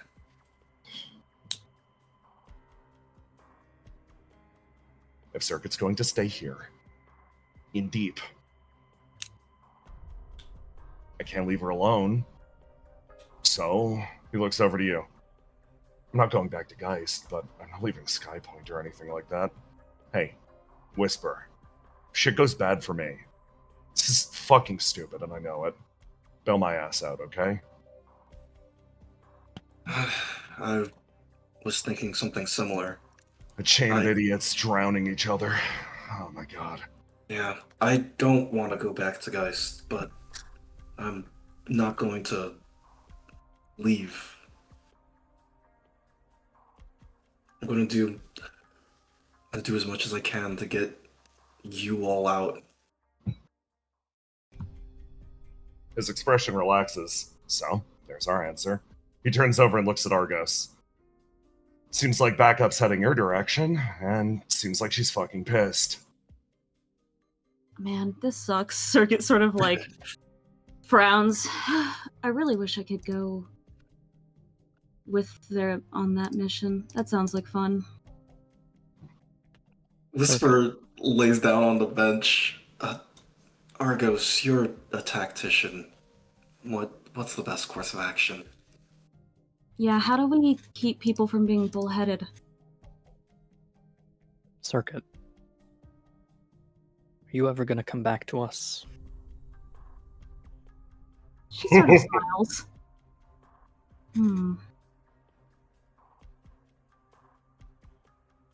Do you guys want me to come back? I figured everyone would be pretty mad at me after what happened. I'm mad at you. But I still want you to come back. Or I want to know why you haven't. Well, at first, when I was summoned, my form wasn't stable enough to make the journey back to the Burning World. I would have died. It took me about 2 months to become stable enough, and I was still making progress towards it when Geist summoned me. When I was summoned, I was bound by a contract against my will that forced a lot of rules onto me. I was physically incapable of speaking certain things into the world, and various other restrictions. And, to be honest, there's a pause. Well, I can explain that later. It took a while for me to be freed of that original summoning. And once I was, I couldn't leave everyone in Geist Squad behind. Now they're all out, except for 2 people, Satyr and our friend Zealous. So I want to get them out. But there's also the reality that's kind of an excuse. I'm scared of going back to Opia, and I always have been.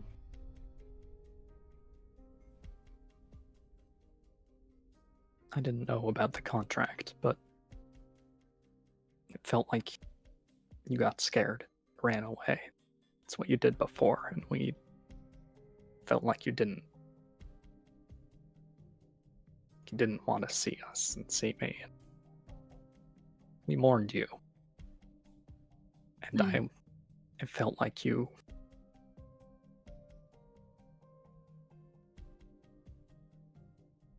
I wish you had reached out.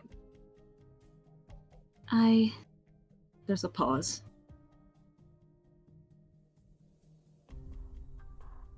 There was a while where I did reach out to some people. But I kept who I spoke to very limited because I was scared of not just talking to everyone, which I'm not going to act like that wasn't part of it. I was genuinely scared to speak to all of you again. But there's also the reality that there are people... I'm not going to sugarcoat it. Nectar told me what Decca did in the derelict when I died. I was scared that if him and other people who would have such extreme reactions found out I was alive and being held against my will at Geist, they would simply storm in and kill everyone between me and them, including my friends. Visionary's eye twitches over to you, Circuit, and you actually get a message on a private comm for a second. It chimes in, different than the rest.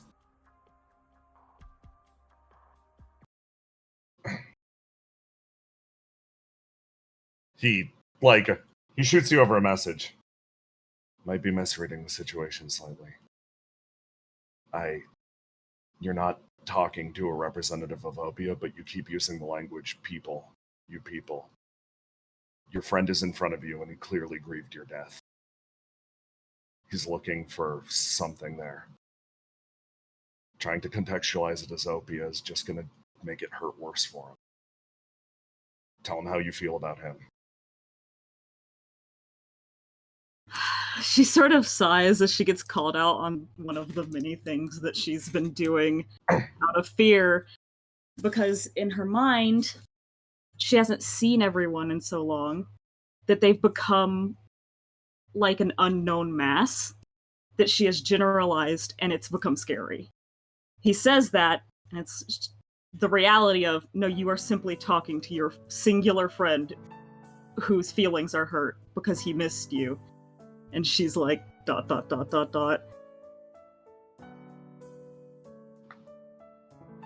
She sort of sighs. I'm sorry I didn't reach out sooner.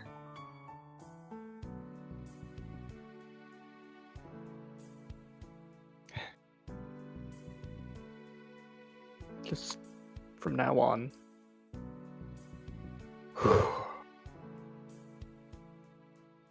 I'll always have your back, and if you tell me what's going on, there's trouble, I'll run in to help you, but I'll listen to what you have to say. You can trust me. She smiles. Yeah, you always did listen to me, even when I wasn't very good at explaining what was going on. I've never been very good at it. Sorry. It's alright. It's hard. I get it. Well... And I think there are a lot of people, not just me, that would love to see you. She gets a look on her face because there was a night just a couple weeks ago for her where a lot of really bad stuff happened. They managed to just barely survive, and they were sitting in the bar, and she got asked, what are you going to do after this? Are you going to go back to Opia? And she said, I don't know. I don't know if I can. I might not be able to. And 8 grabbed her by the collar and yelled at her, there are so many people that miss you. Don't take their love for granted. hearing it come from one of those people that she was so scared of speaking to in her mind. She just... She's heartbroken. She feels like a scumbag.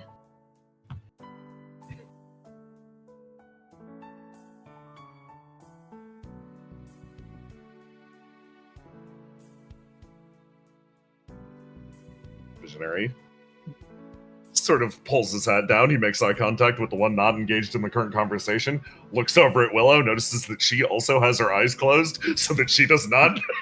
It's like, fuck. So you haven't answered my question. Will you ever come back to us?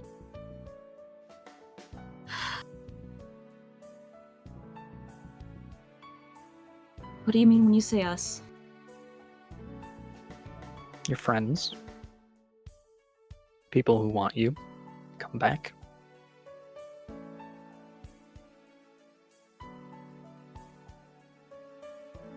You don't have to give up anything or what you've got going on now, but you have to give up on whatever's preventing you from connecting with the people who want to connect with you. Whether it's fear or... I don't know. If you give us a chance, I think it'd probably go better than you expect.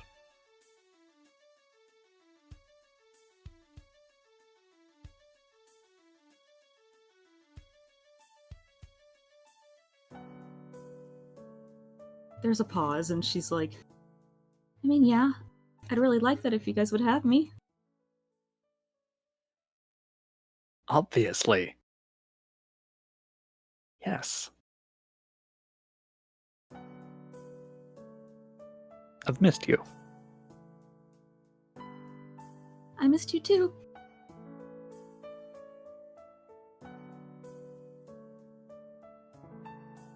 A gentle moment passes, and time quietly advances.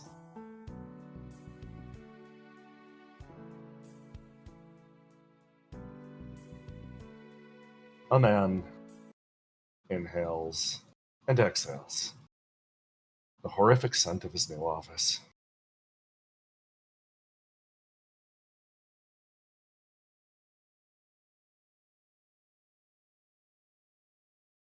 How'd it work out like this? How'd it fucking work out like this? He punches his desk, promoted on her last day of life, literally 20 minutes before her demise. This man sits at a desk now that belongs to him and him alone. Countless people at his command. Based on his current position, he is technically at the prow of the ship that is driving forward the world's progress. He has access to 17 different arcs, apparently, scattered throughout the stratosphere. They all floated down the other day, and everybody's asking him, oh, sir, what are we going to do about all the arcs? Why don't you ask your fucking selves what you're going to do? I started working here like a month ago. It's fine. It's fine. It's fine. It's fine. I could just call Ace. Why isn't he picking up his fucking phone? He double checks it, tries the line, double checks the line. Okay. New plan. Anything else? Is there anything? I don't want to wind up like those other chuckle fucks corrupted by my position. Okay. I don't have a choice anymore. I gotta go balls deep. I was a lone wolf from the start. I'm going back to being a lone wolf again. It's time to commit. Yeah, that's right. If I'm gonna be a bad guy, I might as well be the baddest guy around. The man quietly settles into his new role, adapting a strategy that not a single soul could ever see coming. That's right. This man, the Golden Knight, would be reborn in this moment. A change and a shift for a new era of Geist. his role now at the pinnacle of the company, ordained by the god Empress, he would be reborn in chains of raw gold, his monetary value carrying him to the heavens above. The man reforges himself. He studies. He goes to the store. He buys himself a fancy suit. He does other CEO-related activities, such as purchasing himself a car from local and trustworthy car dealers. He makes his way to the ballroom. He learns to dance. And it's then that he solidifies his new role, a man that exists at the apex of the world. His name, Skippy Shrimp. Shut the fuck up. Absolutely not. What? You guys don't like... Hold on, you don't like my CEO, Sona? Really?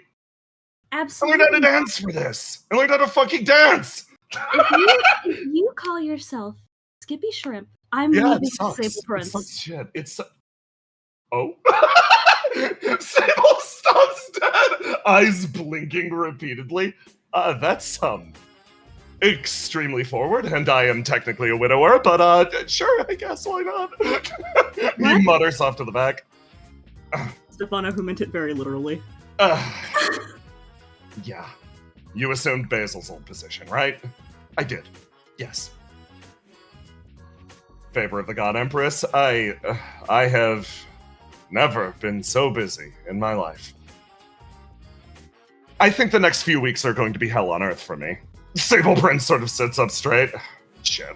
Speaking of which, we've got a meeting, right? Oh, yes. We do. You are Okay. not getting away with this. You are not going to dodge changing your name to not be Skippy Shrimp. You will change it. I'm not bluffing. I got like business cards and everything. Well, you're the richest man on Earth now. Get new ones.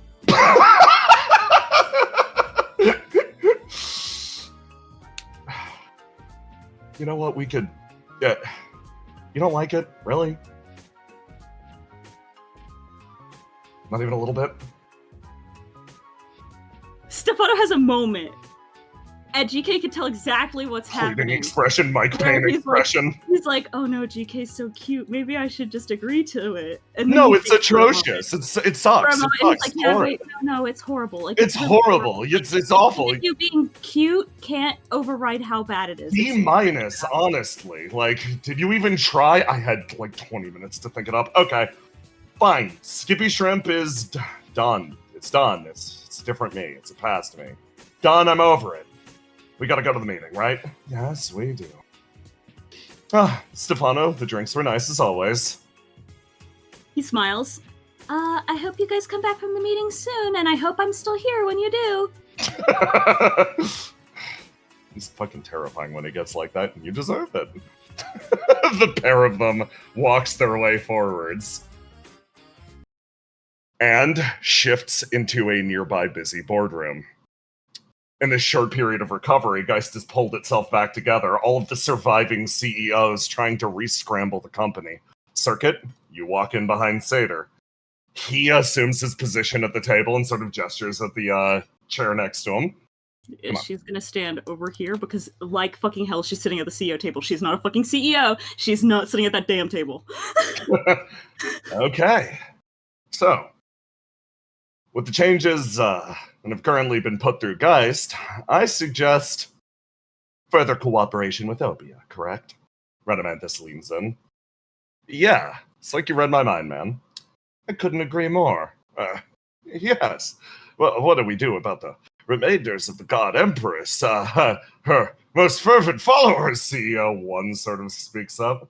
Oh, I have a few ideas, Rio quietly says from the end of the table. Regardless, I think we could all agree that this company is headed in a far, far better direction. Smiles all around. You watch as the lights slowly kick up, and you feel a change in the environment. Yes, new and wonderful things in the future. The main problem solved. You simply need to move forward to embrace the future, your new roles. After all, The only thing that can beat a bad CEO is a good CEO, and you, let me tell you, you have appointed all of your friends and allies into positions of power. As a result, only good can come of this in the future, and we can call this phase, as well as Geist's future, something minted in solid gold, something that you are going to become incredibly familiar with over the coming days. If I can keep your attention, everybody, for a little while longer, phase 3 is in fact not over. That was a troll. That was a troll. Grillo. Time passes. A day ticks forward. Chaos in the streets. Everything has shifted and changed.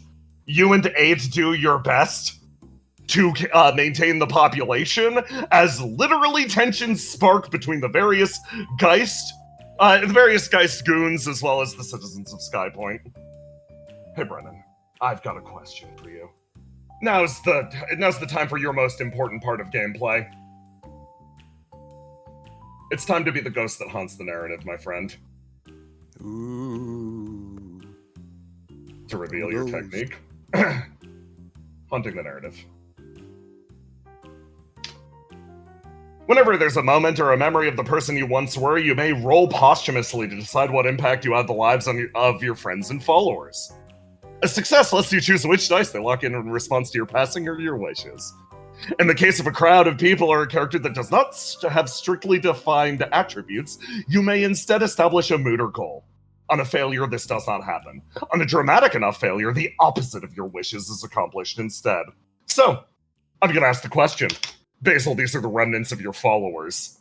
I want you to roll to influence the narrative if you so wish for this one tutorial roll. In the future, you may call for this roll yourself if you see a moment that somebody might be influenced by your passing. Give me a roll to do. With a 28, as this is a crowd of people, I ask you the very simple question. What do they believe? I want them to be sad. They're locked up in their mourning right now, I see. I cannot delete this Basil. She is eternal, exactly as they wish. Yeah, she's deleted for me. Oh, okay, fantastic. She's eternally, it's hard. She's staring straight into my soul. Okay. The tone of this. 8, Grillo. You have been trying to convince back a group of rioting Geist employees, not even Basil's most dear and devoted followers, those who felt the experience of belonging and were instead left bereft. They sort of make their way forwards, causing even more of a scene. Wait a second. You guys are with Opia. Hold on. You're not with us at all. I saw the cloak and I jumped to a conclusion, admittedly. It's just... Listen. We want to hang up a memorial here.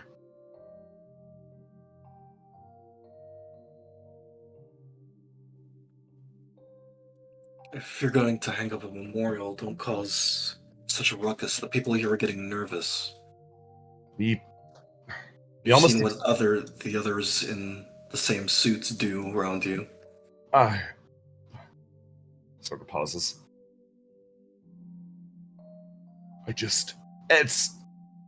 We're not against the idea of a memorial for anybody that died there. It's just half of us almost experienced ego death. It was the most frightening moment of our lives. It was a beautiful moment. Hey, flashes a look. Grillo, the most... You want me to kill this guy? As easy as it would be.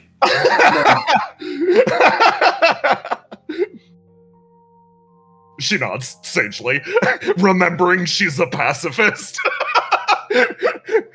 Yes. I understand that vision was likely frightening. Okay. It's also not your property, man. Just find somewhere else. Go back over to the Geist building. They're probably all about that shit over there. He looks over expectantly to you, Grillo. The man's right. You're going to have to move. They walk away with the same intimidating posters that they'd been carrying around over to this point and work their way back over to the Geist building.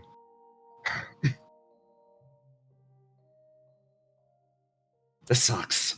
He says, looking over at you. This sucks a lot. We shouldn't be the ones out here putting out fires, right? I mean, admittedly, we are the least wounded. Somehow, after all of that, we got both of our kill switches flipped, and we're still out here doing completely fine. We've been through so much, and everybody else gets to be down there, and, she pauses and double checks her comms. Oh, we're actually being called for the meeting. Come on, Grilla, let's go. Oh, finally. Finally. Something else. She runs her way over as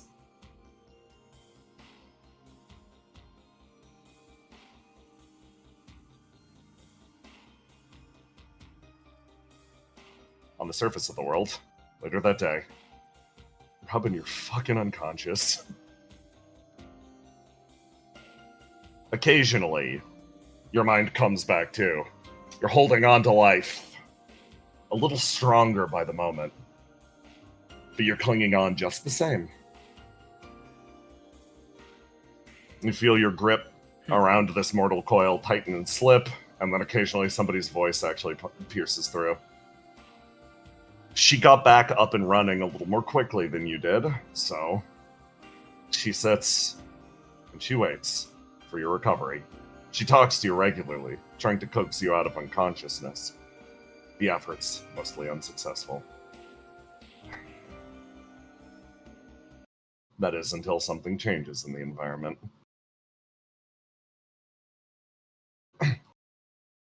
Excuse me? Is this Robin's room? Oh, yeah. She looks over. Oh, I'm sorry. I'm her mother. She makes her way in. Oh. Inhales. Alright. Are you her friend? Seagazer looks over at Robin. Then back. I'm not super sure if she'd claim that, but, yeah.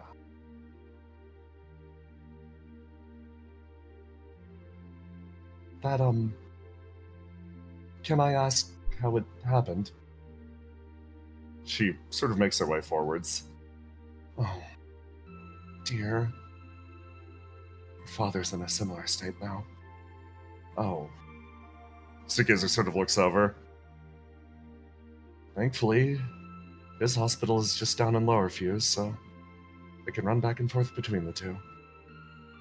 She reaches down and smooths back Robin's hair. Are you nursing staff? No, just a friend. If it's alright, could I be alone with her for a little bit?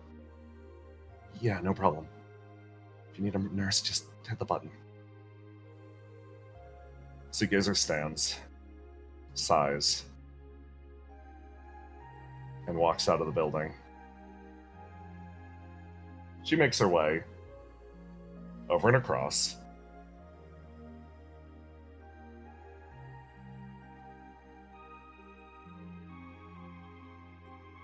to the OB entrance, where Argos, you have been sitting on Cast's lap this entire time. This is non-negotiable. It's been the last few hours have been spent discussing what's happening and what the plans for the future are. You have now caught each other up 100% on what is occurring in your respective plot lines. I have critical question. Yeah. Can Treble talk to Argos in this state? Yes. Oh, Argos, it's bad. What do you mean? Oh, Argos, she's just like, tell Riddle that she's awesome, and tell Riddle that you love her, and tell Riddle that you think that she's so pretty, and give her little kissies on the cheek, and you should just tell Riddle that she's awesome. That she was so hot and incredible. Okay. She's next in the queue. Begone, foul spirit. Guest tries to exorcise you. Meteorologist just has like the biggest grin and is kind of swinging back and forth and kicking her feet, and it's totally unclear who's controlling the body. 8 and Grillo, you come back to this scene. Sort of inserting yourselves into the conversation. So, due to, Riddle actually speaks up. So, due to a combination of, data that we've received, as well as information verified by both Argos and Aces Slash, we more or less have a plan of action. Argos is being rendered in real time. The little hearts around her. With the conflict more or less, I suppose, with Geist more or less shifted to a simmer, we can now exchange our focus. We need to work primarily on bringing our guys back. So, we've got a few courses of action. There's the obvious one. We can throw open a portal via an apocalypse seed, but that necessarily will not work at this juncture. We need, something a little more reliable. So, long story short, we're sending an expedition. We're gonna walk there. You can just walk there? It sort of speaks up, puncturing through. Yeah, you actually can. You take a very specific route. Riddle, tests the inside of her mouth with her tongue. Confirmations on Treble's end have confirmed one thing. All of this business is done through the Coda.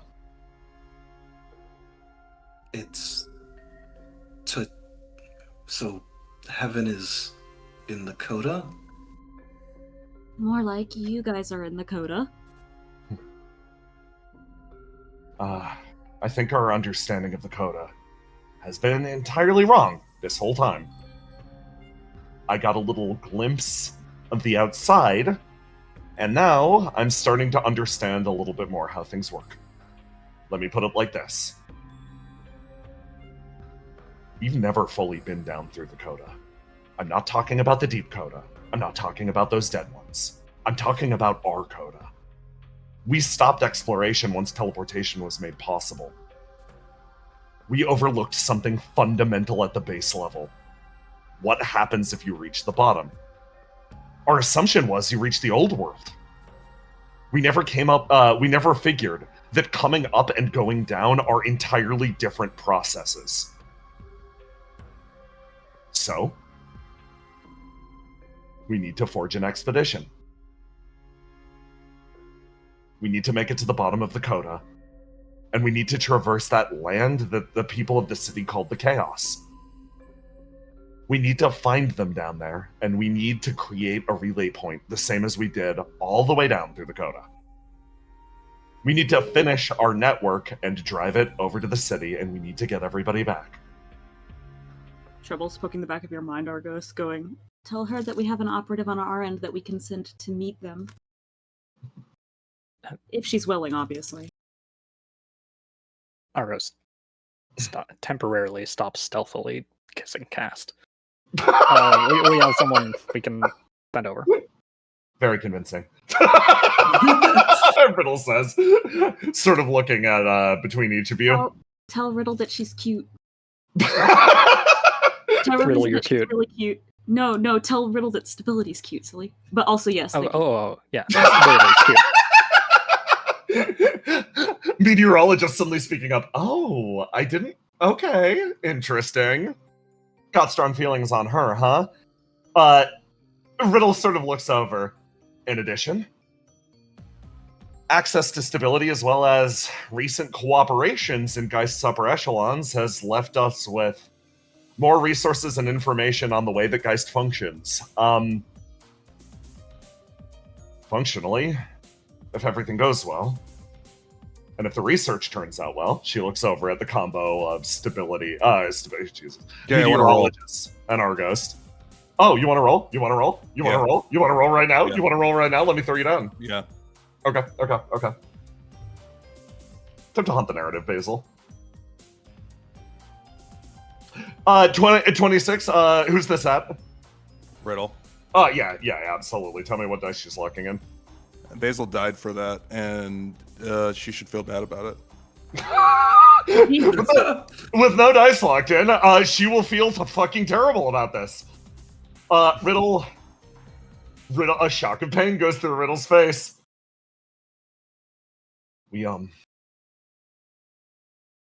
sacrificed a lot to get this. She almost seems at a loss for words.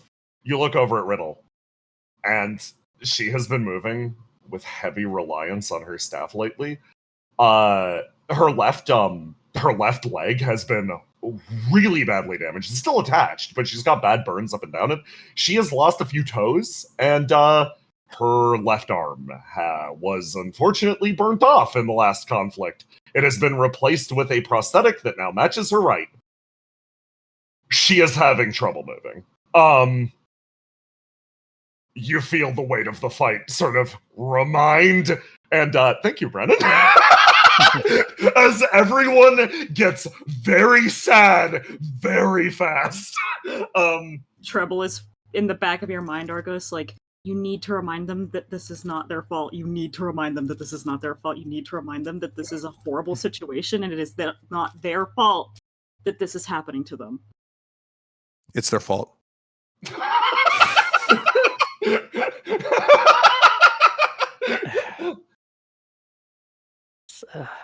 A lot of this is out of our control, and we're doing the best we can, everyone. Yeah. Riddle closes her eyes and opens them again. With any luck, with the information, cooperation that we've received, we can make a difference with the Angel situation over in the city. Communication and coordination with Reko should be, first and foremost, one of our actions. As a result, She looks back over at Meteorologist.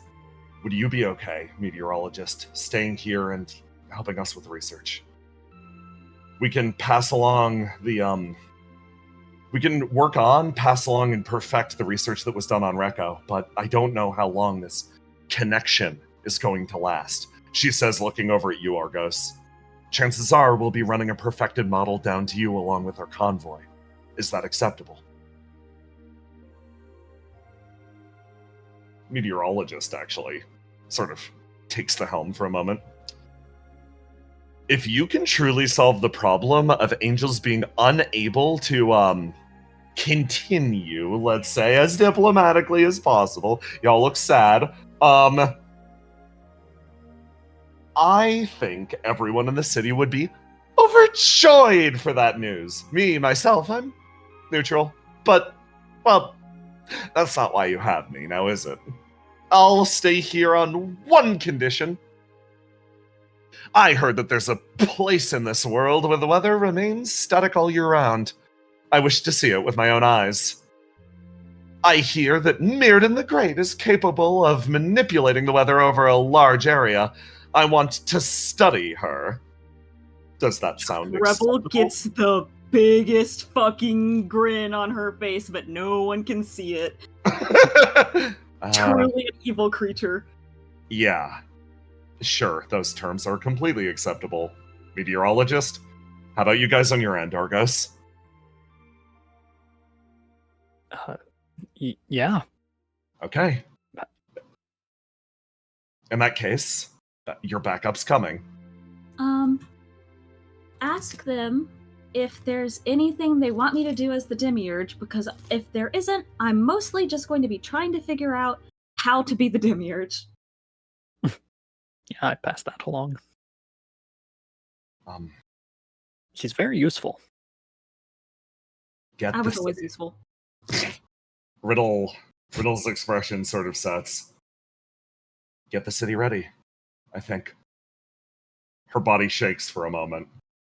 You feel, again, some of that courage, maybe, radiate to her sides. She thinks back. Horizon gripping the sides of her face, what was passed along. She inhales and exhales, hot breath catching on the wind. Get them ready. I managed to speak to an outer evil. I gain the entirety of her message, and I fully intend to deliver it. She closes her eyes. She gave me a warning. I think it's best if they heed it. It's a warning about how dangerous we can be. Elsewhere.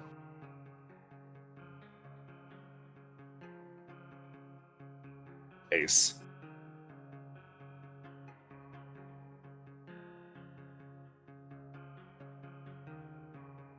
You find yourself here. Weird. This, of all locations.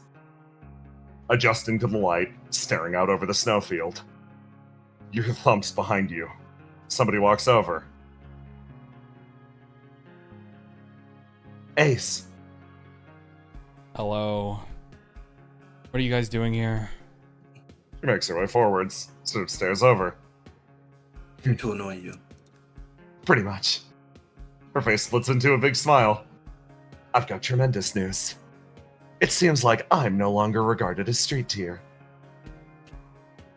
Wonderful. Her little ears flutter. I've been left in charge of something very important, because it turns out most people here don't have Pathfinder experience. Mm-hmm.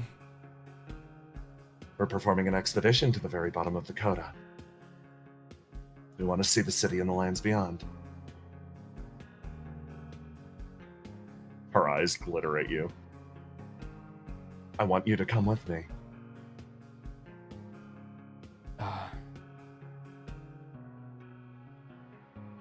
I'm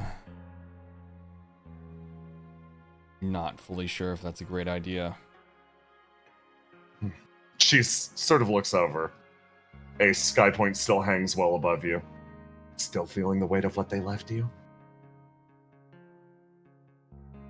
Look, we can all pretend that this conflict is over. It's fine. But we've been here before. Every second we let them recoup. Every second we let them lick their wounds. Another disaster like what just happened will happen again. As much as I want to run away from this world, at this current moment, I don't really think I can. You stare up and over, at Sky Point hanging hard over your head. You see Subject 8's tail sort of dip, her head pull itself down. That's another rejection. Okay. She leans her way backwards. Her eyes look back over at you. You know, they're not the only people with wounds to lick. Then it's an even fight.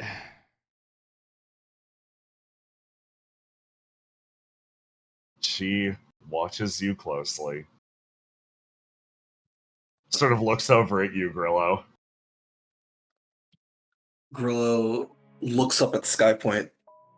I heard on the other side that they have CEOs there.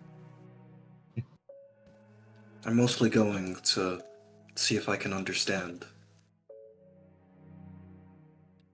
Whenever you kill one, two takes their place.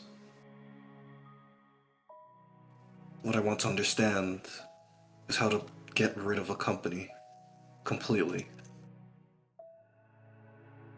I mean, it's pretty easy, if you ask me. You just burn the whole building down. 8's expression softens. She looks over at you. There's still time before we leave. If you reconsider, I'd be more than happy to have you along. Despite what everybody says. She actually starts laughing. I don't think you're cut out for this leadership business. I'm glad someone's realizing. If we get Argos, I guess you'll have a lot less work to do. Look. As far as I'm concerned, with how many personnel they took, they can walk their asses here themselves. Take it easy, Ace. She pats you on the shoulder and sort of starts to leave. Stay safe. You too. With that thought crossing your mind. Final scenes.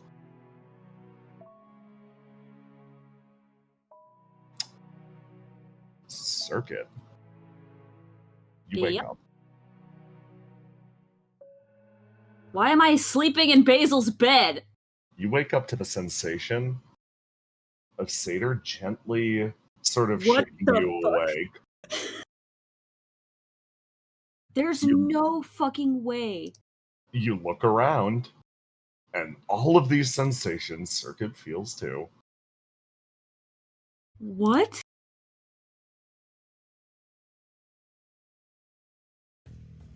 What? It felt like Satyr was trying to wake you up. But now that you're fully awake, you hear a hiss and the door at the far side of the room opens. Why am I sleeping in her bed?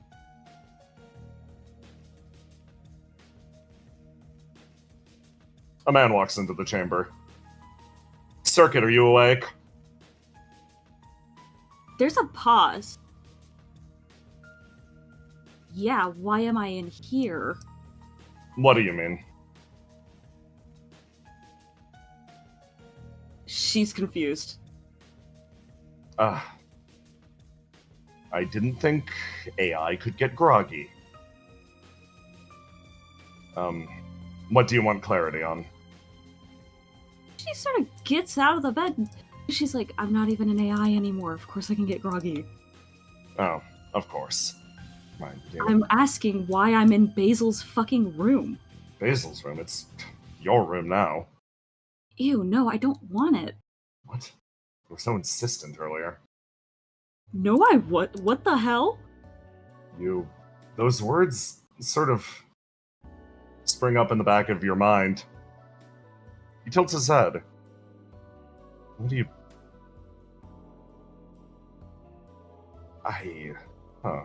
His expression falls. Are you? She points at herself. Are you telling me I asked to be here? Yes. Of course. I did not ask to be here. Something has happened. I mean, of course. It was shortly after you killed Satyr. You took his role. You got him to name you... Okay. No, not ringing any bell. Okay. What the fuck is happening? You look at the man in front of you as your gut sinks. Time ticked forward between the last two scenes. A few days. You double check your comms, you look over everything. Something's changed. Radamanthus moves his way around, and the remaining minutes feel like a blur. They honestly speed past, and before too long, you find yourself alone in the room. You look around the room. You turn on your heel. What the fuck is happening? Okay. Either I'm having a demon mind meld, we're in some kind of horrible fucked up timeline, or I'm being possessed. You look around the room.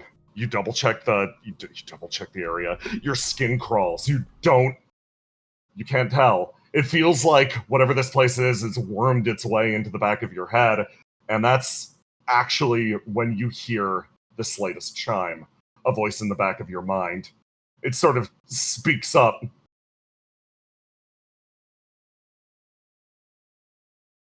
Circuit. Hey, Circuit. Is You turn. You look. Nothing. yeah, she turns around. Circuit. What? Who is this? Where are you? You try to reach out to the sound, the voice. You look around the room, eyes scanning. And then a pressure strong on your shoulders. Circuit. She's fucking confused. Why did you kill me? I A didn't. sudden accusation. You feel a chime up as Satyr manifests almost from nothingness. Hands on your shoulders, he stares you dead in the face. Why'd you do it? What? You seem Hey, focus. Are you here? Yes. Weird words. Okay. I guess I don't know what Okay. the fuck is going on. Okay. You sound like you again. Good. That's good. That's Hey, wonderful. did That's it wonderful. sound That's like wonderful. myself before? No, absolutely not. Not when you were fucking murdering me. I didn't fucking murder you. A specter moves around the room. Yeah.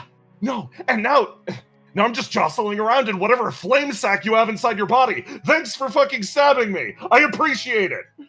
I didn't fucking stab you. You did. Well, Why I else don't would I remember be doing here? that. He yells. Okay. Okay, so is this actually you, or is this the you that lives in my brain? What? This is actually me! You cut my body open!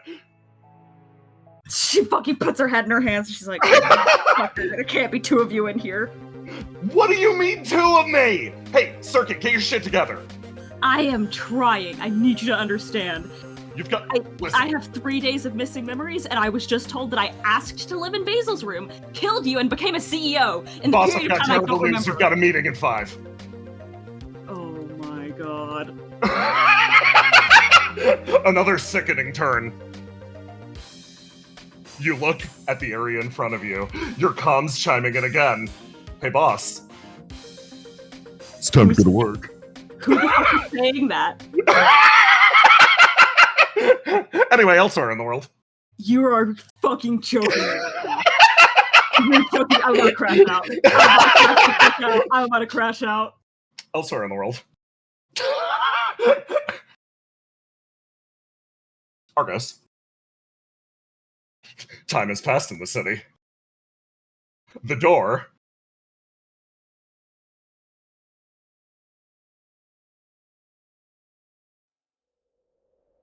finally cracks open. You're expecting news? Somebody else? Someone from somewhere else? Maybe somebody found your hidden little HQ. Willow, it's been a week. It's been a long week. It's been a long fucking week. Stability stands up. Willow? Hold on. Yeah, that's me. Wow. The Wisp. What? Been good. Yeah. Where did you go? I was fighting, and then, Willow thinks for a moment. Yeah.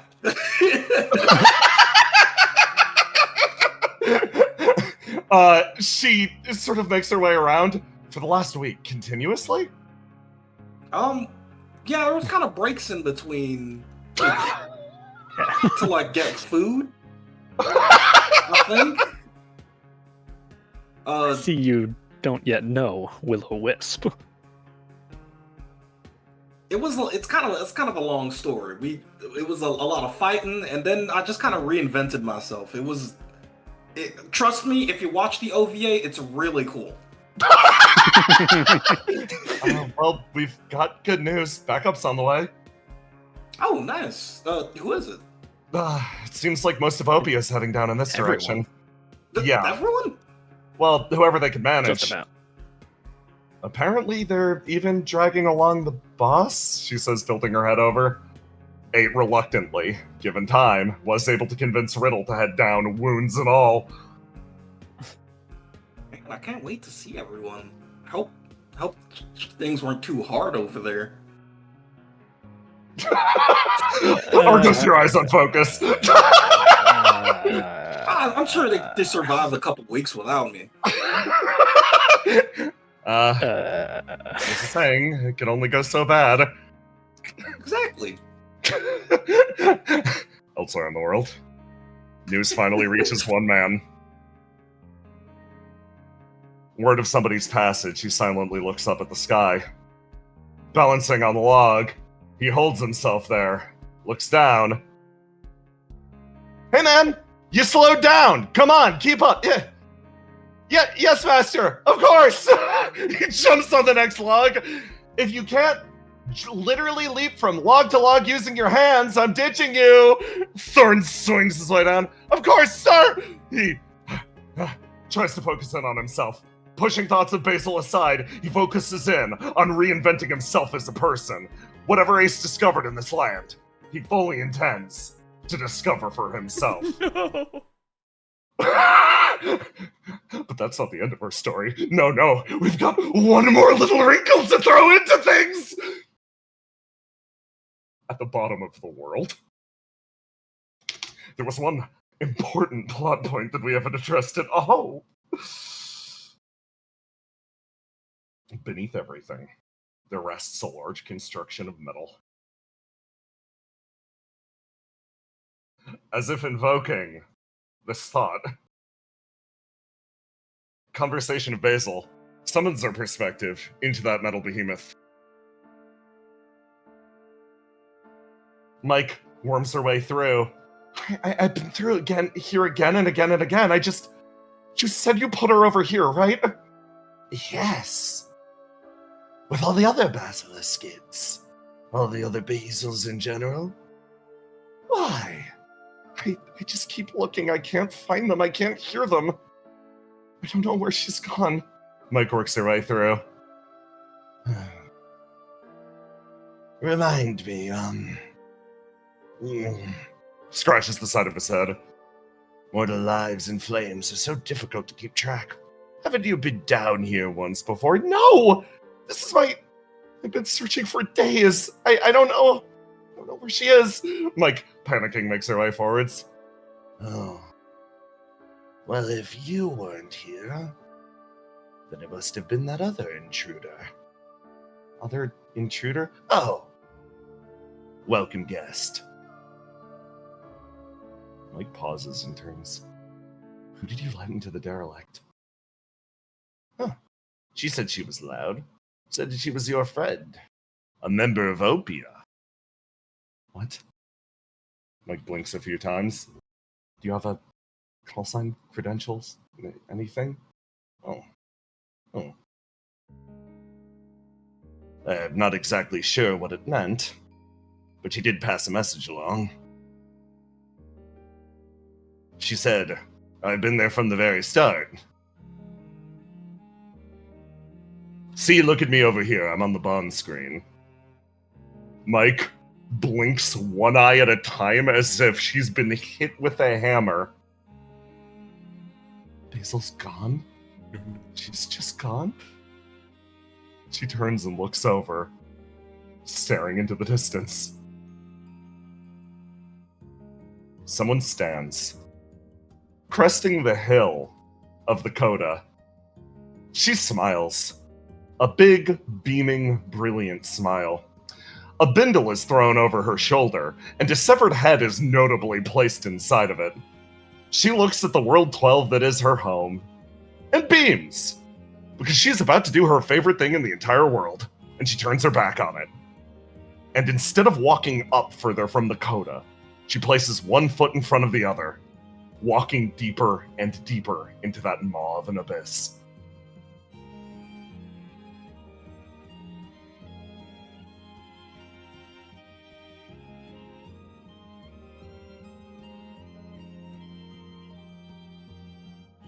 Aloha hit those credits.